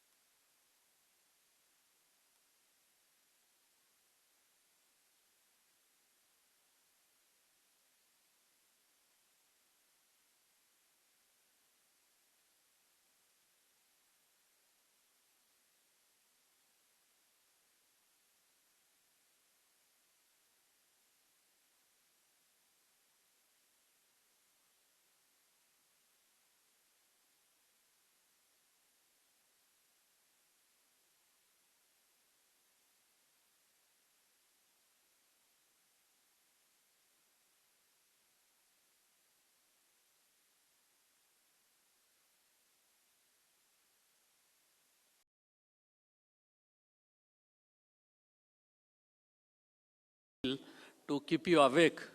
I will try that, but be awake. It is an interesting subject. And particularly those who are from Pune, they know in Pune, traditional businesses are closed for 1 to 4 p.m. just for the lunch and siesta. There are so many jokes about that. So be awake. Poultry waste management, handling the environment concern. Actually, this presentation was supposed to be given by Dr. V.R. Kulkarni, the brain and team leader behind this. But due to some unavoidable commitments, he could not come here. So the responsibility was given to me as a part of team. Next. The biggest concern nowadays, even earlier speakers mentioned, that in villages also, because of fly population, we face hell of problem. And fly is because of this litter only. Because fresh litter and the oxygen is a food for flies. It creates bad odor, dirty conditions. Not only that, it gives emissions of greenhouse gases like CO2, methane, and nitrous oxide. Methane is almost 25 times dangerous than carbon dioxide. Nitrous oxide is almost 300 times dangerous than the carbon dioxide. Cleanliness. With this biogas plant, you can achieve the cleanliness where we are taking care of the bird welfare and also workers' welfare. Because of we take care of welfare by avoiding odor, dirty conditions, performance and efficiency of both labor and birds enhances. Next. Now the main concern, everybody's interest, money. How we can get money from the biogas plant. It gives us solutions for our problems along with the money, where we use, reuse, recycle and regenerate. Reuse the poultry litter, recycle the bioslurry, and then regenerate, means we generate the electricity. In Maharashtra, ours was the first poultry litter based biogas project in Miraj. Innovative. Then after 9 years, almost 10 successful biogas projects are running in Maharashtra. All over India, we just calculated, we had a calculation that almost 12 million ton metric liter is available to convert into biogas. It is considering the layer and breeder population of India. Because in broiler, you can't convert the litter to biogas because it is mixed with rice husk and all those things. Long way to go for this. Now let us come to the biogas process. Biogas process, first requirement is organic matter, that is an anaerobic matter, which is our poultry litter. Next step is hydrolysis, where we add almost 50% of water into the litter, so that it convert the litter into simple molecules of carbohydrates, proteins, and the fatty acid. Further, the fatty acids are subjected to the acetogenesis by acetogenic bacteria. The fermentation takes place so that the acetic acid is converted to methane. First acetic acid is formed by acetogenic bacteria and the fermentation is done by methogenic bacteria. Here I would like to explain, the problem is so many people go for a smaller biogas project, but it doesn't work because the ammonia created is inhibitory to the, increasing the methogenic and acetogenic bacteria. So because of that, we have some innovative process to remove the ammonia from the biogas. Because direct, if you put the the poultry litter into digester, it doesn't work. Now, whatever methane we get, it is mixed with hydrogen H2S and other stresses. The methane, which is collected from the digester, it is 65 to 70% pure, which can directly used for gas brooders. Then we can even give this biogas, this methane, to the converting generator, electric generator, so that this can be directly converted to electricity also. But further, we can purify the methane to almost 93%, which is earlier also you had presentation. After purification, it is a bio-CNG fuel. In this process, basically, 2 carbon molecules plus 2 water molecules, H2O, they are converted into methane and carbon dioxide. We will just look for the flow chart. Next, please. Yeah, next.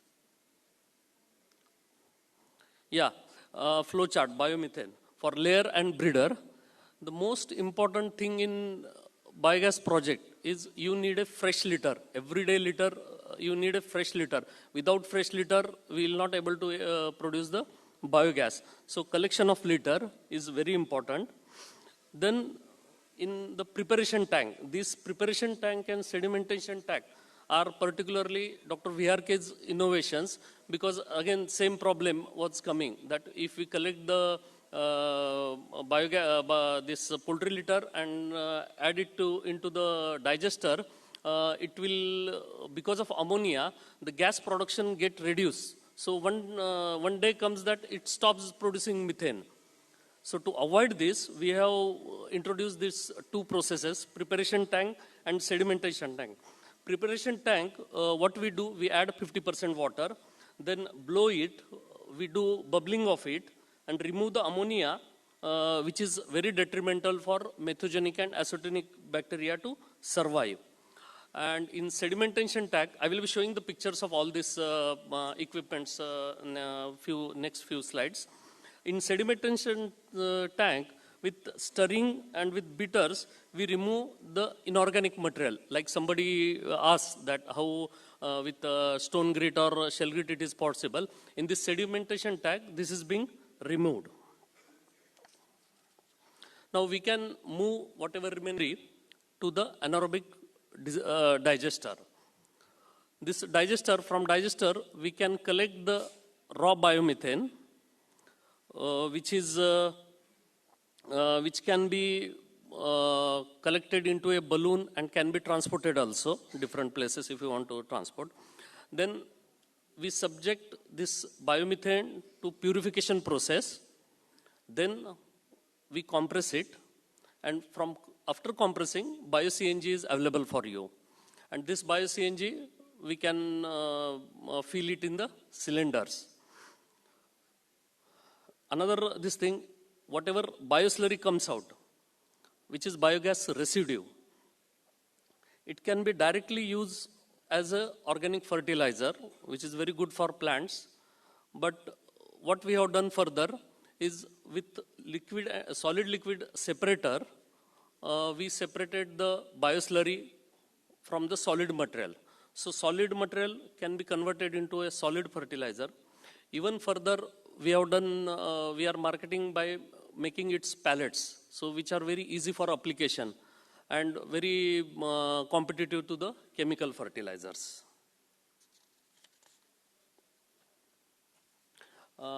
Next is the photo gallery, just to give you a feel of how biogas plant can look. This is the sewage pump, which is used for transporting the raw and digested slurry. This is the blower, which is used in the preparation tank to help removing the ammonia from the raw material, which is our poultry litter.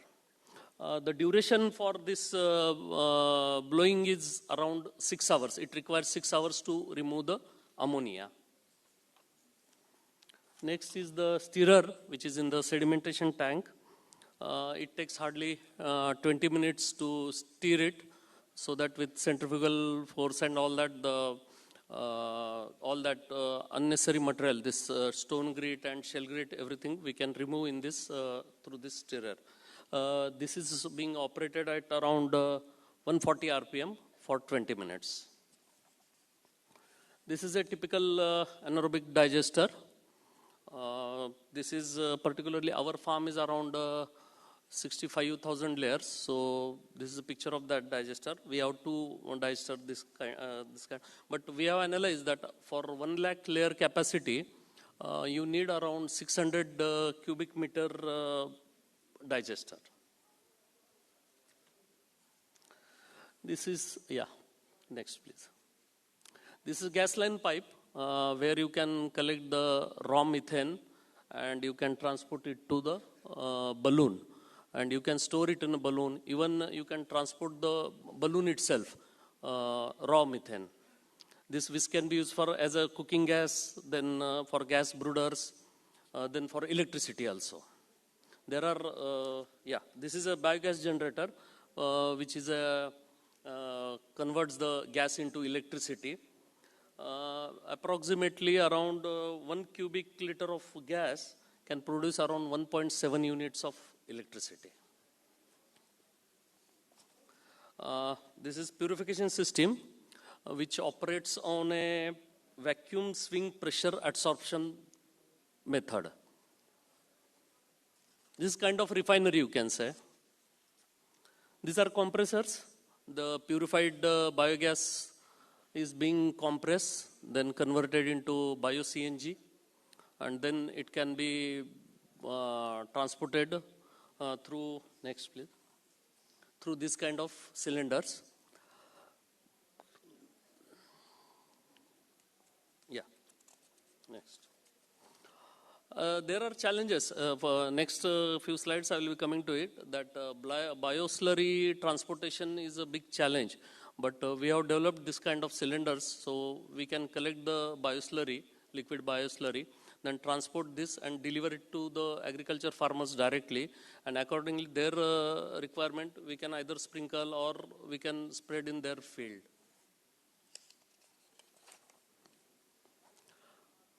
This is a special thing we have started. Means bioslurry is being subjected for solid liquid separation, and once you do it, the solid parts are separate, and if you add some substrates into it, and you can convert it to pellets. And liquid bioslurry, again we have to recirculate and reuse. That liquid bioslurry, whatever remaining, that also can be used as a manure, organic manure. The picture of pellets, what we right now we market under name of BioGold. These pellets we are marketing in Sangli, Miraj. We have very good demand, and it is being sold at around 10 rupees per kg. Yeah, now advantage of such a project. The cleanliness of the farm, which is most important challenge nowadays, because even for breeder and layer big farms, villagers are objecting, some are going legal, so it is very difficult to run a farm even in a remote places. Second is fly free, and it is odor free, because of once you put a biogas plant, you will never believe that your farm is so clean and fly free. So many claims are there that you can remove flies with so many chemicals and all that, but one can understand with their experience that there are very much limitations in controlling the flies. So with this, I think you can control almost 99% of fly population. This is very eco-friendly with the staff and birds too. It improves the efficiency of performance, not only the bird, the laborers working there. And it is very sustainable for long period. We are running this biogas plant almost from 2013 to till now. There is no issue. There is a sustainability. You can continuously, and you can improvise, you can add capacity. There is no issue. And it is very safe. We haven't faced any problem till now. And biomethane, the advantage with biomethane is it can be stored, unlike other gases or this thing. It can be stored and it can be transported also with cylinders and other means. And you can get a bio-CNG fuel. That is the biggest advantage. The fossil fuel, we can compete with fossil fuel very comfortably. Thanks to Government of India for promoting the renewable energy. I think Mr. Vijay Kumar is not here. This is the best organic fertilizer. To boost the fertilizer, we can give back to the society by doing this. And liquid application. There were concerns about liquid application, but we have done so many experiments. The bioslurry is very useful and 100% available for the plants when applied in the field. Another advantage with there is no chances of water pollution with this bioslurry once you put in the field farms compared to the chemical fertilizers. We have searched, there are some research that this bioslurry can work against 23 bacterial diseases. These are related to plants actually. It can work against 23 bacterial diseases and 14 pests, including E. coli, Bacillus, SPP, Penicillium, and Aspergillus. There are no resistance to the favorable organisms while we use bioslurry for plants.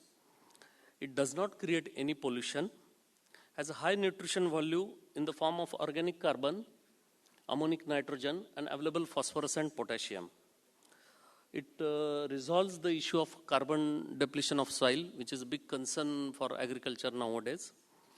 The soil permeability, water holding capacity increases. It decreases the soil density and improves the porosity, which are very important for the agriculture. The challenges. Almost in India, we have 80% of California system farms. So it is challenge. California farm, it is very difficult to collect the litter. But nowadays, with fresh scraper system, even the current California system farms, we can convert to the fresh, by way of fresh, applying fresh scraper system, we can collect the litter and we can feed to the biogas plant. Bioslurry handling is a concern. Small plant, definitely it is a big concern. It's a recirculation because after even if you go for solid liquid separation, again it remains. So you have to think of recirculation. Solid liquid separation, like that we have big plants. So for small plants, it may be difficult to take the solid liquid separation. Bioslurry cell is also big concern because farmer mentality is still not ready for applying this kind of liquid application. Mr. Vijay Kumar was telling that they are selling it at very high price. Maybe in Namakkal area, the agriculture farmers are more educated and they are trying to go for new technology and all that. But we face this problem. Even in other area also, bioslurry selling is a big problem. They say, you only bring the slurry, you only sprinkle, you do everything. We will not come and buy the bioslurry. We are not able to dispose of bioslurry even at rupees 1 or rupees 1.5. So 1 rupee we have to sell this bioslurry. Zero discharge. This is a zero discharge issue for bioslurry because it has to be recirculated. You can't release it for pollution concerns. High investment. Actually, investment part will be coming in next slide. But there is a high investment which may be inhibitory for some farmers or those who want to go for biogas plant. Now, another concern is this is very suitable to the EC sheds because EC shed you require a lot of electricity. And with this, whatever electricity you generate, if EC sheds are there, you can utilize the full electricity. But if you are non-EC sheds, so electricity tend to get wasted because you get a good amount of electricity, but if you don't use it, then it is a waste. The problem is till now the local electricity boards, state electricity boards are not buying any electricity generated from biogas because there is some metering issue is there. It may be resolved in future, we don't know, because you can't meter electricity generated from the biogas. So let's hope some new technology comes and we will able to, like solar, we will able to sell it to the government also. The marketing of bioslurry, we need to convince the farmer, we have to educate them, and if we convince them, we can show them the result of bioslurry, as it is very easy for plant application and all that. So let us see. We are trying hard on all these things. So definitely solutions will come. Projection. This projection is for around 1 lakh layers or say around 80,000 breeders with battery cages. Around 20,000 square feet space is required for biogas plant. It produces around 10,000 kilo poultry litter per day, as every bird will give around 100 gram of, take 110 to 150 grams, so we get this amount of poultry litter. And we dilute it by adding water to 80,000 kilo. After removal of feathers and other inorganics. So for this capacity, we need 600 cubic meter plant, the digester. These projections, these calculations are made on our own experience. We have 65,000 capacity layer farm in Miraj. The project cost, it is also worked on our experience only. So say civil and fabrication cost will be around 50 lakh, which includes the structure, the iron required, all those things. The engine and solid liquid separator, it costs around 30 lakh. It includes our electrical parts, motors, etc. And other accessories, pipes, so many things. It may cost around 10 lakhs. The total goes to around 80 lakhs. The working capital, manpower around 15 lakhs. Say you need around 5 people, 25,000 per month salary. If you calculate, we may require around 15 lakhs. The maintenance, it is minimal, not much, but still it needs 2.5 lakhs. As engine and other things needs maintenance. Raw material, if you buy the poultry litter from outside, you can get around 1 rupee per kg. So it's 10,000 rupees per day. Even it is own, we can take the cost actually in consideration. It is around 36.5 lakhs. Other cost, miscellaneous, around 6 lakhs. So total comes to 60 lakhs. The project cost investment, 80 lakhs plus working capital is 60 lakhs. The revenue generated, we can factor it like this. Gas to electricity, around 1000 kilowatt at 5 rupees per day. It comes to around 18.25 lakhs per annum. Fertilizer, if you consider the solid fertilizer, which is around 4,000 kg per day, you can produce, which is at 5 rupees per kg. It is around 73 lakhs per annum. Total comes to 109.5 lakhs. The gross profit is 49.5 lakhs. Figure may differ, cost somewhere, other cost may get added.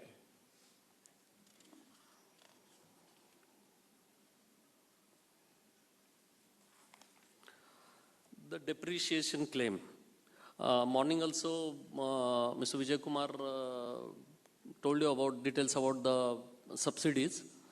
There is 40% as against maximum of 50% normal on project cost of 80 lakhs for 2 years under renewable energy. Profit company making companies can have indirect benefit on income tax payment, approximately 10 lakhs. There is one-time subsidy of 40,000 per kilowatt. Our calculation is with 600 cubic meter plant, it comes to 50 kilowatt, so you can get 20 lakh subsidy. Considering these two benefits, project cost can come down by 50 lakhs. And as earlier presentation he mentioned about SATAT scheme for CNG has more benefits.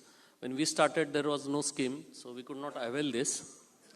The beautiful coincidence is this presentation is being done in Kolkata, and Kolkata-based UCO Bank only financed our project, and the manager who processed our loan is in Kolkata only.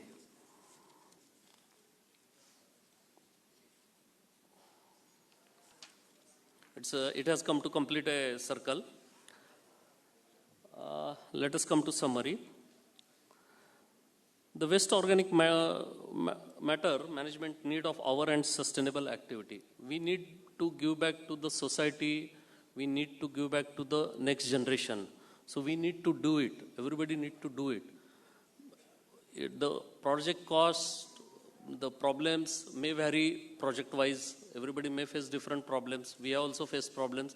But we shown a conviction and we went ahead.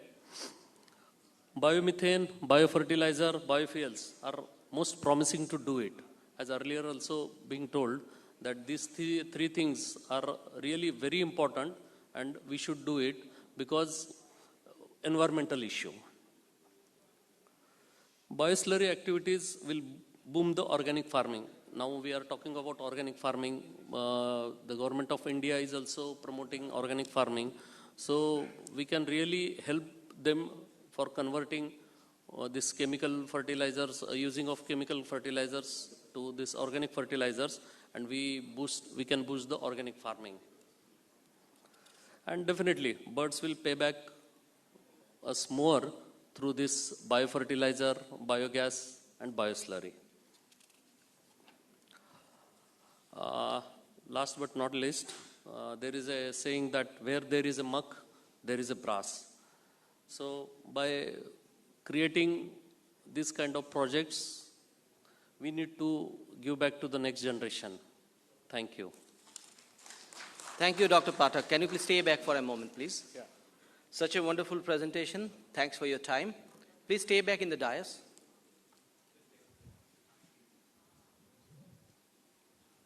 So we had a very good talk about how to convert waste into wealth. We must really thank him for this insights. A quick question from my side. Like generally, when Green Revolution came in India in the early 80s, we embraced chemical fertilizers with wide open arms. And then probably hardly there was somebody who could imagine that what we are embracing today, 33 decades from now, would be a problem. So in your best competencies and expertise, do you foresee any problem which probably this new industry is going to struggle with after 2 decades, which we should know about? They say if there is any new solution comes, probably the problem to that solution comes after 2 decades. Like we saw in adoption of chemical fertilizers during Okay, I got it.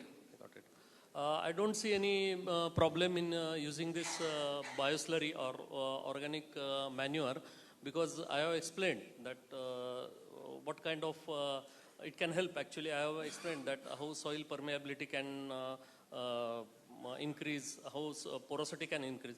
Actually the problems created by chemical fertilizer, this can give solutions to those problems. So I don't think this will have any issue. One more question. So do you see any regulatory issues in this, or you see any upcoming regulatory framework? We don't have any regulatory issues. Actually, government is promoting it. When we apply for this PESO, pollution certificates and all that, they were so helpful that they were actually considering. It is very helpful. The new government regulations are very much promoting this, so I don't see any regulatory issue. Only thing is that the farmers around or the villages around this kind of project, they are still hesitant, but you need to bring them, show them, demonstrate, then they get convinced and then they don't oppose it. When they see that such a big farm and without fly, they feel happy, without odor, they feel happy. There is no issue. Thank you very much, sir. Thank you. Thank you, Dr. Pathak. After this, we are going to have Dr. Keshar Nalam from Holocene Eco Solutions Private Limited over here. I hope I pronounced your name right? So, there is a book called Good to Great by Jim Collins, where it was mentioned that any good business plan solves a problem, but a great business plan not only solves a problem, turns it to a huge opportunity. And I think this session is going to explore some leaves on that book, that how to convert a problem into an opportunity. Without wasting much time, over to you, sir.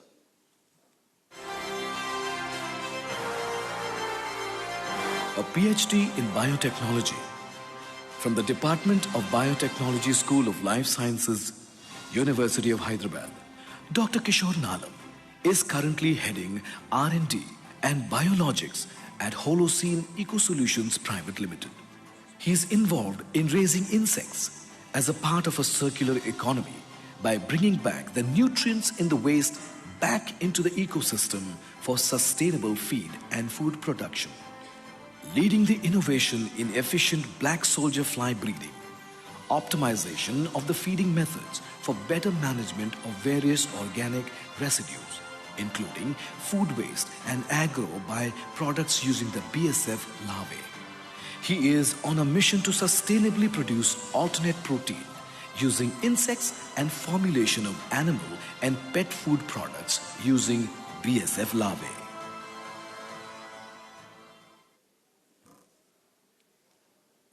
great elevation. Thanks for the opportunity that was given to me.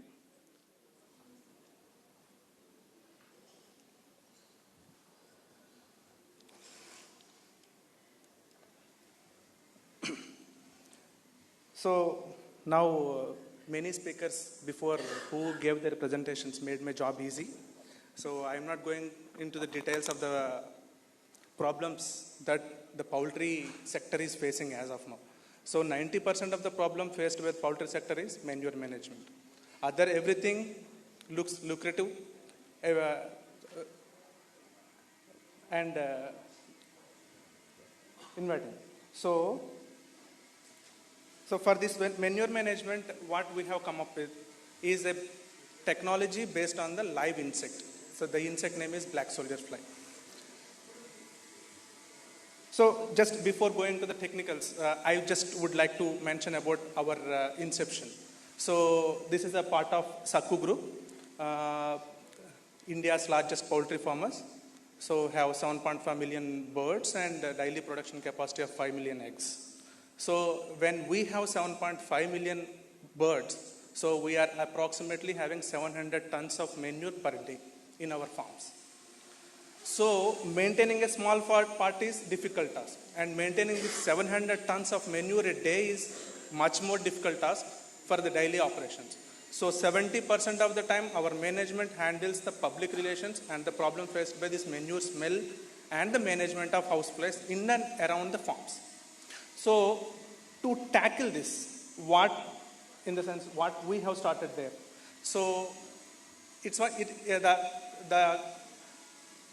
the brains behind this technology is an amalgamation of biotechnology, entomology, and agricultural background people, mainly from the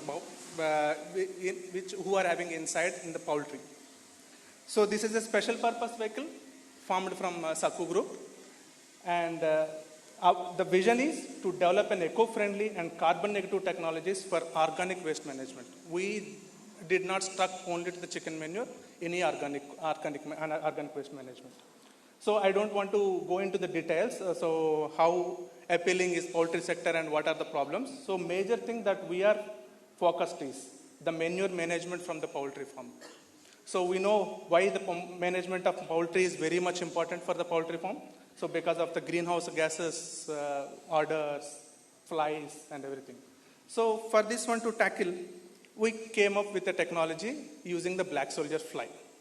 So we know the houseflies are creating the menace. Why? Because houseflies are responsible for vector-borne diseases, wherein the diseases from one person or one area to be transmitted to the other areas.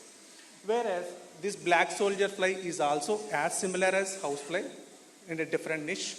And what it has advantage over the black housefly is the adult, what we call the fly stage, is not attracted to any type of food materials. So it will not go to households in the sense if some delicious food is being prepared in their kitchen, it won't go and contaminate those dishes, first and foremost.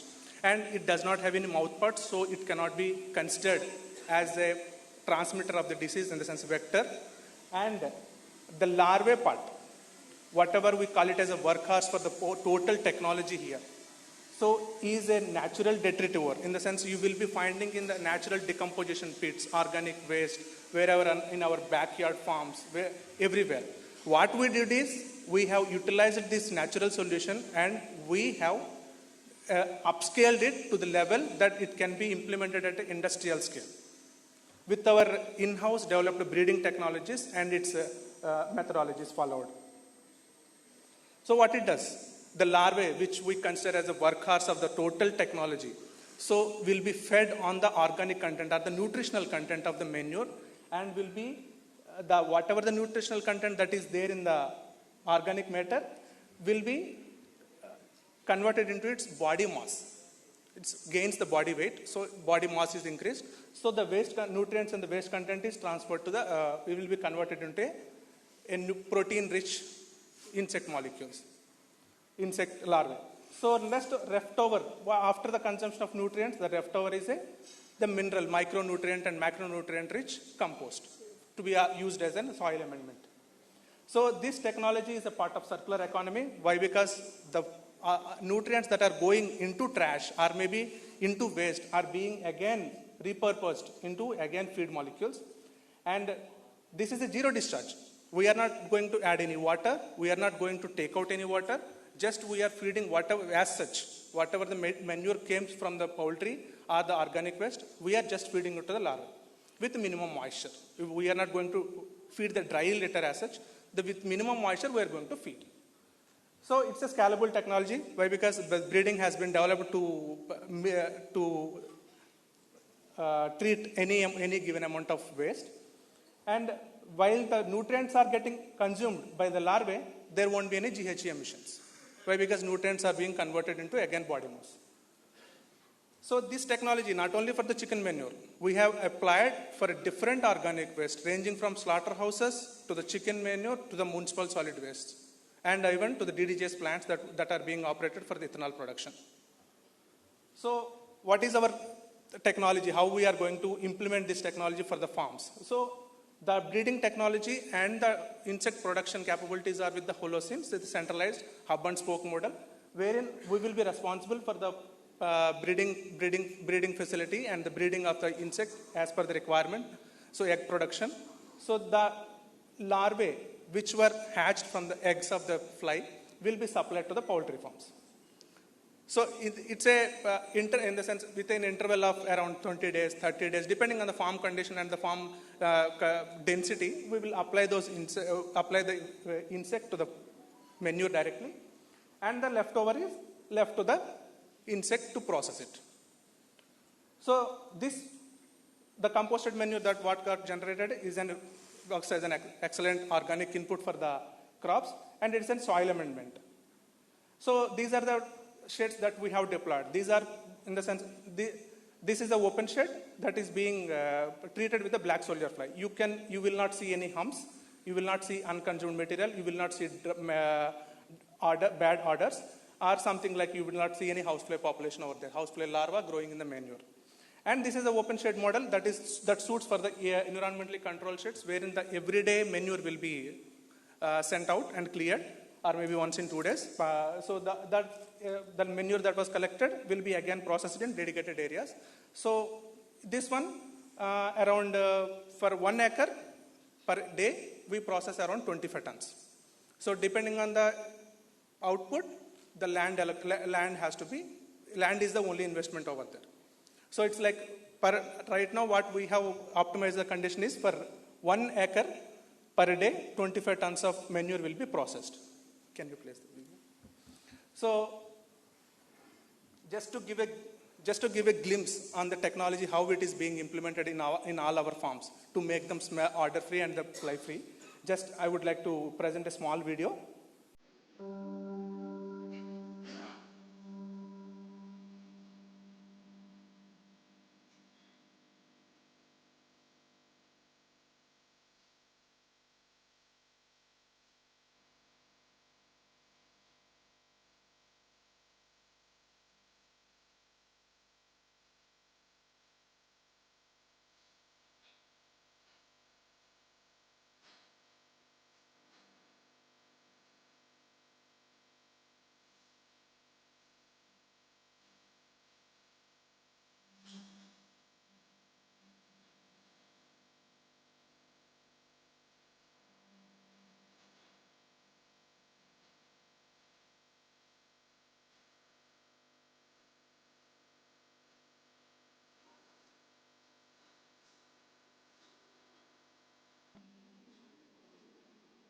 And that is for the open sheds, and the small video is for the photo that I have shown for the easy shed manure.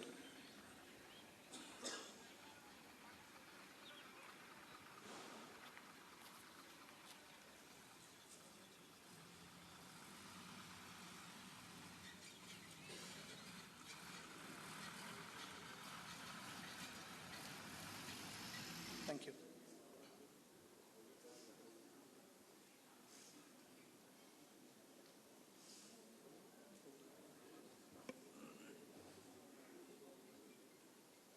So what are the technology benefits? That in the sense technology advancements are achievements that we got it from the last 4 years of implementation and the continuous development of the technology. So around the year egg production with our in-house developed breeding technologies, we could able to produce the egg as per the requirement. And right now we are maintaining around 9 million birds in total AP, Telangana. Of course, it's a very small part when it comes to the total 400 million that is present in India. But we are serving a small fraction of the total population. And most of the time, the farmers who come to us for the subscription are the ones who are having their farms just besides the road or maybe in the populated areas. So that once they apply it, so they don't need to do regularly or daily maintenance of it. So once in a month, they have to do the maintenance. So they are the first ones who come to us. And in the process, there is no leachate observed. There is no leachate generated itself. And bacterial bond and contagious diseases were very less. Why? Because the nutrition content that was there left in the organic matter, in the sense that manure is most of the time responsible for housefly production and the bacterial colonization from the air.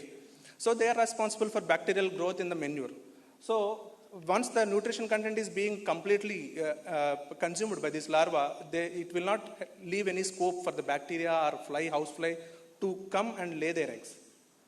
And the composting process is very rapid. In 10-15 days, you will have the complete composting of the manure and ready to be sprayed onto the fields. And this is the bacterial counts that just to observe it, what we have taken into consideration. So the underneath ones are the ones that we did not spray any larva to those sheds, in the sense we did not apply the technology. And these are the ones that were. And that too, this is a 92 weeks old shed, in the sense almost at the culling stage. So still we did not find any type of bacterial counts in it. And this is a fresh one, 14 weeks. Still we found a lot of bacterial colonization CFUs in this. So when we just wanted to compare, so what are the advantages on comparison to the currently available and implementable technology at scale? Of course, we know degradation and microbial composting, in the sense leaving it for the air or aerotilling, composting, normal air ventilation, will have their own advantages and disadvantages. And the biomethanation or biogas plants, the investments are huge. And this one, with minimum or medium investments, this can be implemented at scale and will have the same result. And right now, our scope is we are tying up with each and every bulk organic generators, so like food processing industries, slaughterhouses, chicken, poultry manures. And we are also doing the municipal solid waste for the whole city of Mangalore, and we are expanding it to the other cities also. Thank you.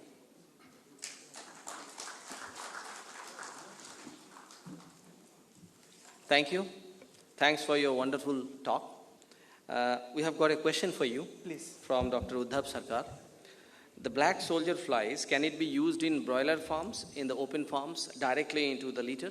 That's right. So it's a live insect. So generally hens or the poultry, backyard poultry, lives on the insects that are from the trash. So if we add it directly to the litter, then automatically once they grow into small size also they eat up. The birds will eat. So maintaining the farm in the broilers is not feasible, in fact. Okay. Why? Because the birds only will eat those insects. It's in fact a protein-rich food for the birds. So we'll have little less FCRs, better FCRs for the poultry. So if the birds eat insects, who will do the job of the insects? That's the question. I didn't. If the bird eats insects, who will do the job of the insects? Yes, correct. Okay. Yeah, thank you. Thank you, sir. Thanks for your time. Yeah, thanks for that. Thanks. And we'd like to call upon the dais our next speaker. So 2 weeks back, there was sorry? You have a question? Can I take in the Q&A session? Thank you. Thanks for your cooperation. Yeah. So, two weeks back, almost a lot of people were fired in the US in IT technology companies. And as per the published reports, almost 30% of them were Indians. And when I asked one of my friends that why it is so, is it Indians are being fired? They said no. 40% of the employees working in US IT are Indians. So naturally, when they're fired, Actually, less number of Indians fired as compared to others. So that's only a tip of iceberg which shows technology, even if it spreads its wings across the globe, Indians are probably taking a good ride on that. Technology has a huge outreach in Indian scenario, in any industry across.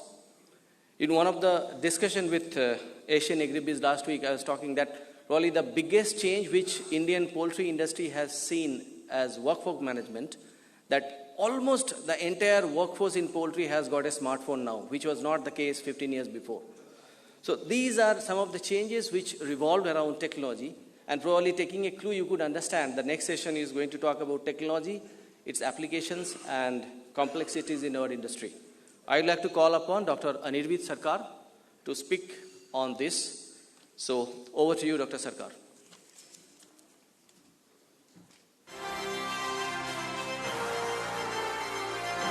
Founder Director of Agrivet Research and Advisory Private Limited, Dr. Anirudh has specialized in conceptualization and implementation of all styles of greenfield projects by effectively assisting the entrepreneurs in poultry and animal agriculture sectors. Dr. Anirudh has 20 plus years of working experience in areas of broiler breeder technical operations, hatching eggs and chicks business, techno-commercial positions in additive marketing and managing animal feed business. Dr. Anirudh is instrumental in establishing the state-of-the-art research infrastructure of Agrivet Research Center, embracing modern technology installed in every routine function of R&D. He is also the founder of Dr. Agrivet, a digital livestock healthcare advisory mobile application which is presently in a pilot stage.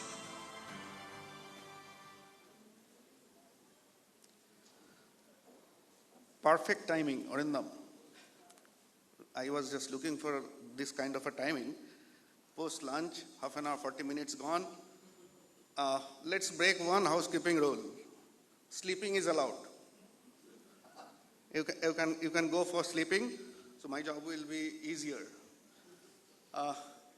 Let's start talking about technology. I will take the thread from Sudipta, sustainability. Everybody is talking about sustainability. Here also I am talking about sustainability. It's nothing very heavy. Sustainability is just to keep on doing this business for some more time. We all are here for poultry business, right? We cannot let our business go. So to me, sustainability is to be in the business for some more longer time in a positive way. So let's start with some data. Everybody is talking about problems.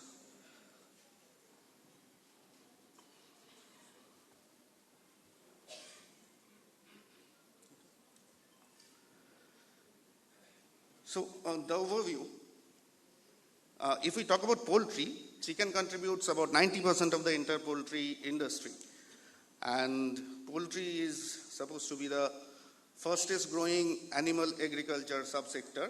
We call it animal agriculture because this is the most important sector that has been looked into by the central government and the state governments. So India is 3 and 4, 3 in eggs, 4 in chicken. But I'll show the numbers actually, how behind we are from the developed countries in chicken business. So the global chicken population is supposed to be 100 million metric ton by 2025. And as you know, number 1 and 2 in population, they are the most significant player in broiler feed manufacturing. See the valuation of Indian poultry industry and where the valuation is going to be. These are the numbers we need to keep in mind as we are in this business.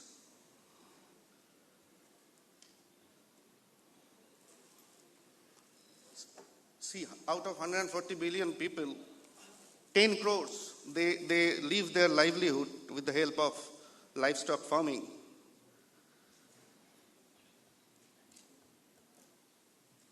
And this is the perennial problem of the industry. The input cost is high, the sales price are low, and we are in loss. Now we have to embrace technology. That is the only way out. Our additional Chief Secretary, sir, has already mentioned that this is the only way out for our industry. We have to embrace technology, otherwise we are out of the business. We may be small, we may be large, we may be mid-size. We have to take a technology as per our volume and size.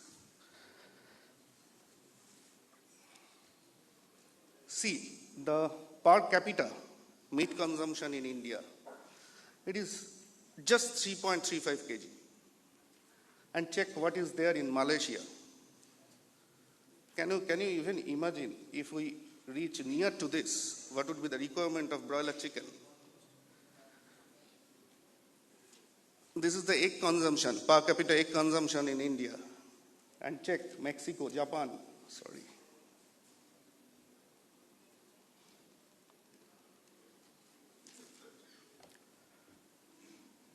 In India, we produce about 1.2 crores broiler chicks on a daily basis and about 25 crores stable eggs on a daily basis. And nutritionists, they are recommending we should have at least 180 eggs and 10 kg chicken per annum.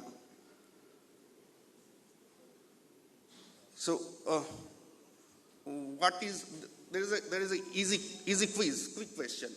What is poultry? In a single line answer.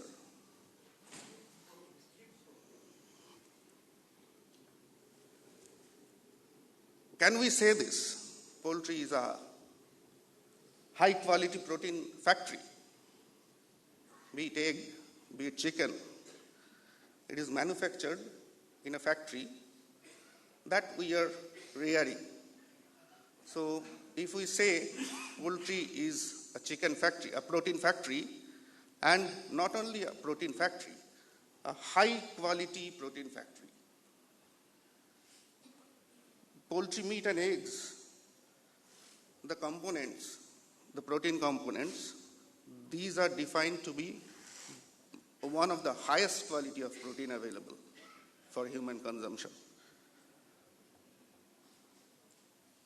And chicken meat is one of the least processed food.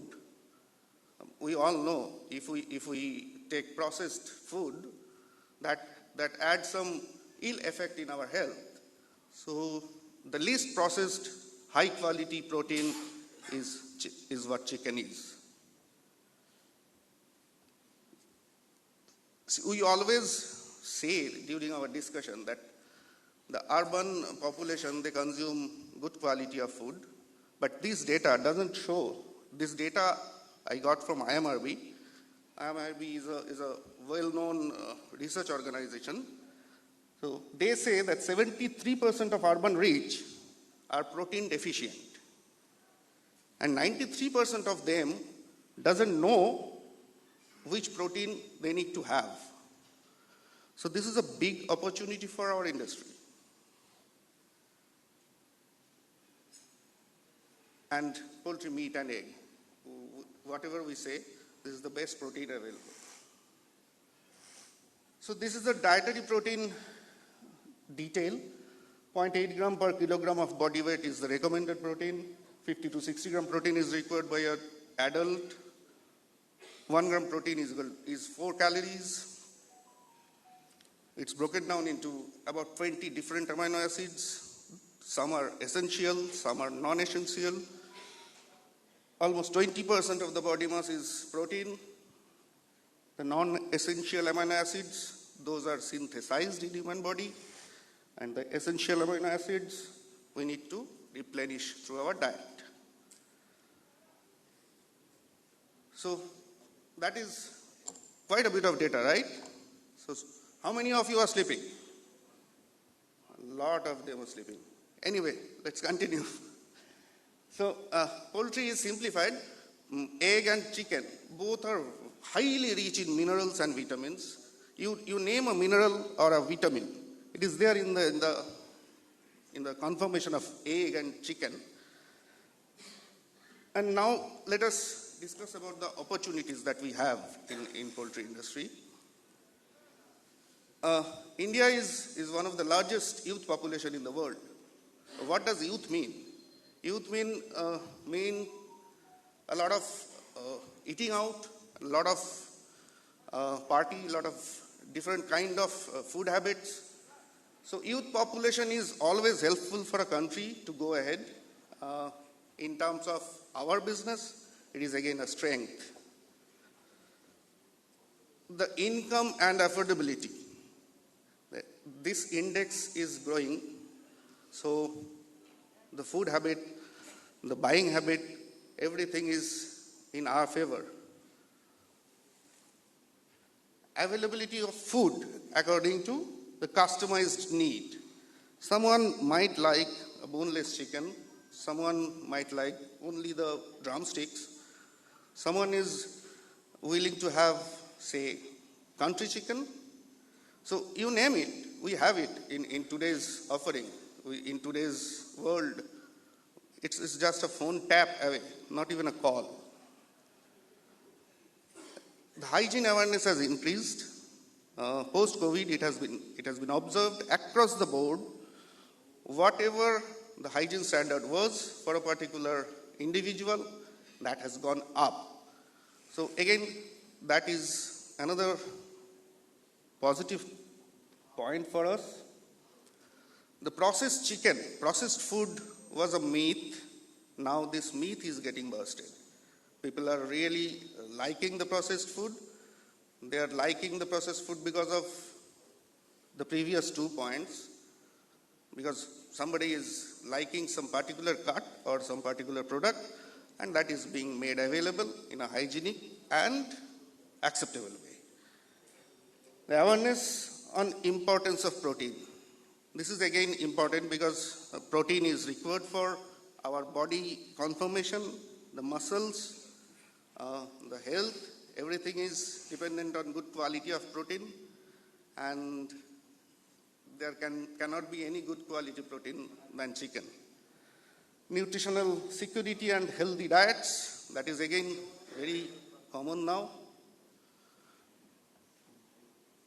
And the changing food habits. Again, I refer to COVID. COVID has changed the food habit of a lot of people.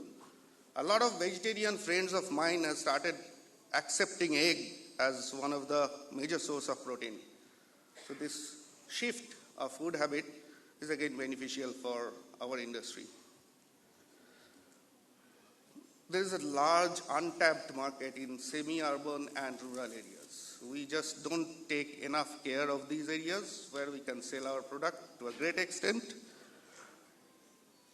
The organized retail supermarkets, previously we used to go to buy 2 jeans, getting 1 free.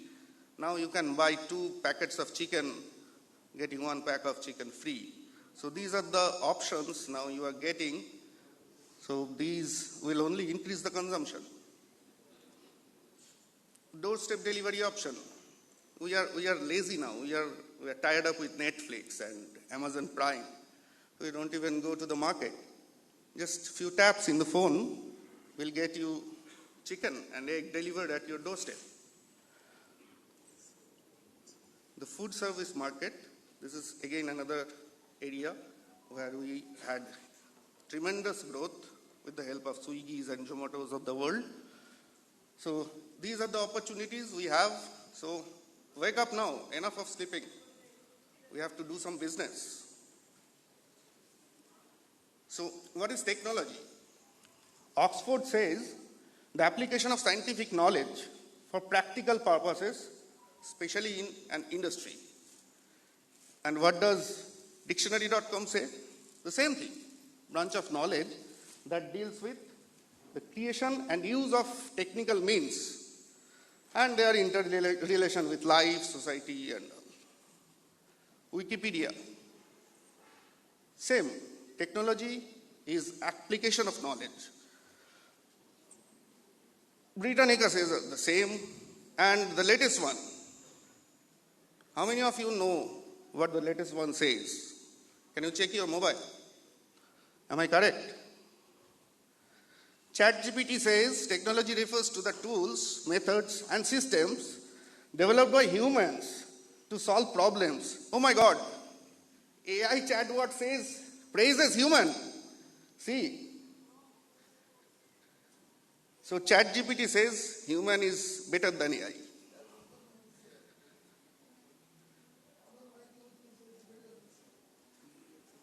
Let's break down the poultry industry flow, the structure of the poultry industry. Let's go back to the basics. We start with pure line. Then pure line eggs are hatched in a pedigree hatchery, we get GGP. Then we hatch the eggs, we get grandparents. Again we hatch those eggs, we get parents. So from this area, we generally get to see in our own eyes, and this particular area is specifically done only by the breed companies. So we won't discuss much about technology involvement in this yellow and red area because this is away from our purview. We will start discussing about technology application in parent stock and so on and so forth. So a DOC, after getting hatched in a hatchery, is placed in a broiler farm. Then we give proper nutrition to them and we give a proper health care. We get ready broilers, and those ready broilers are transported to a processing plant. In a processing plant, we get processed chicken and we get value-added products. Both of the products, processed chicken and value-added products, they go to organized retail and doorstep delivery. And we have a wet market. From wet market, the chicken again goes to the consumer. So in these green areas, can you name one of the area where we don't apply technology? Every step is covered with technology, be it a IoT, be it a robotic, be it a sensor-based technology, be it a genetic engineering. So whatever it is, we cannot go away from the touch of technology. So these are the areas where technology is being applied in poultry. Now let's see the options. What are the options we have? We'll just play a small video.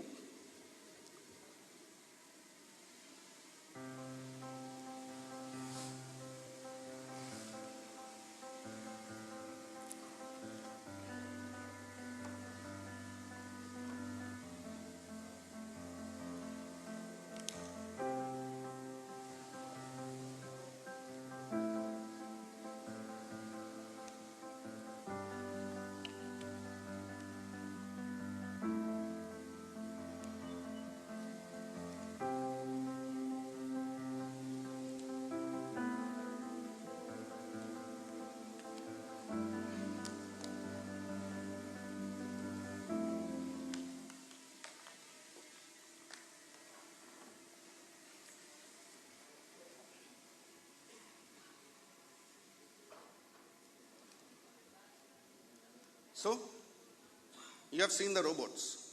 What does robots do? Robots can pay constant attention to the birds. We human, we cannot pay constant attention. So, robots are the next replacement of human being. In cleaning and sanitation, we can use robots. We can use robots in collecting eggs. We can use robots in checking the health condition of the birds. Next comes sensors. What are sensors? Sensors can sense the microclimate of a poultry house.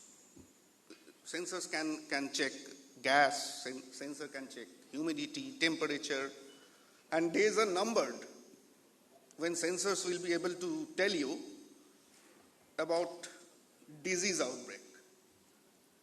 The technology is already being used in human in developed countries like Germany, and whatever there is for human, be rest assured, it is going to come in livestock also. So, next is AI. What is the full form of AI? Air India. AI is artificial intelligence. Artificial intelligence is being used mostly in chicken processing, where cameras are fit in processing plants, and the cameras are giving an idea about the conformation of the chicken carcass to the person who is cutting the chicken. So the person who is deboning the chicken, he is already getting an idea about the parts where the cut should go, where the knife should play.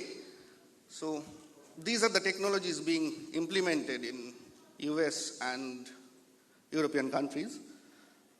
Again, AI is being used to manage, to monitor the microenvironment of the sheds. Next, two important technologies are AR and VR.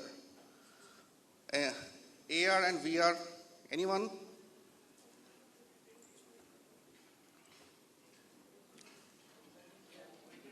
Augmented reality and virtual reality. So these technologies are also being popularly used in, let me tell you upfront. All these technologies are being tried, not being used commercially in all poultry farms, but these are the future. These are the future where we have to reach today or tomorrow. So again, chicken processing is another area where augmented reality and virtual reality is being used. Traceability. This is a very important term as far as consumer is concerned.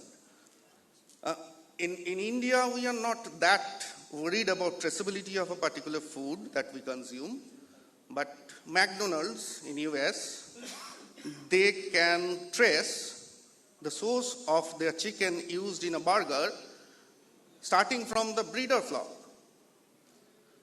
They provide a QR code.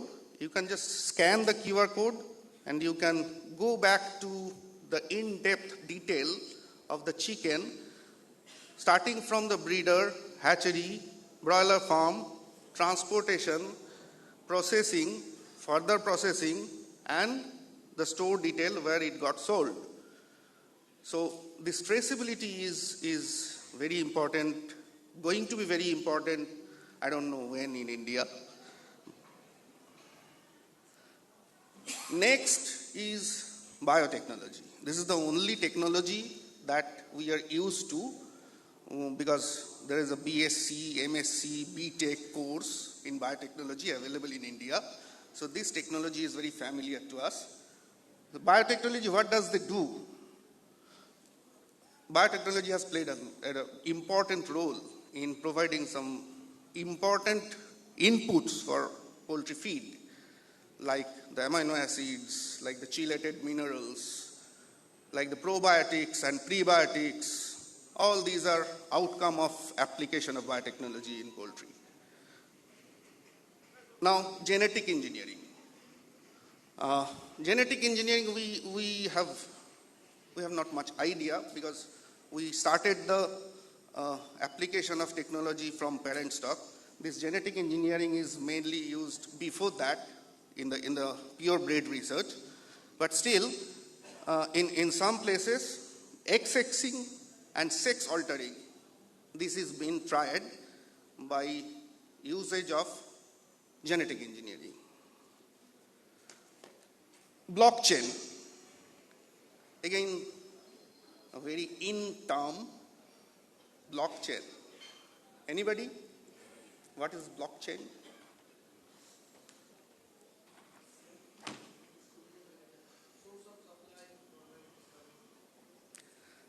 Blockchain is simple, Gautam. The blockchain is just information in a properly packed and blocked, placed in the cloud, and accessible to all.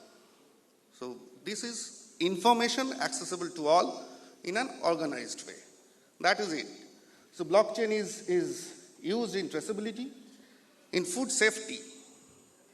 These are the terms we are not used to within India, but definitely these are very important areas where we need to put some thought. Then IoT. IoT is Internet of Things. Now, without Internet, one of my friend working in software industry, he told me that, boss, अगर 48 hours के लिए google.com को हटा दिया जाता है, so half of IT industry people will lose their job. Arindam, Mark Zuckerberg is not required. Just switch off Google. Half of IT industry will go off. So, Internet of Things, it is part and parcel of our daily life. For phone numbers, for searching for a meaning of a particular word, we don't check dictionaries anymore. We just go to Google, we check it, and Internet is everywhere in our industry also. Production, sales, ERP. In the morning we were discussing about ERP. We have a session of ERP also. The customers' feedback, what we are producing, how the product is being liked by the customer. For the feedback also, we need Internet, and there are various softwares, applications for IoT application in poultry industry. And this is big data. Big data is nothing but large volume of data, which is difficult to handle by commonly used softwares. They use specialized softwares to analyze those big data. But to analyze big data, we have to collect big data. That is very important. In our practice, we give very less importance to collection of data, but data is a lifeline. Without data, we cannot live. As much data we can generate, we can become more and more precise in doing our business. So now, let's come to the technological approach. In breeding, there are application of technologies like tailored selection, genetic engineering, gene editing, big data analysis, I've already spoken. In hatchery, hatching egg sexing, chicks transportation, in again another good area of application of technology. I should have shown you the video, the modern day chicks transportation process. Aviagen follows that process in India.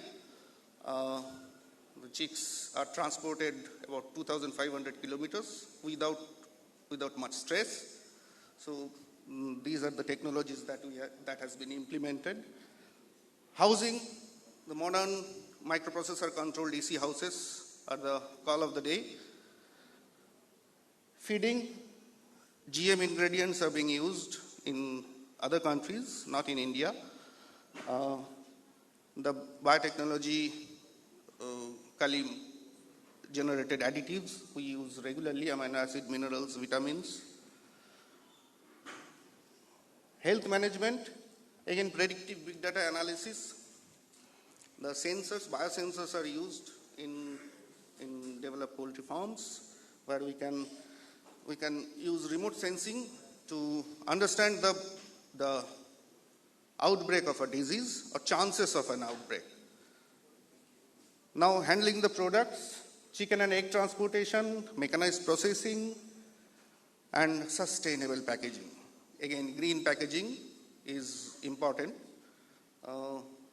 Amazon, Flipkart, Blinkit, all these companies, they are putting much effort in sustainable and eco-friendly packaging. And for selling our products, the hypermarket and IoT-based home delivery is the latest application of technology. I'll quickly pass by the slides. Arindam, how much time do I have? Okay, so let's go through the slides I have already discussed. Now, how much technology have we implemented in our setup? Because since last 20-25 minutes I am talking about technology, and I have uttered this technology term at least 100 times. So let me show that we are also following some technologies. This is the environmentally controlled house that we have set up in our research farm, where we use the microprocessor based automatically environmental control system. This is the pellet feed mill, where we applied a lot of mechanical engineering to bring down, to downsize a commercial pellet plant to a pilot scale pellet plant. We have applied fully automatic wet chemistry analysis instruments in our wet chemistry lab. We are using NIRS technology. My friends from FOSS, they will be describing about the NIRS technology. I'm just not a competent person to discuss on this. We are using ELISA for detection of disease and for detection of vaccine titers. We are using mycomaster toxin analysis. This is a LFIA system, lateral flow immunoassay. We are using viscometer to understand the viscosity of intestinal content, right? We have qRT-PCR technique for relative and absolute quantification of gene expression and accurate counting of bacterial, viral, and fungal load of a particular specimen. This is the digital egg tester, fully automatic. An egg can be tested within half a minute using this digital egg tester, and we can give you 7 parameters of an egg. In feed technology, we check the PDI testing. We use a fully automatic PDI tester. And this is the microscopic imaging. These are the technologies that we have implemented in our setup. And this is the latest, not latest, this is something we have been thinking of.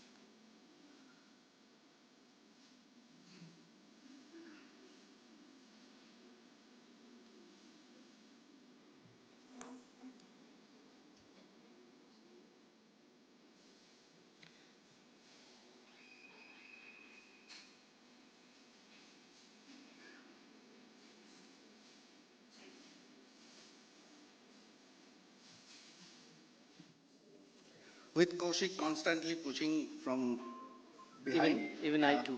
Let me come to conclusion first. This is Dr. Agrivet. This is a mobile application.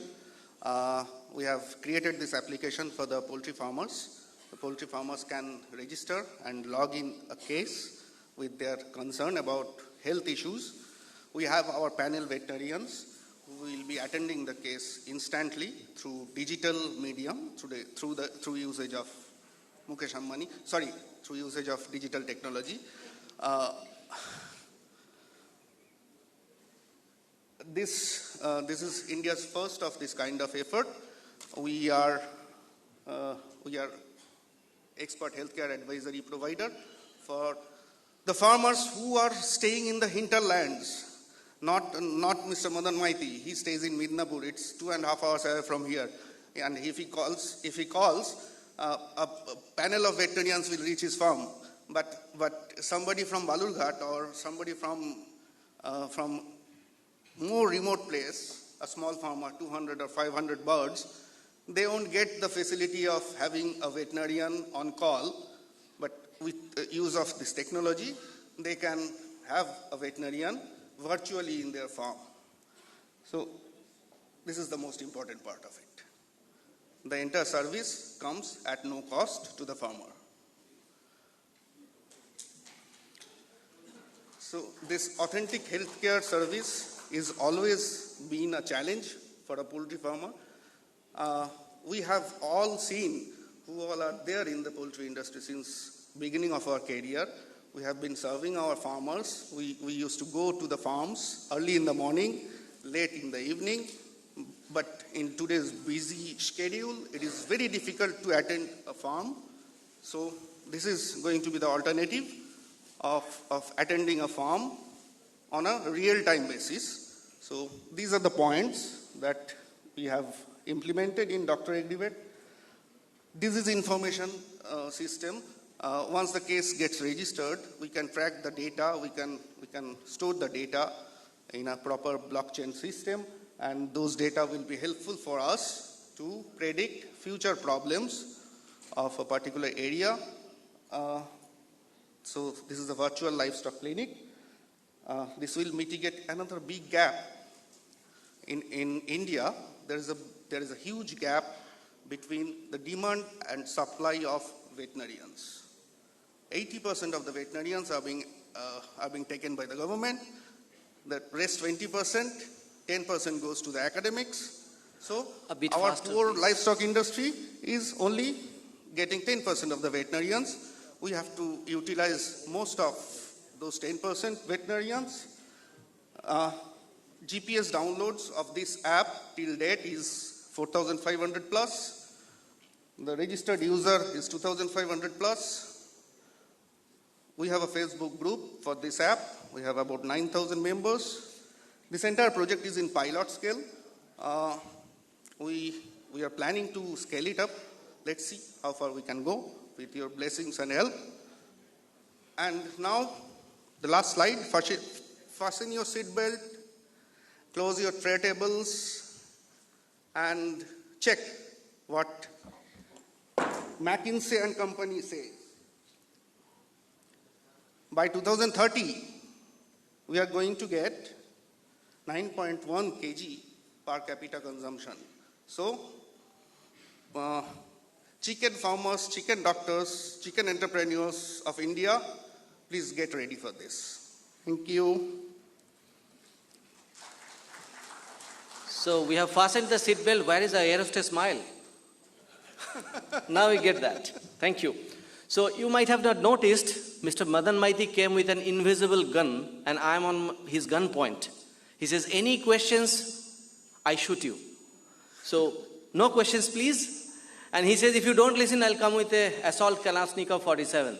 I can't dare. Okay? So definitely we'll address your questions one-to-one basis. This was my deal with Arindam. No questions after the talk. Yeah. So I would like to call upon, please stay back, all the speakers, Dr. Nalam and Dr. Pathak, and to little bit ease on the tense. That beautiful lady in red, can you please come over here? Yeah, you, don't turn back. You don't think you're beautiful? You should come. Please come for the felicitation. I need your help. I don't know. I know only she is beautiful. I called her. Yeah. Okay. So, felicitation. Please come and felicitate Dr. Anidit Sarkar. Thank you. I have been a Probashi Bangali for long, so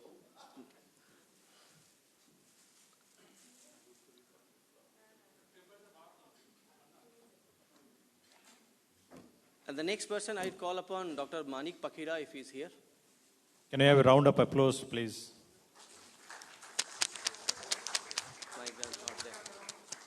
Dr. Sushant Lav, can you please come?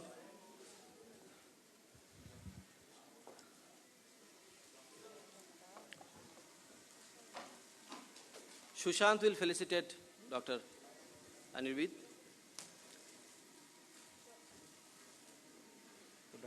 Dr. Kishore.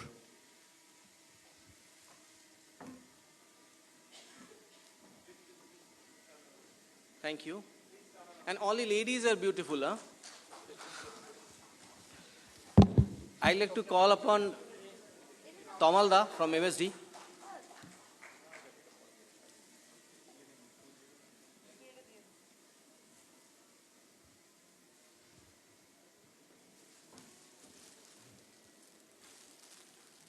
One of the most dangerously handsome person in our industry. With pepper and salt. Please felicitate Dr. Nalam.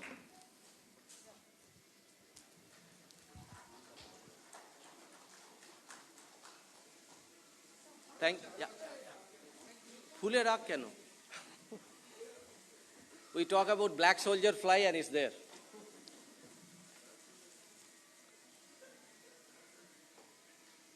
Thank you. Thank you all. We'll take a break, quick break for 10 minutes. Before we break, we just want to give some information. We have a very special person among us, Professor Subhrangshu Chatterjee. He is the chairman of Biophysics Department, Bose Institute in Kolkata. A little brief about him so that it will become interesting and update for you. He did his master's in chemistry from Indian Institute of Technology, Kharagpur. Then he did his PhD from the Uppsala University in Sweden. Then he done his postdoctoral research in the University of Alberta, Canada. Then he joined the Bose Institute, and at present he is the professor of biophysics department. He is a renowned structural biologist engaged in research in nucleic acid structures and applications. So West Bengal Poultry Federation is very pleased to jointly work with him for the sustainable poultry production in various sectors. Maybe in the next couple of years, you will find a lot of developments, and he might be the person who is mainly architect for this. I will request Mr. Madan Mohan Maiti and Professor Punendu Biswas, if you both can come and felicitate Professor Subhrangshu Chatterjee. Ladies and gentlemen, please give this man a very big round of applause. Maybe, who knows, we can get our next Nobel laureate.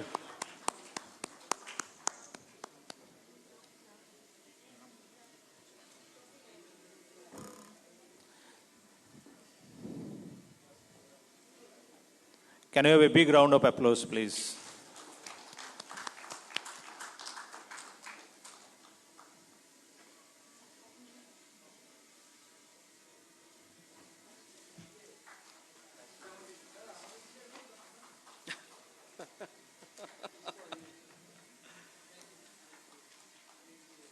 Thanks for coming over here, sir. Thank you. We will take a very brief break and 10 minutes. Please bear in mind, unlike me, the next moderator is a very powerful lady, Dr. Sejuti, and she's not as merciful as I am. So please respect 10 minutes and come back on time. Thanks. Be quick. Come back quick. Thank you. So we'll come back in 10 minutes. Okay. 5 minutes, please. Professor Subhrangshu Chatterjee will just speak for 5 minutes. Can you please wait? Please have a seat. Please have a seat for 5 minutes. Please don't go out. Please have a seat for 5 minutes. Thank you. Thank you. Thank you, everybody. So, I'm Subhrangshu. I'm within you. I am just what I really got from the desk that professor. It's my privilege to get and be introduced here in front of you. I started working on nucleic acids and proteins. I work in Department of Biophysics. Now I'm chairman there. India has, when I just met Madan Mohan Maiti, I was really engrossed in meeting him, and I learned many things, especially when we get in touch after having a beautiful drug molecule, most probably a lead. Then one of my students just told me that is it possible that we get in touch with West Bengal Poultry Federation and so that we can really build up this molecule. Then we got in touch several times, we have met each other and we discussed many things about the poultry, and we can see that the science is definitely important in life and progression of science is also very important. But on the contrary, it is very important that it is not actually confined in a small zone. Like Bose Institute works, develops some material and stays there. It is not good. So whatever we are developing, it should go at least to the people for the betterment of the society, for the betterment of the civilization and industrialization. And poultry is today a big hope for, not only for West Bengal, I think is a very big industry for India and for the Indian development, cultivating newer sciences there so that we can produce a high quality bird there.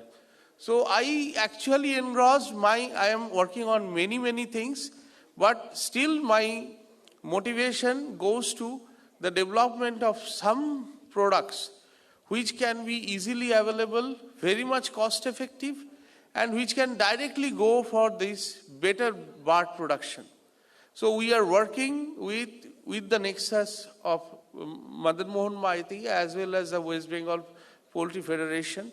And our goal and motivation is that in coming 5 years, we make the poultry, the birds, in so robust way so that not only India, but the outside people also sneak into it and see that how these people are making so beautiful birds. So this is our motivation, this is our goal, and I am pretty sure that if we can work together, definitely by means of our own hands and our exhaustion, we make the fruitful future. Thank you very much. Thank you. Thank you, Professor. So before we end, may I request Mr. Madan Mohan Maiti to please come and felicitate our second moderator for the session, Dr. Arindam Chatterjee. Dr. Arindam, if you can please come up on the stage, I will request Mr. Madan Mohan Maiti to please felicitate.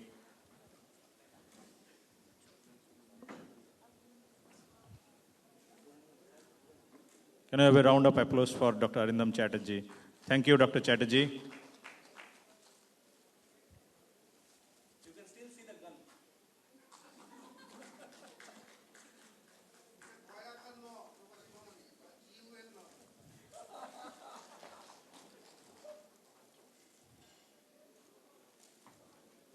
Thank you. So we'll break for the tea and we'll assemble here at... We'll come here by 5 p.m., okay? So we'll come here by 5 p.m. and we'll start the final session. Thank you.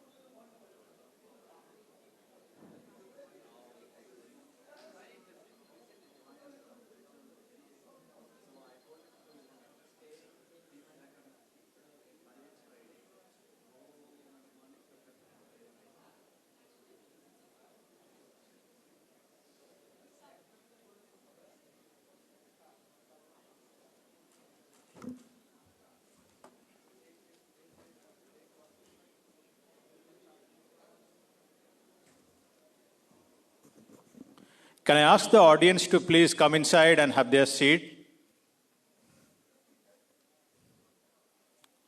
Audience, please come inside and have your seats. We are going to start the final session for the today.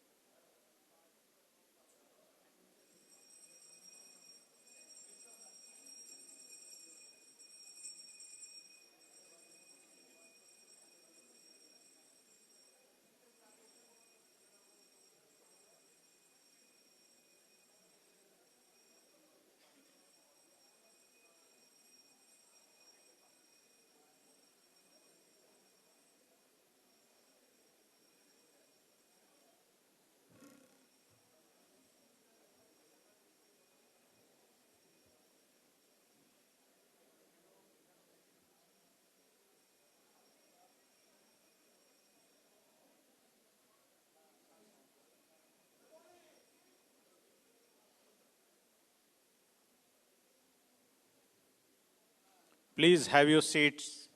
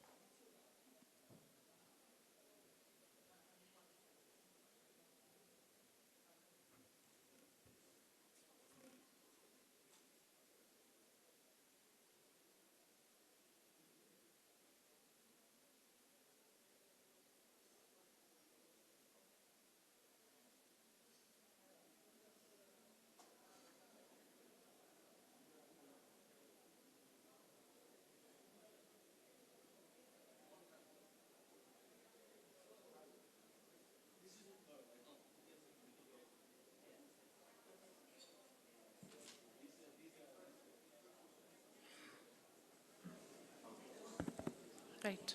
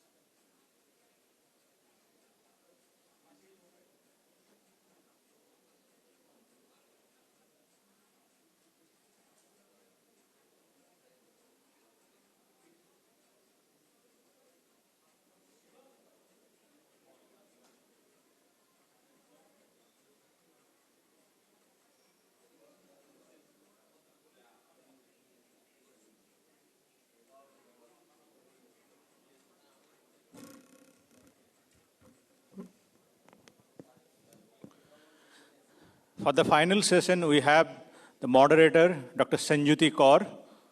So she will be moderating the final session for today. Over to you, Dr. Sanjuti. Thank you. Good evening, ladies and gentlemen. Welcome back after a breather. I hope everyone is energized after their hot cup. It is said that a hot cup of tea is just an excuse to share great thoughts with great minds. From calming us down to increasing our attentiveness, tea is very beneficial. Did I make you feel that the next session is on tea? This is certainly not my cup of tea. It is my pleasure to welcome you all to our last session of the day, yet another enriching and intriguing one. where we have 4 august speakers with us who are here to aggrandize our command on various divergent and allied topics.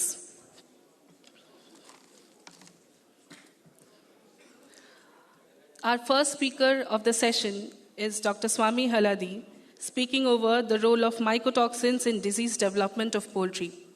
I would like to call upon stage Dr. Swami Haladi.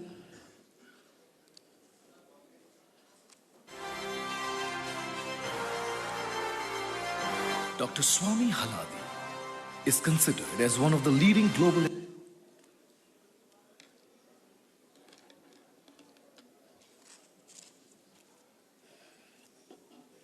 Thank you.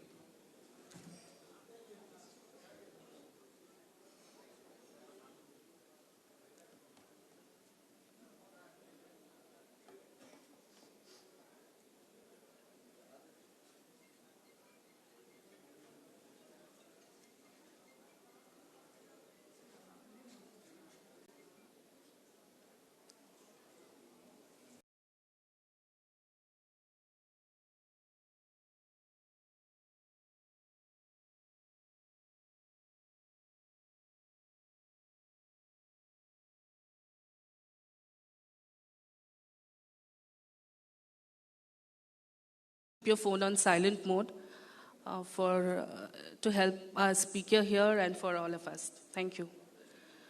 It's okay if it is not working. I will. Yeah, it's fine. I think most people must be. We have some technical glitch. Please bear with me.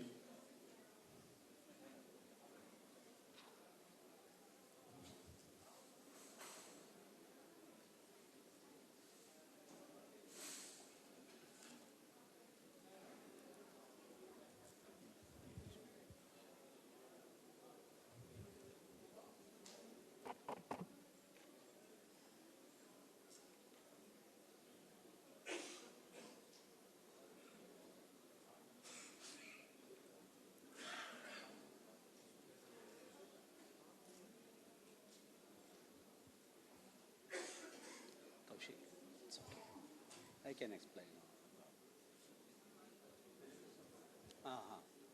Give the presentation.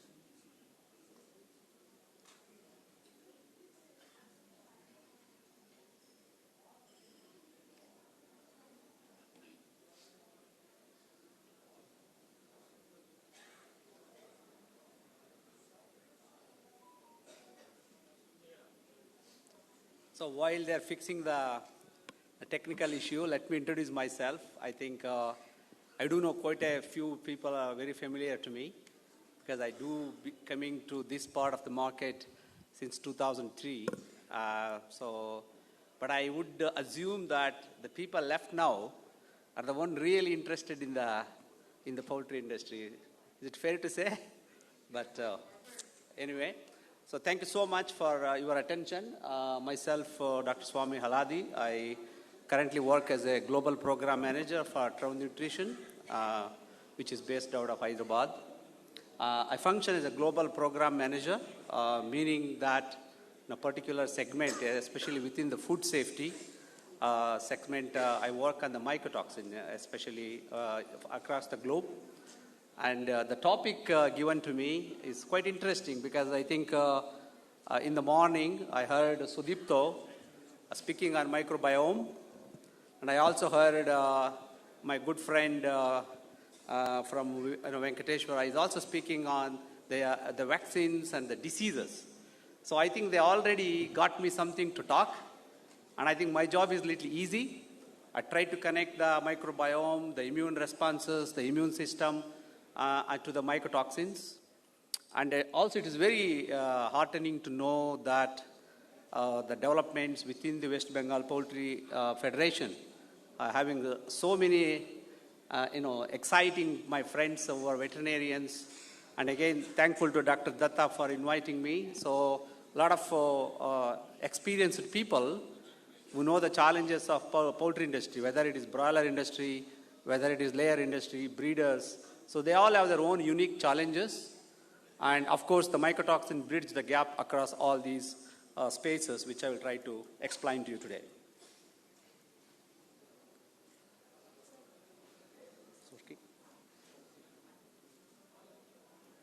Okay. So, feed safety, I think someone mentioned before, the traceability is something that we don't have very much attention in India. It's okay. Yeah. So traceability, of course, is a result of the threat by the feed safety. And animals, what they eat, is more important because what we eat, whether it is chicken or eggs, is outcome of the feeding the food to these animals. And if the feed is not good quality, if the feed has problems with bacteria, if the feed has problem with the virus or protozoa, or if they have mycotoxins, of course it affects the food safety. So it's important right from the sourcing of raw materials, right? Whether it is corn, in India, for example, corn, soybean is very commonly used. Also, we use small grains, sometimes sorghum, bajra, rice bran. So all these raw materials, the quality is very important, right? And then we move to the feed mill, where we make use of these raw materials, we produce the feed. So if the raw material is already in a bad shape, of course it will affect the quality of the feed the animals are going to consume.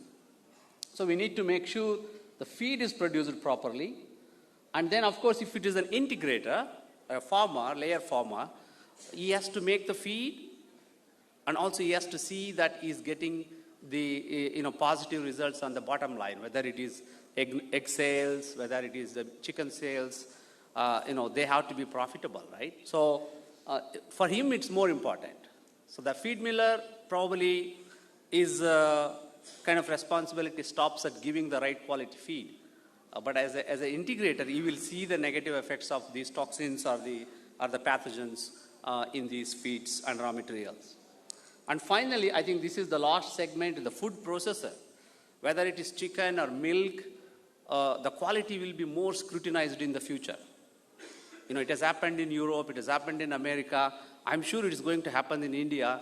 FSSAI are already implementing a lot of these changes, and to start with aflatoxin regulations, right? So I am sure it will be a daunting task for us in the future. If we are not get ready for the change, I think it will be very difficult for us to sustain the production in a sustainable and safe manner.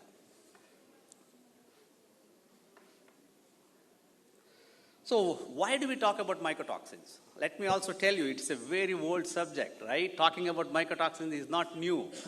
We all know that. India probably is one of the countries that has done a lot of research on mycotoxins, especially in the applied research, feeding to the chicken, feeding to the, name a few places like Bangalore Veterinary College, Namakkal College, IVRI. In many places, they have done a lot of research in this area. So India knows about mycotoxins quite well, but I try to shed some light on some of the new emerging aspects of these mycotoxins. So if you look at this slide, it's very easy to say that the economic importance of mycotoxins is very high. It runs into billions of dollars. We don't estimate that in India. If you really estimate the impact of mycotoxins in India, it will definitely run into billions of dollars, no doubt about that.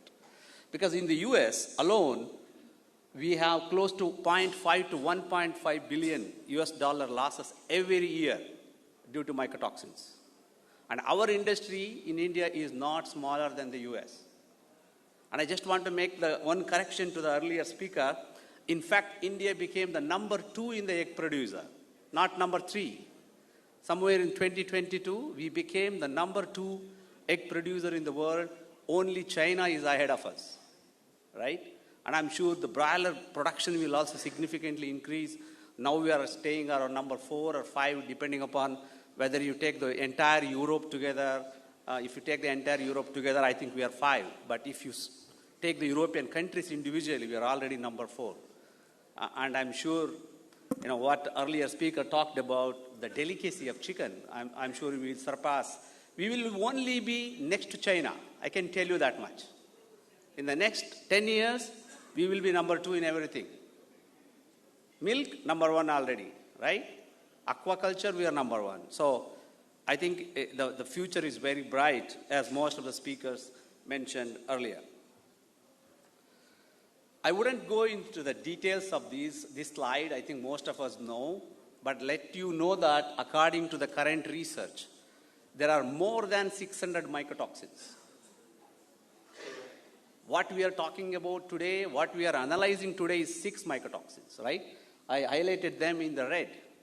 But there are 600 mycotoxins, and there are many toxins in the masked form which you cannot analyze. There is no analytical equipment to analyze them.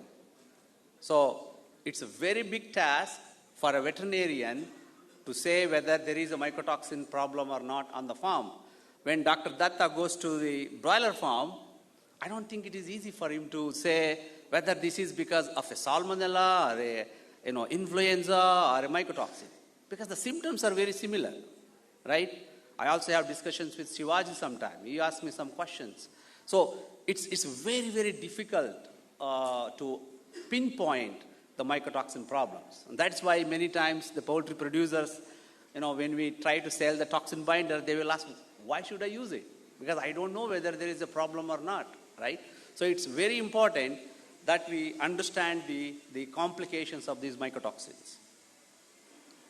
So this is very new from our analysis. Last year in 2022, we have a laboratory in Hyderabad. We're doing a lot of mycotoxin analysis. What we found out there is aflatoxin was the 91% contamination. That means if you take 100 samples, you analyze for aflatoxin, 91% of the samples were positive for aflatoxin contamination. What is the percentage? What is the average? Is 43 parts per billion. It's quite high. According to the FSAI, it is only about 20 parts per billion is allowed to be included in the complete feed. So we are more than double of the regulatory levels. Zaralanan also quite significant, 91%. The only good thing about Zaralanan is it's not very toxic to poultry. So it's more problematic to pigs and dairy cows. So we are okay there. Ochratoxin, again a significant problem, 87% of the samples. Right? Earlier Prakash was talking about kidney issues or liver issues. Yes, ochratoxin can also cause a kidney problem. So we have to do the differential diagnosis as stressed by Dr. Prakash in the past. Fumonisins, yes, the problem is increasing in India. Around 69% of the samples contain up to around 1,611 parts per billion. Then T2 was less contamination, around 7.4%, with average of 37 parts per billion, which is quite high. So, right? So we use what we call box and plotter technology.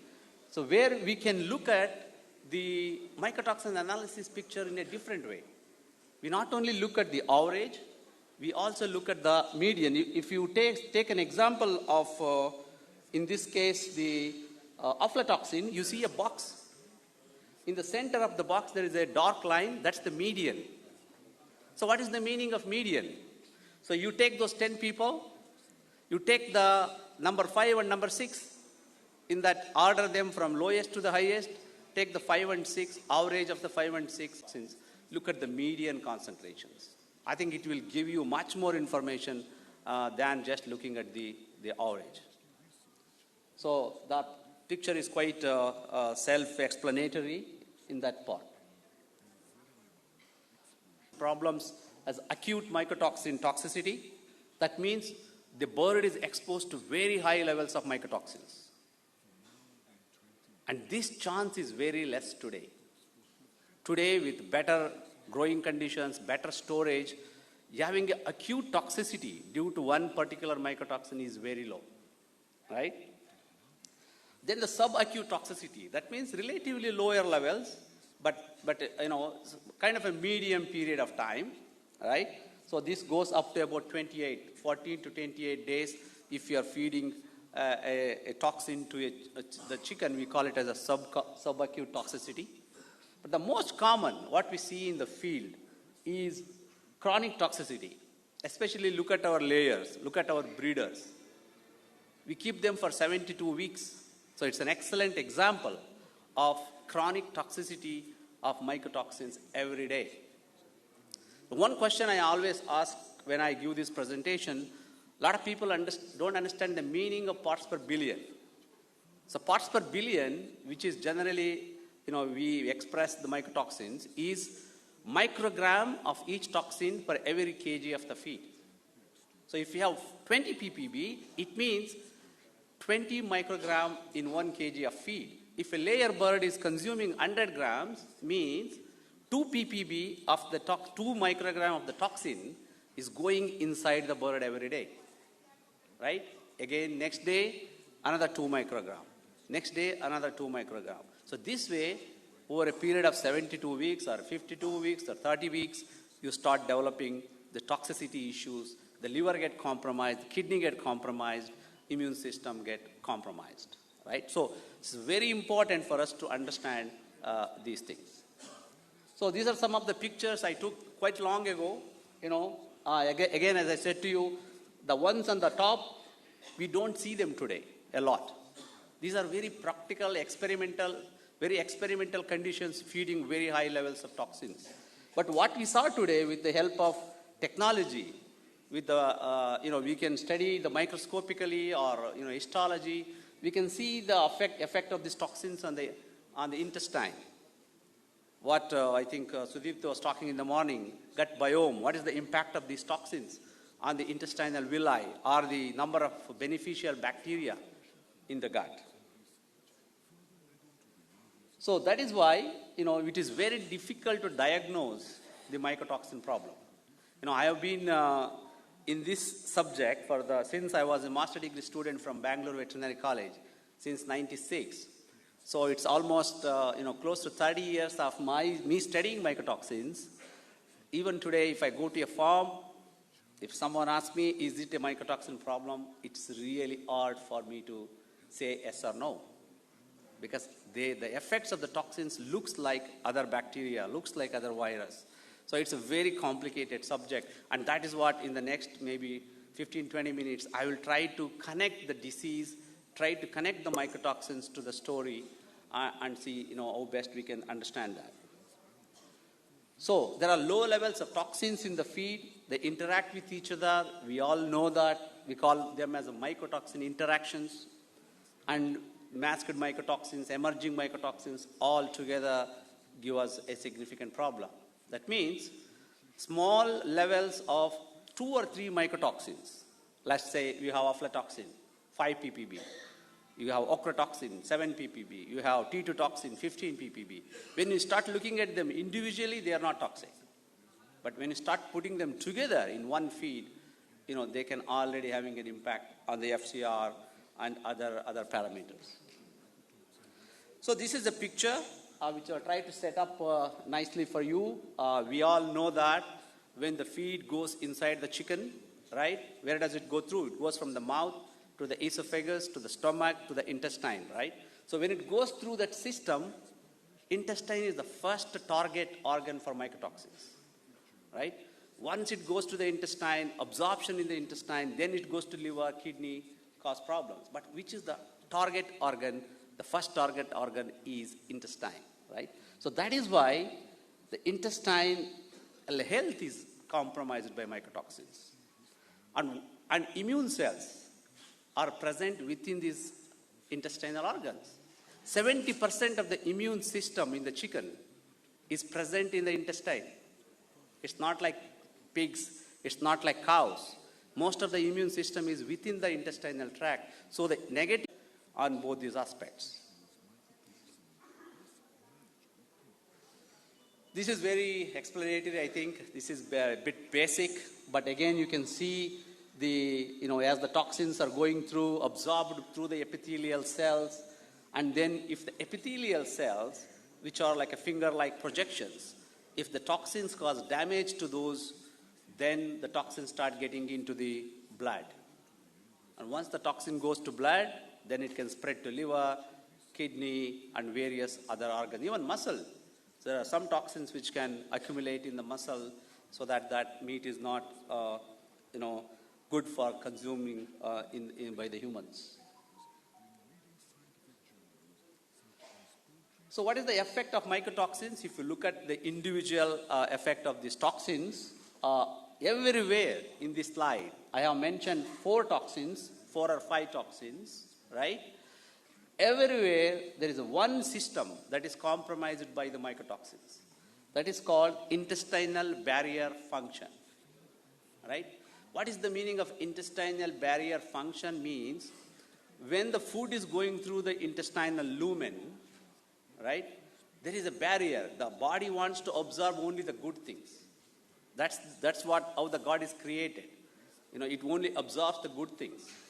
So it will prevent the absorption of the negative things. For example, arsenic, heavy metals, right? They're bigger in size. So that even the heavy metals are there, the body will try not to absorb those heavy metals. However, if there is any damage to the intestine, these heavy metals, toxins started getting inside. So by this slide, we can easily conclude most of the mycotoxins affect the tight junction proteins or the barrier functions within the epithelial cells. So what is the negative effect? The nutrients are not absorbed. Let's say you are given excellent food, feed to the chicken, highly digestible, all the energy, all the protein, all the amino acids. But if it is not absorbed, if it is excreted, then you are losing money, right? So that's where the mycotoxins have an impact. And that's where the mycotoxins interact with coccidia. That's where the mycotoxins interact with necrotic enteritis and many other diseases, which is very difficult to differentiate from the mycotoxins. So another slide, if you start looking from the top, it's the mucus layer, and then you have the inner mucus, and then these finger-like projections, I said to you, epithelial cells, and between those finger-like projections, you see that black-colored things which are tight junction proteins, and they need to be very strong. And if they are not strong, then the toxins will enter into the bloodstream.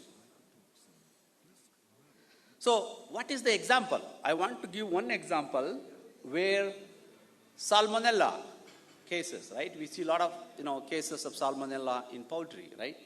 So in this example, there is a toxin called DON, deoxynivalenol. Some of you are aware of that toxin.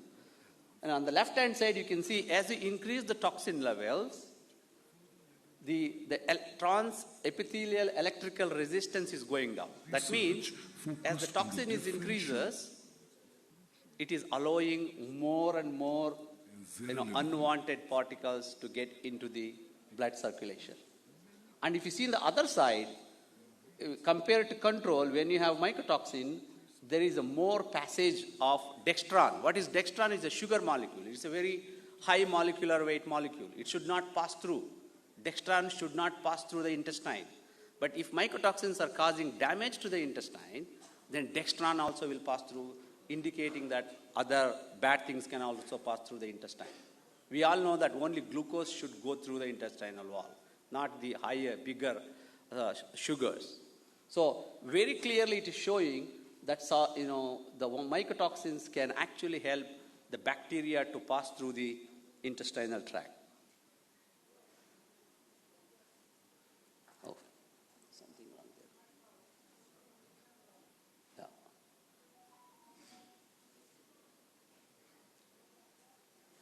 Can you move yourself?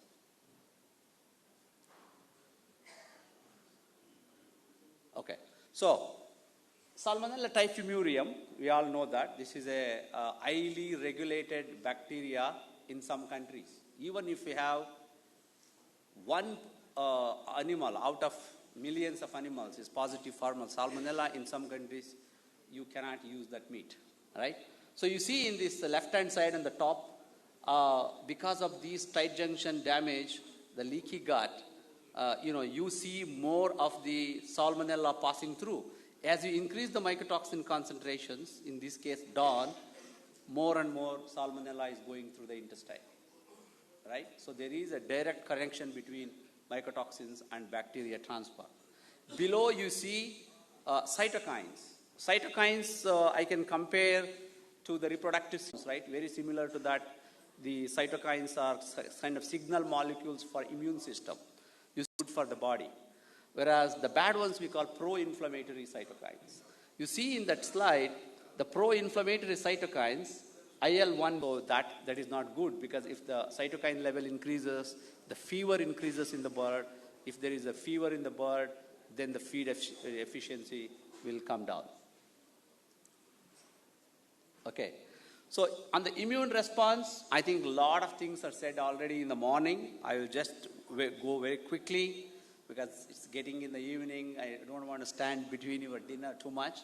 So there are two kinds of immune system in the body. One is called innate immunity. That means you are born with that immune system, right?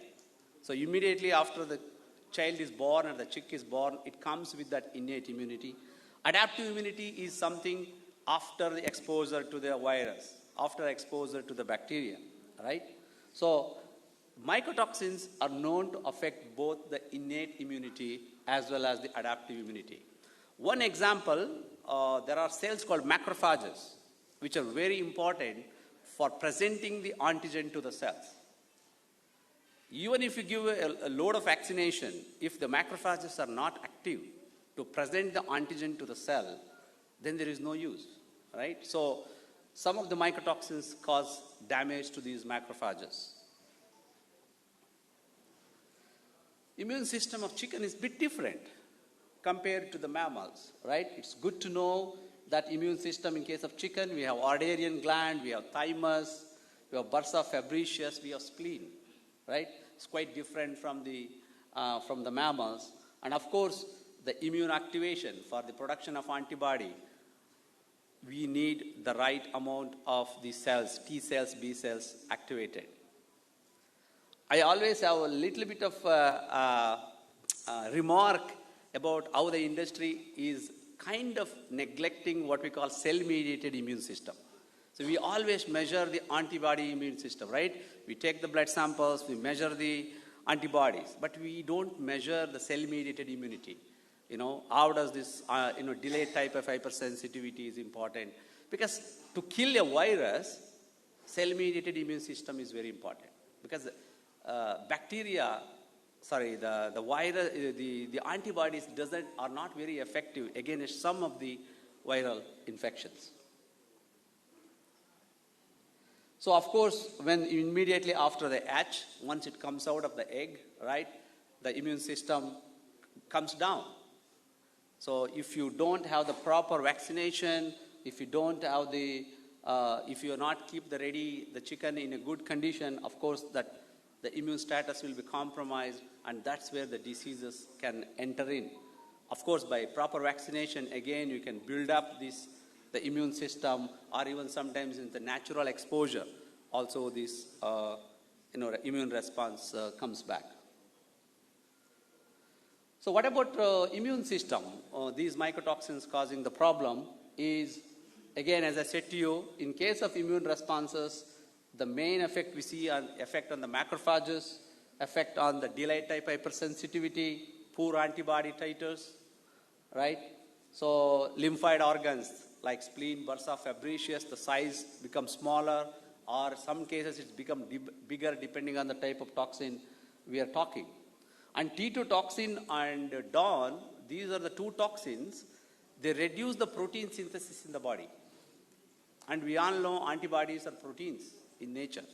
So if you have these toxins, basically you have lesser antibody production. One example from Bangalore Veterinary College, where Dr. Malathi and his students did the research, where you had the control diet. She had Newcastle titers around 1.36 on day 21. With the mycotoxins, you see significantly reduction in the antibody titers. At the 42 days as well, and this apply to infectious bursal disease also. So, very clear examples. Under the university conditions, you give a known amount of toxin and your antibody titers comes down. One more example, in case of T2 toxin, it will affect the efficacy of anticoccidial drug. right? So anticoccidial drugs are very important to reduce the economic negative impact of these coccidia. In this case, if you look at the left side, the protocol, the birds are 7 days of age. The oral inoculation with Eimeria chinella is one of the cocci. At day 15 of age, they did the potassium acid as an anticoccidial drug. So if you look at the table on the right side, when there was no Eimeria, when there was no use of anticoccidial drug, you had 90% mortality and 100% lesions. Then you introduce the lacell acid along with the toxin, remove lacell acid and introduce the toxin, all of a sudden you have T2 toxin, 35% mortality, 100% lesions. When you have 1 ppm, 5%, 45%, and 0.5 ppm or less impact. So very clearly shows that the mycotoxins actually affect the efficacy of the anticoccidial drugs by affecting the immune system in a number of ways. So this slide, I just wanted to give an overview. What are the kinds of toxins? What are the kind of negative effects? In this case, for example, the mucus, they can actually compromise the mucus production, right? DON has an effect on IgY production. I have seen in my research PhD program, whenever you're given the DON, actually IgA level goes up. So we think it is good, but actually too much of IgA can cause glomerulonephropathy. It can affect the kidney, right? So by increasing antibodies also sometimes, too much is also not good for the chicken. And then you see the aflatoxin, OTA, T2 are directly affecting the lymphoid follicles. So different mycotoxins have different effects. So with that about the toxins, just 1 or 2 slides about the management, because it's very easy for me to scare you with mycotoxins, but there should also be some tip: crop management, harvest management. According to some scientific evidences in India, 30% of the grains we produce every year is wasted because of improper storage. 30%. This is a scientific evaluation. So we are not producing less grains. Actually, we are producing more, but we are losing them due to the improper storage. So good storage, good harvest management, good feed mill hygiene, of course the use of toxin binders, all these have a big role to play in the management of mycotoxins. This is something for veterinarians. Again, I think people like we in the field, we face this, right? Sometimes you take the analysis report. The farmer is saying, I am having a problem. He's telling, I am very clear about the mycotoxin symptoms in the birds. But when you're looking at his feed, there are no mycotoxins, right?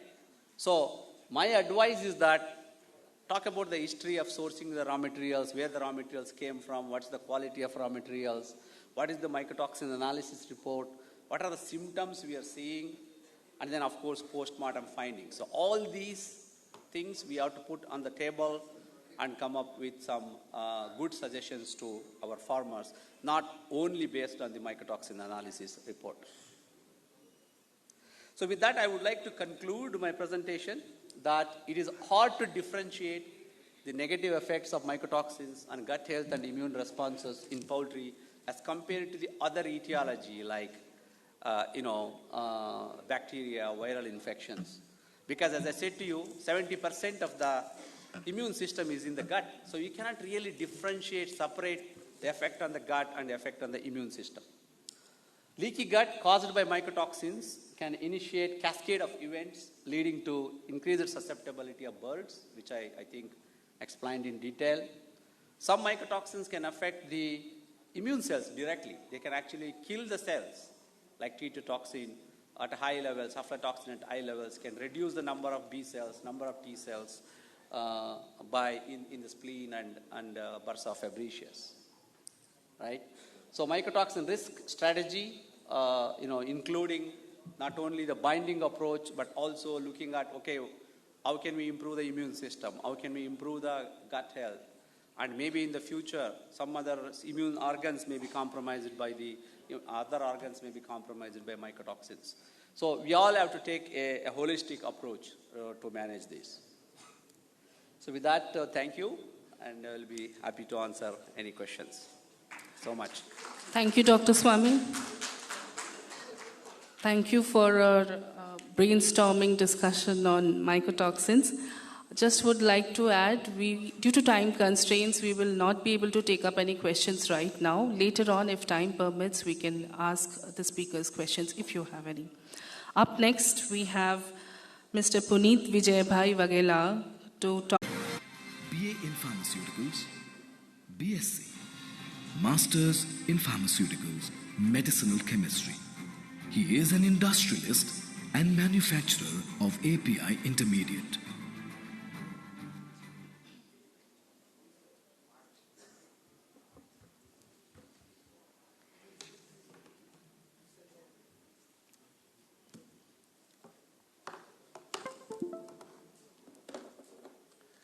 Hi, good evening everybody. So today I will be talking about the major problem we have been seeing right here sitting Dr. Subhrangshu Chatterjee and I a year back was discussing about that multi-drug resistance is a big issue into any field you go, whether it in human or we can say in animal husbandry.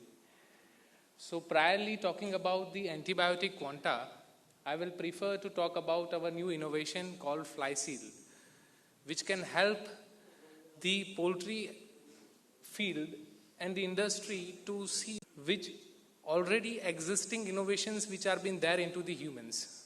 Like one is estradiol phosphate, which is the exact opposition you can say to Viagra, right? So larva, if we can consider, then firstly, when larva has been converted into the fly, there are the many stages. So if we potent them, that in very, you can say commercial language, you can say that if we potent them into the parts and their private parts do not work, then what will happen? Larva will not convert, or the end fly cannot make the larva themselves. Can you show the fly seal? Yeah. Fly seal जो दूसरा दिया था. हाँ.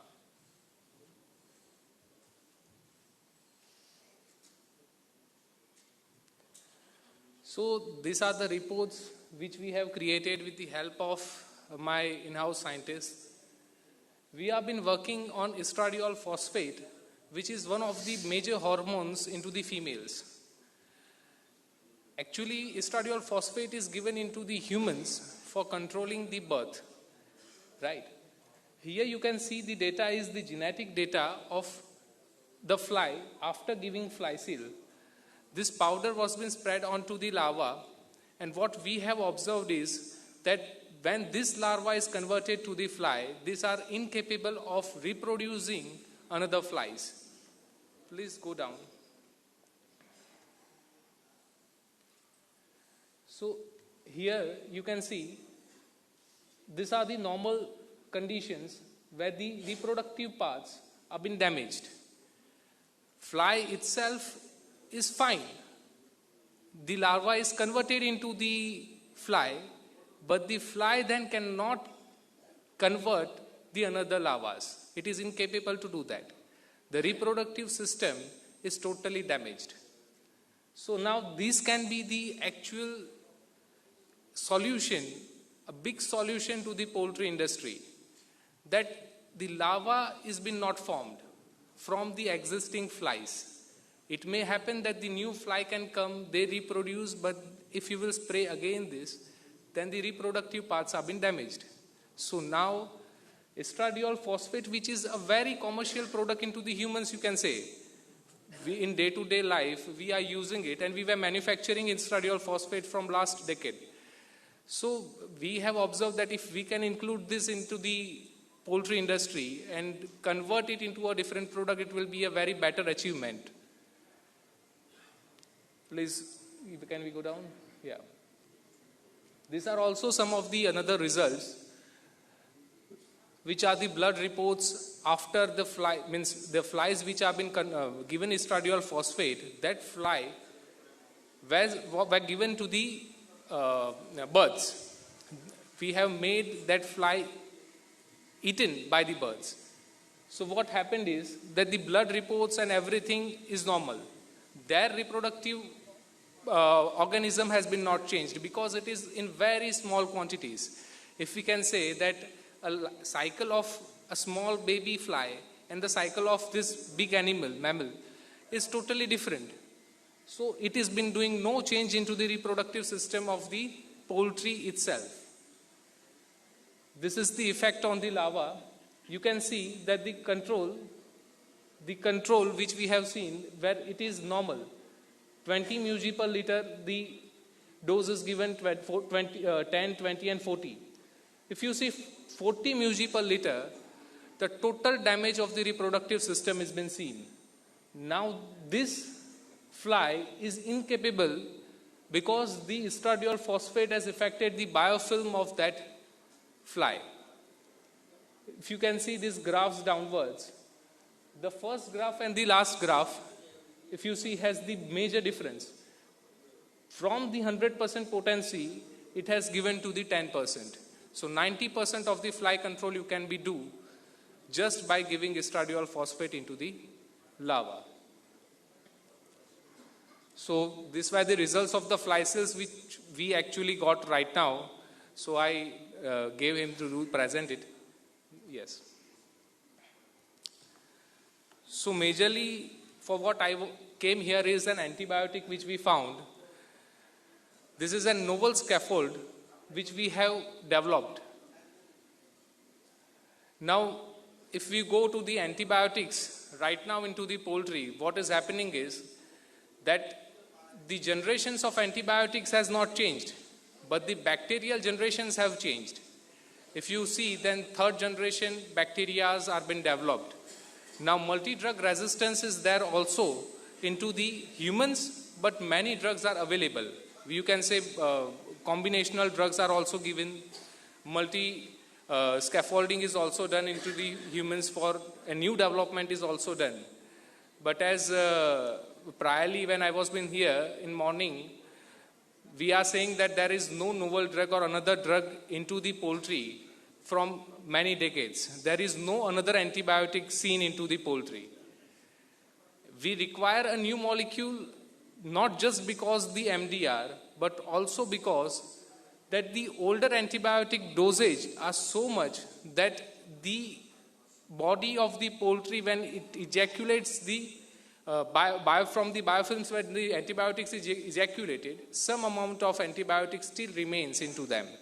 And what happens is that antibiotic is being eaten by humans. So lesser the quantities will also give the make big difference into the poultry as well as into the industry.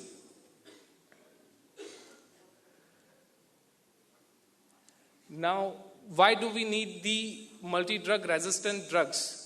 Firstly, that if you see the second generation and the third generation difference of the bacteria itself, these are the common antibiotics right now used into the poultry. If you see that priorly it is affecting, but when we change the generation of the bacteria, it has no effect on it. So what happens is that we increase the antibiotical dose. If we are giving, for example, 30 gram per ton, now we are giving 200 gram per ton. So what is happening is that we are increasing the dose of the antibiotic, but not changing them. The main thing we need to do is to change the antibiotic, which can give the good resistance and work well to the resistant bacteria. The antibiotic name is Quanta, and we have done some results on bacteria as well as the fungus. You can see these are the strains of bacteria we have taken and the results on them. This is the zone of inhibition in which 52 mm, 50 mm and 60 mm of zone inhibition is seen, which is the best results you can get into an antibiotic. Now minimum inhibitory concentration MIC value of this drug if we talk, then that starts from 0.01% to 2%. Means 0.005% is also working on the bacteria. This same concentration also goes for fungus. Like you can see, these are the results of fungus. If it can kill fungus, then the same concentration is capable enough to kill the bacteria also. Mr. Puneet, I would like to interrupt you for a moment. I would request here, everyone, please keep your mobile phones on silent and not talk among ourselves so that it is easier for the speaker to interact. Thank you so much. Yeah, thank you.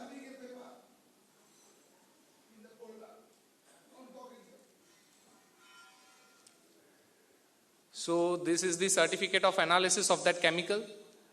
How does it look like? And what are the major descriptions of it? It is soluble in acidic and basic media. So main reason beside the solubility is that there are different kind of effects of antibiotics. Where it is dissolved. Is it dissolved in stomach? Then if it is dissolved in acid, then what will happen? It will be getting more effect towards the intestines and then into the colon. So this is soluble into the stomach itself. So it will give very good results onto the intestine and after that to the colon, which gives the gram-positive and gram-negative bacteria both into the contact and give very good results for the antibacterial effect. Now we have done acute toxicity also of the molecule. Some of the results on it, which we have done on rat, and dose also is written. You can take 30 to 100 gram of antibiotic in 1 ton feed. Duration is 9 to 16 weeks, which we have taken. Now, any antibiotic has the target. So, what is we targeting on? How this antibiotic works biologically? What is the biological mechanism of this antibiotic? That is very important to understand. So, these are the novel targets for any bacteria to kill. The main fundamenta is to kill the bacteria or kill the virus. So, we are focusing on ATP PRTase. Now, what is ATP PRTase and how the target has been working? PRPP and ATP, these are the two targets of any bacteria. In presence of magnesium, they react. When they react in presence of magnesium, two byproducts internally is formed, which shows into PPI and PRATP. This PI and PRATP and PRPP and ATP, it is an irreversible and reversible process both into the body in presence of magnesium. Now what we are doing is, when it is converted into PRATP convert into L-histidine, which is a major amino acid for any bacteria to sustain the life.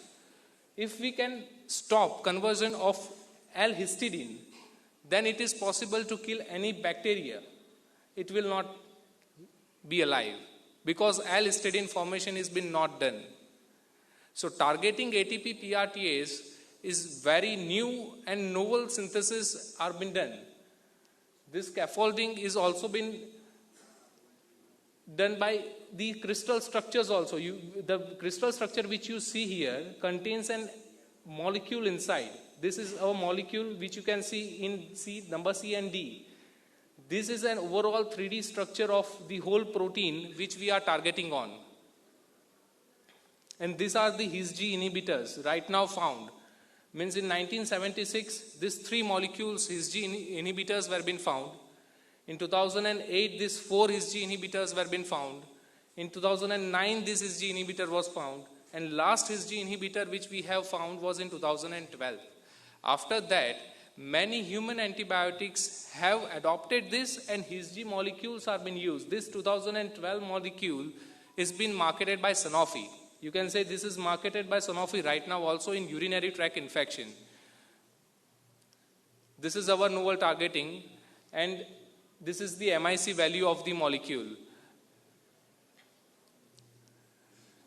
Now, if you see the scaffolding of any chemical structures, there are many kind of scaffolding like benzoimidazole, benzothiazole, benzoxazoles.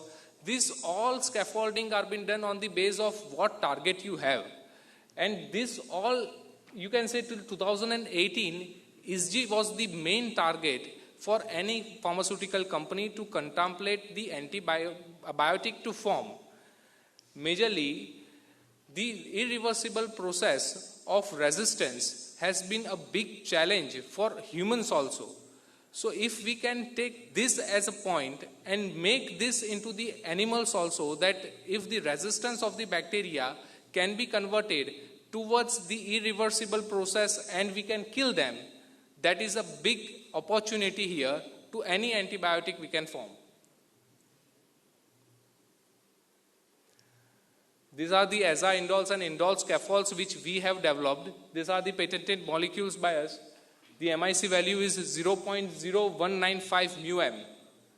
Another is showing 0.013 μm, 2 μm, 0.12 μg. These are all designing which we have done from converting to 0.0009 μm to 100 μg per ml.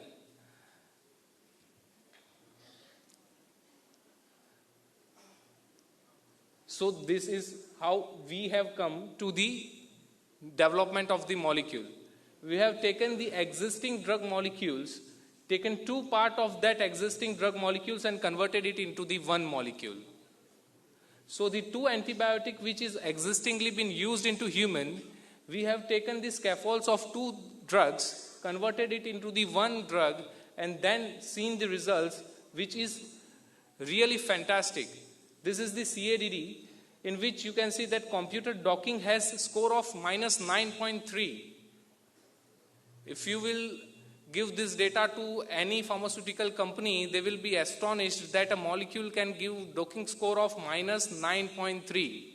This is a really big achievement. I will say that Dr. Subhrangshu has done a very great job with us in development of this antibiotic. We have been working for 3 years and we have achieved this great thing that a molecule can give -9.3 docking score.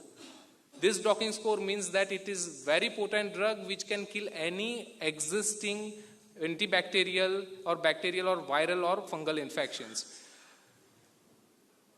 So these are all scaffolding which we have done, and this side you can see the amino acid interactions also, that this drug is joining which amino acids.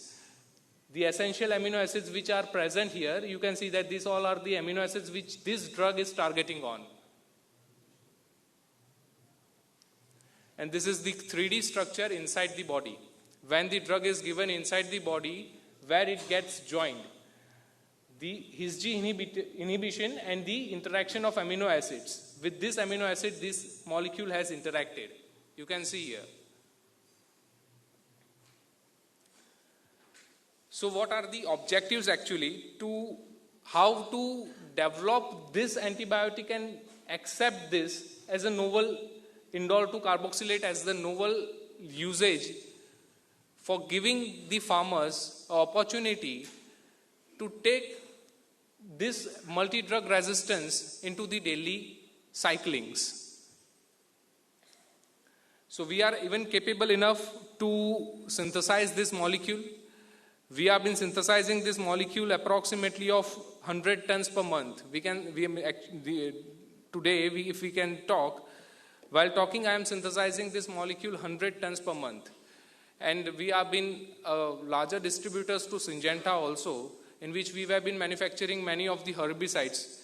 So the molecule which you see is a commercialized product right now in European market, as well as you can commercialize it into the India. This drug has affordability, means it comes with the price range of 1350 only, 1350 per kg. And the multi-drug resistance of this product gives you the assurity that when the lower dose of this molecule will be given to the animal, the end result of this molecule will be fantastic. You will not see any damage done by the bacteria or fungal infection into the animal. The bird will be free with the fungal and bacterial infections. Also, the dosage is so low that you can say that after conversion and biological process has been completed, the minimum amount of antibiotic is going to the humans, which is the major problem you can say into the poultry right now. The big, you can say, issue or problem arised by the government is that how antibiotics has been taken into the poultry industry, and then that antibiotic has been consumed by the humans also. But the main thing is that after the completion of the biological cycle of any antibiotic or any molecule, it is excreted out by the animals also. So when 7 days to 10 days is completed, the excretion of whole antibiotic has been done. But the main issue is that the antibiotic which is given is in how much amount. The excretion time also depends on the amount. If you are giving 200 mg, 500 mg to 600 mg to 1 ton, then that will definitely cause the more amount of time to excrete from the bird also. Lesser the amount, more the efficiency, greater the results. That should be the motto.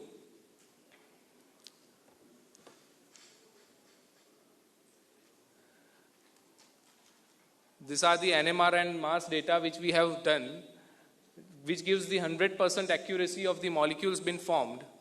This is all totally a chemical data and commercial chemical data only. I think that I have brought a chemical PPT towards you. As I am a medicinal chemist, I am being very obsessed with the chemistry itself. So I have been showing you the molecules only. The biological side of the molecule is actually what you can explore by yourself by giving the drug to the poultry itself. We are open to that, and we can give the samplings and drugs to you. You can check by yourself. You can add it to the regular system, and you can say that how it is working for you. Any kind of questioning which you will be having on that antibiotic, we will be available for you. Me and Dr. Subhranshu will be answering any questions you will be having regarding to the antibiotic. So these all are the synthetic process which we are doing for the drug. And what you see here is that the efficiency of production also. Majorly what I have kept it into this slide is that when you are developing an antibiotic, the major source is that can you provide the sustainable amount to the industry or not. Means if the capacity is not there to produce the antibiotic, if you are giving me the orders of 100 ton, then will I be able to compete with that? That totally depends on how much step I am taking to synthesize that molecule. If there are 12 steps, then definitely that product will be more expensive and it will be creating a lesser amount than the existing drugs which have been there. In animal husbandry, you may need a drug which is easily synthesized. You can form it into the daily process, and also it is effective. Right now, many human drugs are there which are cheaper actually. But the thing is that they are cheaper for humans only. When you take to the animal husbandry, there are 7,000 to 8,000 rupees per kg, which is not affordable into the animal husbandries. But they are very good antibiotics, which you can use. So major issue till now, right now, is this only, that there is no one or no product which is available in a cheaper price, which can give you the good results also, plus it is affordable. Mr. Puneet, you only have 5 minutes to wrap up. Okay, yeah. So I think I should wrap up. Any questioning you have, you can contact me directly. Yeah, this is my mail and number here. You can take a photo and contact me for any kind of questioning, and if you want any samples for antibiotic, we can provide them till if it is 100 gram, 200 gram. If you will ask for 100 kg, it will be a paid one. Right? Thank you everybody for inviting me here. And I will say you should take a big round of applause for Dr. Subhranshu here. Please, sir, have a stand. Thank you. Thank you, Mr. Puneet.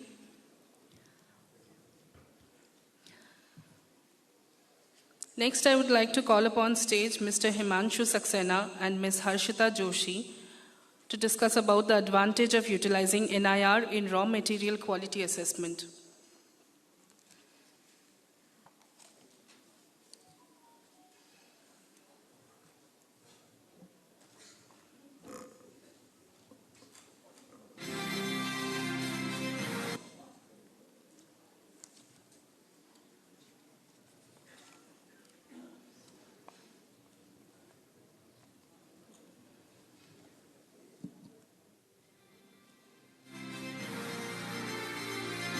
Mr. Himanshu Saxena leads the feed segment with FOSS for the Indian subcontinent. He has great insights into the industry and loves sharing actionable ideas and information about the industry's growth. He has 15 years worth of experience in analytical instrumentation with a specialization in NIR spectrometry applications. He has worked very closely with the food and agriculture industry of India. He comes from an enriched background in food technology and marketing from IIM Calcutta. He has been associated with FOSS since 2017. Ms. Harshita Joshi, as the marketing manager of FOSS India, Ms. Harshita Joshi is responsible for managing the promotion and positioning of features are now coming with the NIR, so that makes the analysis a lot more easier and then a lot more meaningful with the integration. So that was basic about what is NIR and then how it can be put to use for the poultry industry. So now I'll request Harshita to just also explain that how NIR has come up all these years and then what role FOSS has to play when introducing the NIR to the poultry industry. Over to you, Harshita. Thank you, Himanshu. So when we understand of the world, I mean, it is a technology that requires continuous improvement. It is a technology that requires continuous updation, and it will also help you deliver the best results. So now, why FOSS comes up with NIR and why you should, consider FOSS when you're looking for NIR solutions. So we come with 60 plus years of innovation experience. We always strive to be the first, which is one of our values in the advent of innovation in industry. So we have a long legacy with the spectroscopy. And then more than 10% of our turnover is invested back into R&D so that each and every time we can 250 installation base across the country. More than 60% of the feed market share is owned, it's in NIR is owned by FOSS. We are a tightly feed and forage industry on the whole. We are very customer driven and of course we have one of the most advanced digital solutions. Our presence in India, we are spread across India, so whenever you find or whenever you have to recommend NIR to someone or you want to know more about the NIR technology, you can just approach any one of us. Our website is up and alive 24/7 at your service. The channel partners, we are widely spread across the nation with the channel partners, and not only in India, we're also widespread in neighboring countries like Bhutan, Sri Lanka, Bangladesh, Nepal. So a little about the evolution of NIR. So initially when we had NIR as 5,000, this was during the advent of Industry Revolution 3, wherein we were not as equipped as we are with technology now. So we moved on to NIRS XDS, which was again limited as compared to the number of parameters that we can take control of with today's NIRs. With DS 2500, there was a humongous change. It was a dynamic shift in the NIR industry because now you could do multiple parameter analysis and that too within a minute. And then today the NIR that has taken the industry as a whole is NIR DS3, which gives you the analysis within a minute, and there is plethora of parameters that you can test on NIR's DS3, and you can also develop your own calibrations. Also, this instrument is it is connected to the Industry 4.0, so it has your data secure, so you don't have to worry about any of your data. Sorry to interrupt you, Harshita. You have only 5 minutes. Yeah, sure. Thank you so much. We have a huge installation base in India, so I'll just skip this. So the FOSS partners, the additive feed industries that we closely work with are Adesio, Nutrico, Evonik, Cargill, AB Vista, ADM, and DSM. So, they are quite good promoters of FOSS, and they've been using NIR and, promoting NIR in the feed industry. So we have, till today, we have been catering to a lot of people working in feed and forage industry. Not only feed and forage, we are also in grain milling and oils, and also in the ready-to-eat industry with the NIRs. A small video, I'll just show it to you from one of our customers who's a proud user of NIR in the feed industry.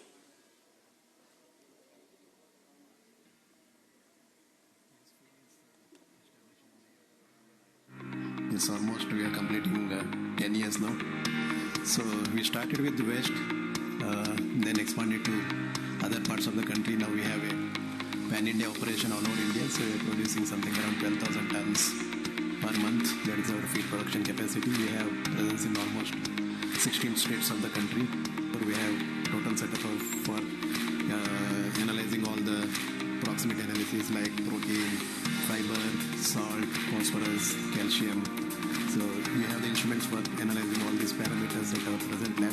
So we have two NIR, one is at Pune and the other one is in Kharagpur. So both are used for analyzing the proximity parameters like for both feed as well as raw material. We do analyze all the parameters like protein, moisture, fiber, all these are analyzed, and for the quick report we use the NIRs. Yeah, so by using FOSS 2500 NIR, we could get the result very quickly. Means the wet chemistry method takes almost 1 to 2 days to get all the parameters done. But using the NIR, we can get the results within few minutes. So this helps us in taking decision quickly about the acceptance of the raw material. As far as the raw material is concerned, as far as the feed is concerned, we could get to know what kind of feed we produced, and immediately we can take decisions about the further actions of the dispatches. And also, when we found FOSS NIR is much reliable and it's very user friendly, so we got references from some of the users. Then we decided to go for FOSS NIR. It's really it's very reliable and very easy to operate. So even layman kind of person can operate this NIR without much difficulty. So we found it's very useful in our day-to-day operation. Yeah, so we are getting good support from FOSS team. So regular visit to the factories, so regular follow-up regarding all the equations, even upgrading the system. So we are getting very good response from the FOSS team. So we would like to partner with the FOSS and upgrade as far as possible in the digital area, like linking with the formulations, all those things we so expecting from FOSS team. Yeah, we are happy with the service provided by the FOSS team. Definitely there can be improvement, means like upgrading the technology. So even giving training to our people about the equation formation and all. So that will definitely help us our person independently operating the system. So that's what we expect from the FOSS team. Thank you, everyone. Thanks, everyone, and we'll be around, so like we can have one-to-one discussions in case you have any queries. Thank you. Thank you, Mr. Himanshu Saxena and Ms. Harshita Joshi. Next, we have Mr. Shubhajit Banerjee to discuss about the demonstration of Poultry ERP software. Mr. Shubhajit Banerjee, can we have you on stage, please?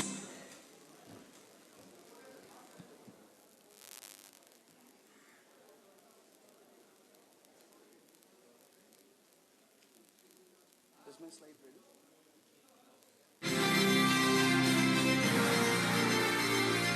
Mr. Shubhajit Banerjee, Associate VP, Cogito IT Services Private Limited, responsible for the demonstration of Poultry ERP software.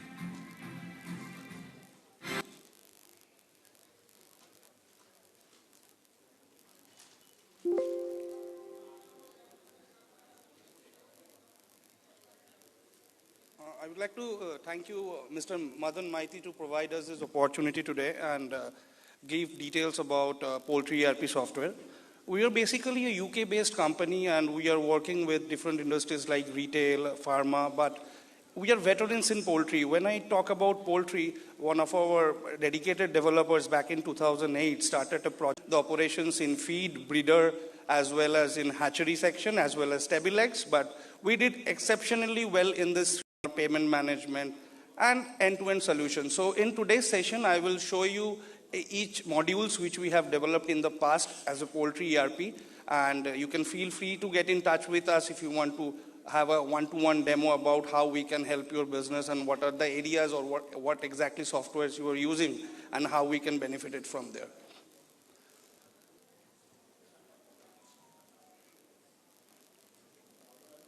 Yeah, so when I start Poultry ERP, so we have the first important part is how to manage your employees. So we will manage an end-to-end raw materials, your checks, your raw materials, your vendor management, your employee register, and items. And on the basis of those items, we'll create different item register reports on the basis of which we can do analytics. And at the end of the month, you can take different decision where it has gone wrong or what changes has to be done.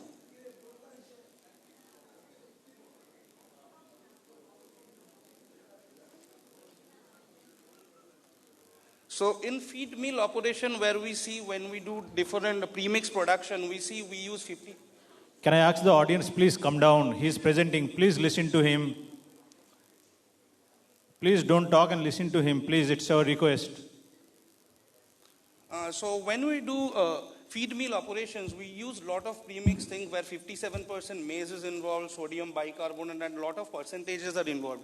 So we track them each and every meal on the basis of their history. So the performance of that particular premix production, you can check which has performed best in the past, which you can reuse. And you will have a production register as well as the production dispatch can be tracked in your feed mill operations.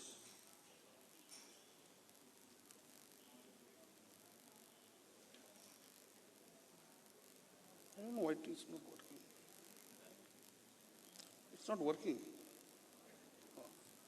So in breeder operations, there are certain areas where we work in terms of analytics. We do a lot of egg production cost, we do wastage material valuation, and in terms of intershed transfers, vaccination, in 3 areas we work, chicks, grower, and layer shed creation. We create different reports, and on the basis of those reports, we create different flock information.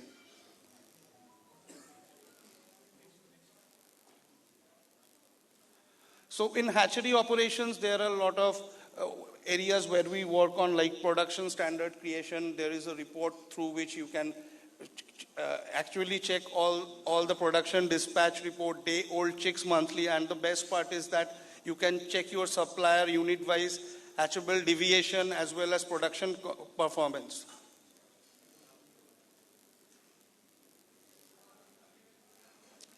So this is the very important area. So when we cover breeder, feed, and hatchery, the most important area when you send your chicks for growth to your farmers. So the relation between a poultry owner and the farmer has been tracked in different areas. We do flock number creation of that particular flock which you are sending to the farmer. We do a rearing standard creation. That means we predict a mortality rate what can be done. On the basis of that, what exactly the farmer growing charges calculation will be happening for that particular flock, and as well as farmer payments has been tracked. And on the basis of those, we have different 10 reports which we create, and very importantly, there are edge-wise readily bird availability report. Then you have supervisor, in-charge, performance-wise report, farmer growing charges report. So all these modules are available in templates which you have built for the last 14 years. So if you see a real product demo, that can be done, but that cannot be done on a stage. Before that, we need to sign an NDA and we need to do that. Next. So as I have almost covered the main functions like breeder, hatchery, and other sections, the more important part of any business is sales. So your end-to-end sales operations can be tracked in this ERP through your purchase order, through your good receipt notes, and exactly on the basis of that you can do purchase bill register, document reports, daily item purchase report. So entire your purchase section can be tracked in this ERP. And after the purchase, we also manage the entire sales with invoice, delivery, challan, and sales order as well.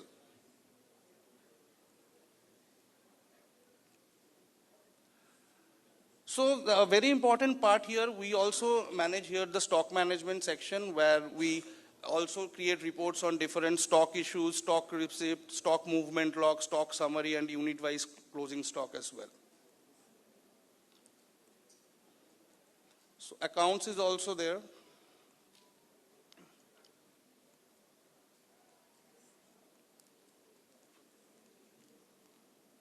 Yeah, so the most important workflow which you have created so far, our client doesn't do table X, so this is for hatchery, breeder, and feed section. If you see, we create different users and items through which a purchase order has been generated. Through that, it is going to feed production. If there is any stock issue, then it is going to a go down. Then the flock is being issued to the farmer. Then the ready bird production is going to a transporter challan. Then the delivery challan. Then an invoice is happening. But in case of there is a flock issue, it is coming to closure of flock, flock performance, then actual production cost, farmer growing charges calculation, and farmer payments.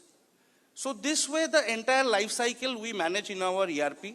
If you have any questions, you can look at the screen or you can take a picture because it is the entire life cycle which we follow in our ERP.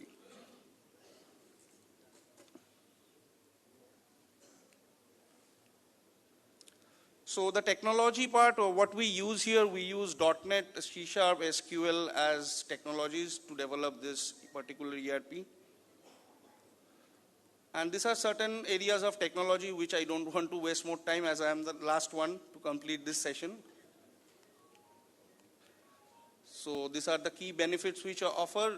It's like our ERP solution will help you to increase profitability as well as performance. So lastly, thank you all. I hope I didn't take much of your time, and I would like to say thank you all. Thank you, Mr. Shubhajit. I would like to announce the patient audience to wait a little bit more patiently because we have one more speaker for this last session. We have a 10 minutes presentation from Aster on solid waste management, organic waste composter by Mr. Partho Shaha and Mr. Promit Shaha. Can we have you on stage, please?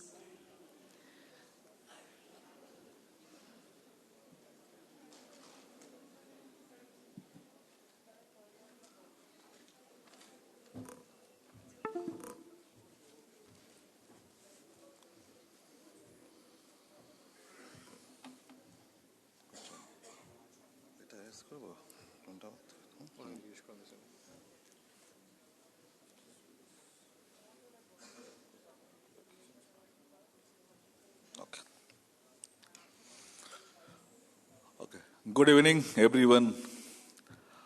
I am Partho Shaha, and he is Mr. Pramit Shaha. We have come from a company called Aster, Kolkata-based company, and we are in the business since last 25 years, and our motto is to save environment. As this subject is very much not interesting subject, and boring subject, but you should understand what is environment and how we can support the environment. So please, I would like to tell you, please go through our all presentation so that we can give you some important knowledge. So our motto is save environment, go green.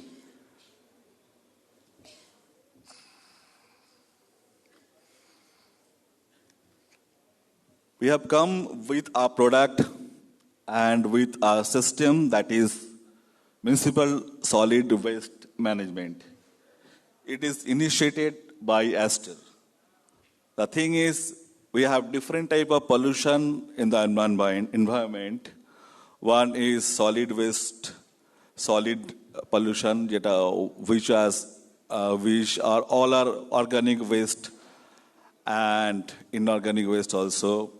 Then air pollution and water pollution also. We are working with all the system to control all pollutions. One of that It is solid waste management.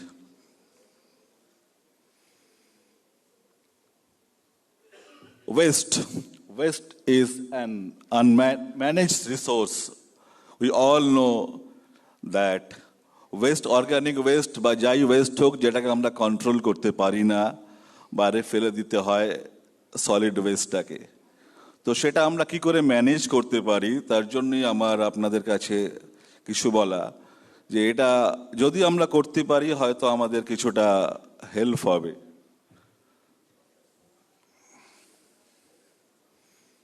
What is organic waste? Organic waste is a material that is biodegradable and non-biodegradable.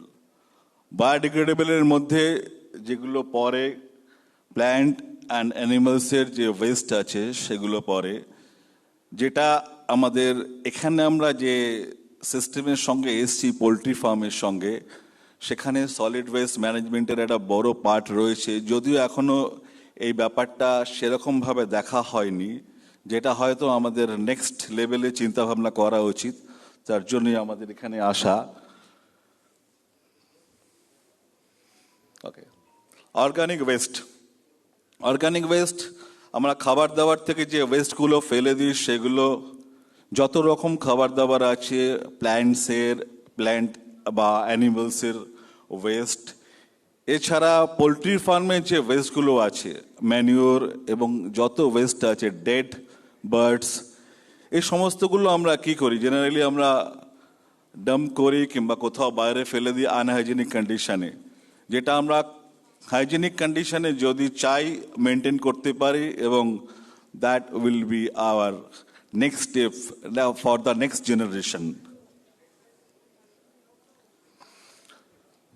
There are two types of municipal solid waste.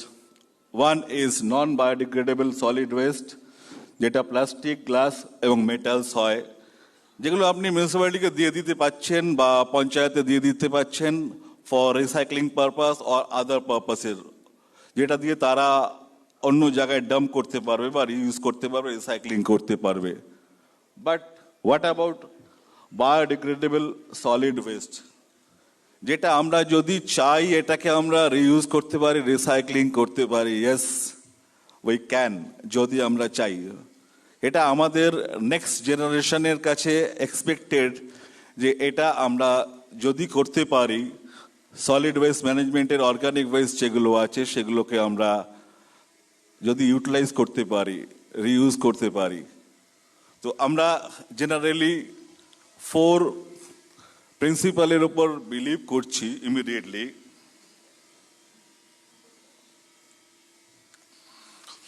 Number 1, 4 R's principle. I think you are not aware of these 4 principles.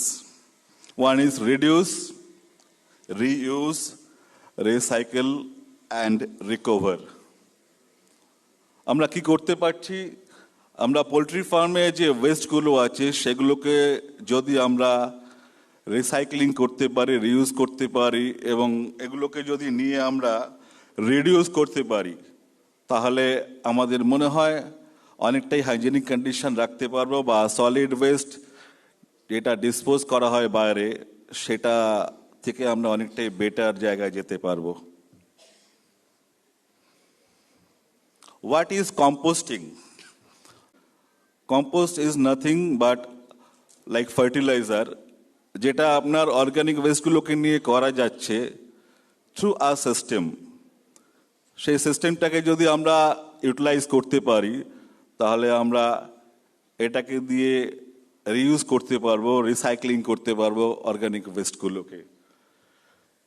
Organic West যেগুলো আছে সেগুলোকে আমরা ডিকম্পোস্টিং করি, ডিকম্পোস্টিং যদি করতে পারি properly, এবং তার জন্য আমরা দুরকম বায়োকালচার ইউজ করি, অ্যানারোবিক ব্যাকটেরিয়া এবং অ্যারোবিক ব্যাকটেরিয়া, যেটাকে দিয়ে ডিকম্পোস্টিং করা হয়, এবং তারপরে যদি এটাকে ড্রাই প্রসেস করতে পারি আমরা, then we can get a good compost which will be the 20% from the organic West. তো 80% আমরা অর্গানিক ওয়েস্টকে আমরা কম করে ওটাকে 20% নিয়ে আসতে পারবো কম্পোস্ট হিসেবে।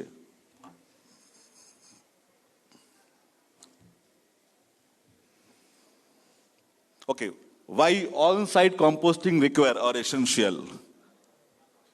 আমরা অন-সাইট কম্পোস্টিং এর ব্যাপারে হয়তো অনেকেই জানি না, বাট আমাদের নেক্সট চিন্তা ভাবনা করা উচিত যে অন-সাইট কম্পোস্টিং এর ব্যাপারটা কি, এবং যদি আমাদের কাছে স্কোপ থাকে সেটা অবশ্যই আমাদের নেওয়া উচিত, এটা আমরা মনে করি, যাতে বাইরের ওয়েস্টটাকে আরও যাতে পলিউশন না করা হয়, সেটা আমাদের মোটো। বেনিফিটস অফ অন-সাইট কম্পোস্টিং, অনেকগুলো বেনিফিট আছে। আমার টাইম এখানে খুব শর্ট আছে, অনলি 10 মিনিটস। সো আমি বেনিফিটসগুলো, আমাদের কিছু লিফলেট আমরা ডিস্ট্রিবিউশন করেছি, প্লিজ ওখানে আপনারা যদি একটু ফলো করেন তাহলে দেখে নিতে পারবেন, সুবিধা হবে। ওকে, you can go through the leaflet for details. Now, this is our product. It is automatic composter.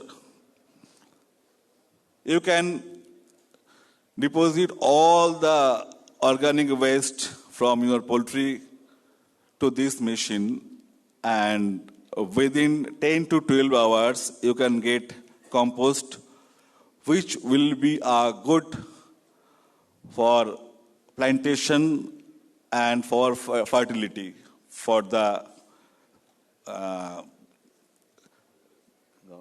the ground. Okay. It is eco-friendly product, and there are different capacity of these machines. We are doing from 25 kgs capacity to 3000 kgs capacity, which can solve your problem. Yes, 25 kgs to 300 kgs. There is mentioned 2000 kgs, but we are doing 3000 kgs also. Why verdant automatic OWC?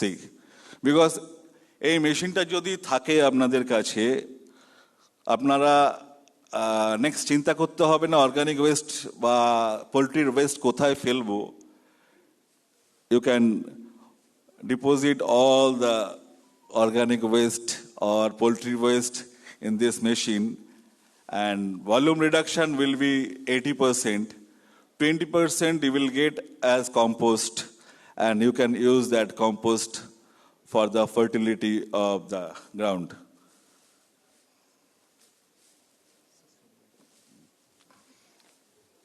The space and capacity all are mentioned here.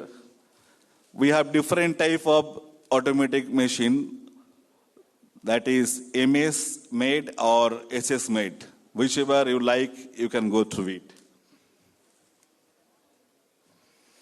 We have service network in Pan India, as we are the authorized vendor of Tata Motors and Hyundai Motors India Limited, and we are covering 28 states in India. We are West Bengal based company, but the thing is we are covering in all over India. So whatever service you require, you will get from us for this purpose, and hope I have cleared you all the things for solid waste management, and you just support the environment to save the next generation. Thank you very much. If you have any question to ask, you can ask me. Sir, if you have any question to ask me, any person, any questions, sir?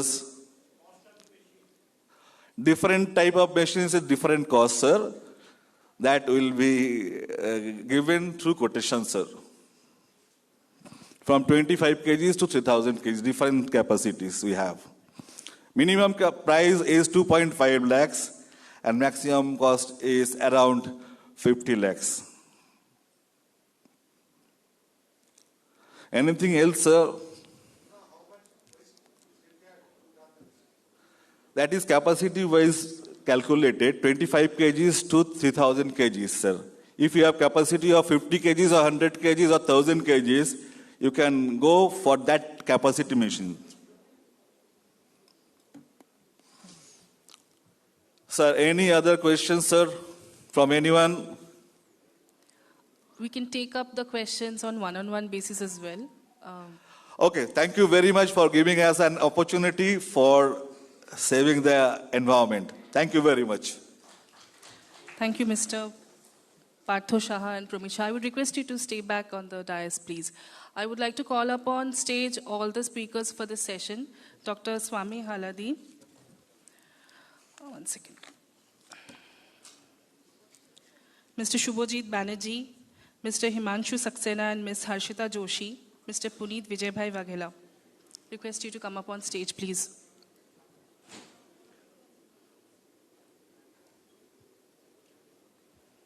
I would also like to call upon stage Dr. Pushpendu Paja to felicitate our speakers.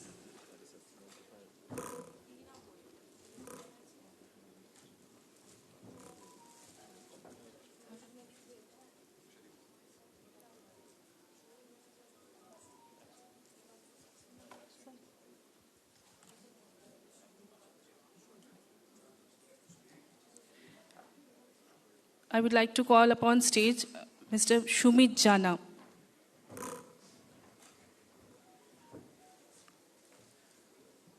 Can we have a round of applause, please?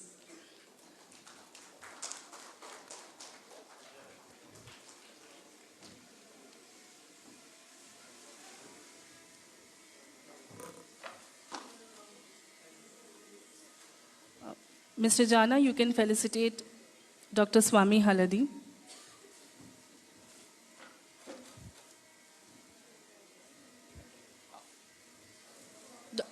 Dr. Paja, please wait on stage, please. Yes, you can do. Thank you.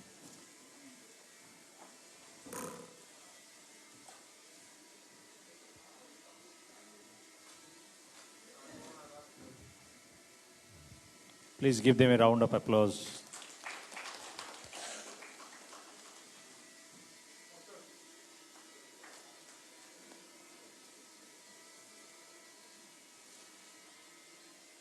Dr. Paja, you can felicitate Mr. Himanshu Saxena and Ms. Harshita Joshi.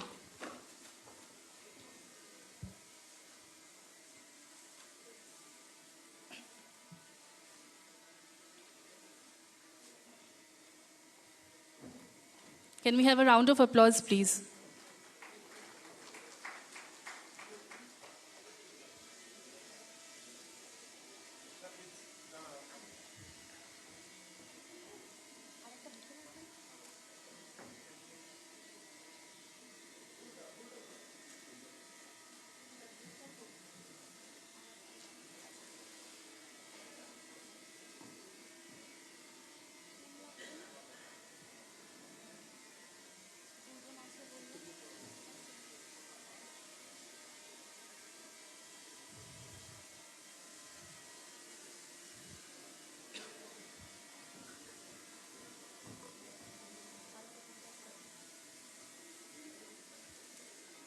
I would request Mr. Jana to felicitate Mr. Shubhojit Banerjee.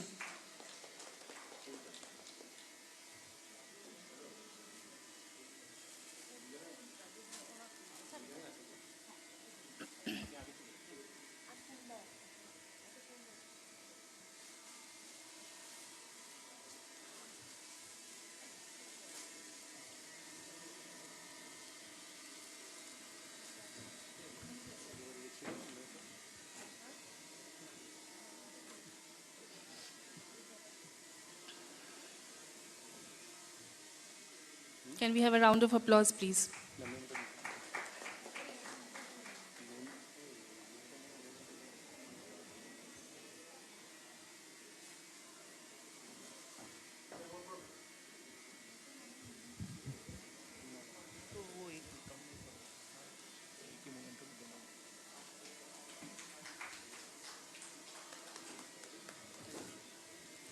I would request Dr. Paja to felicitate Mr. Partho Shaha and Mr. Promit Shaha.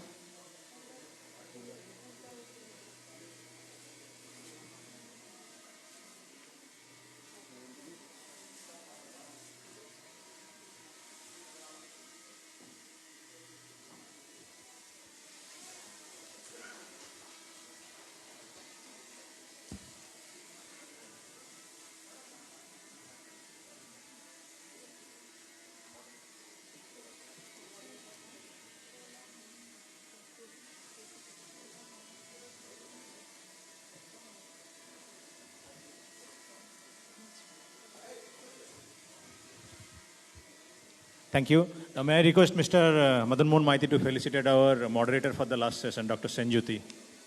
Thank you.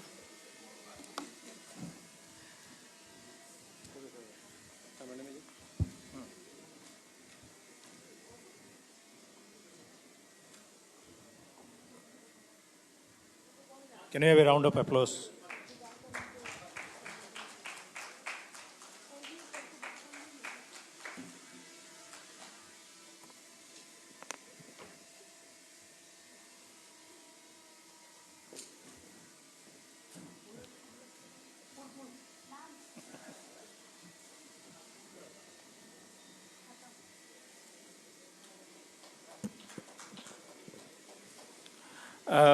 Now I would be giving the vote of thanks. I would request all the speakers to stay back after the vote of thanks. We want to take a group photo with all the speakers for our archive.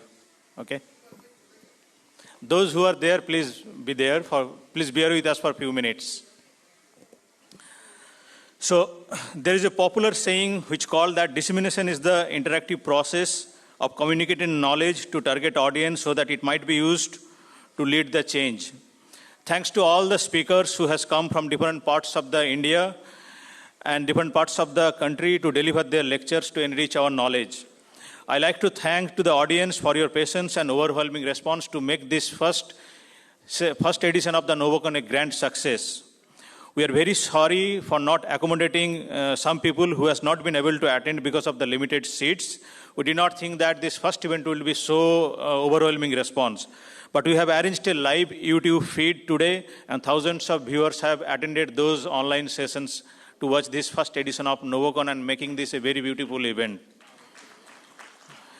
Thanks to my Novocon organizing committee, Professor Punnendu Biswas, who is the chairman, Mr. Madan Mohan Maiti, who is the honorary secretary, and we don't have here our convener, Dr. Banibruta Maiti, all the Novocon team who has worked tirelessly to make this event a grand success. Give them a very big round of applause for the organizing committee.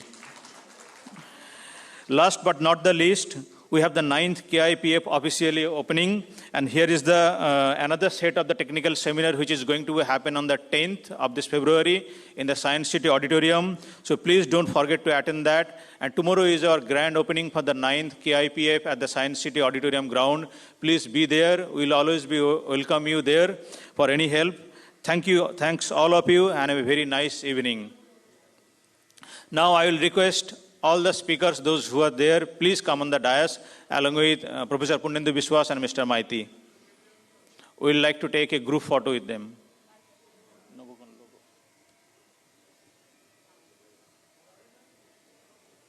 And also the moderators, if the moderators are there, please come.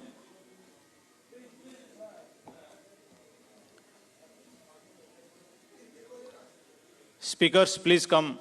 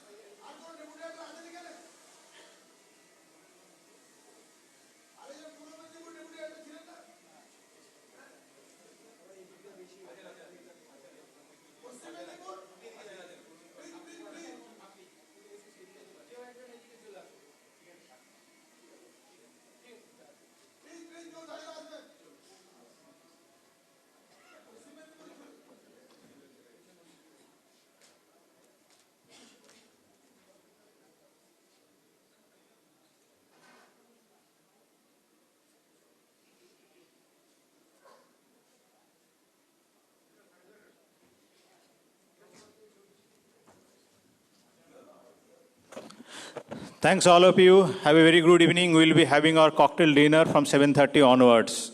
Thank you very much. Thank you.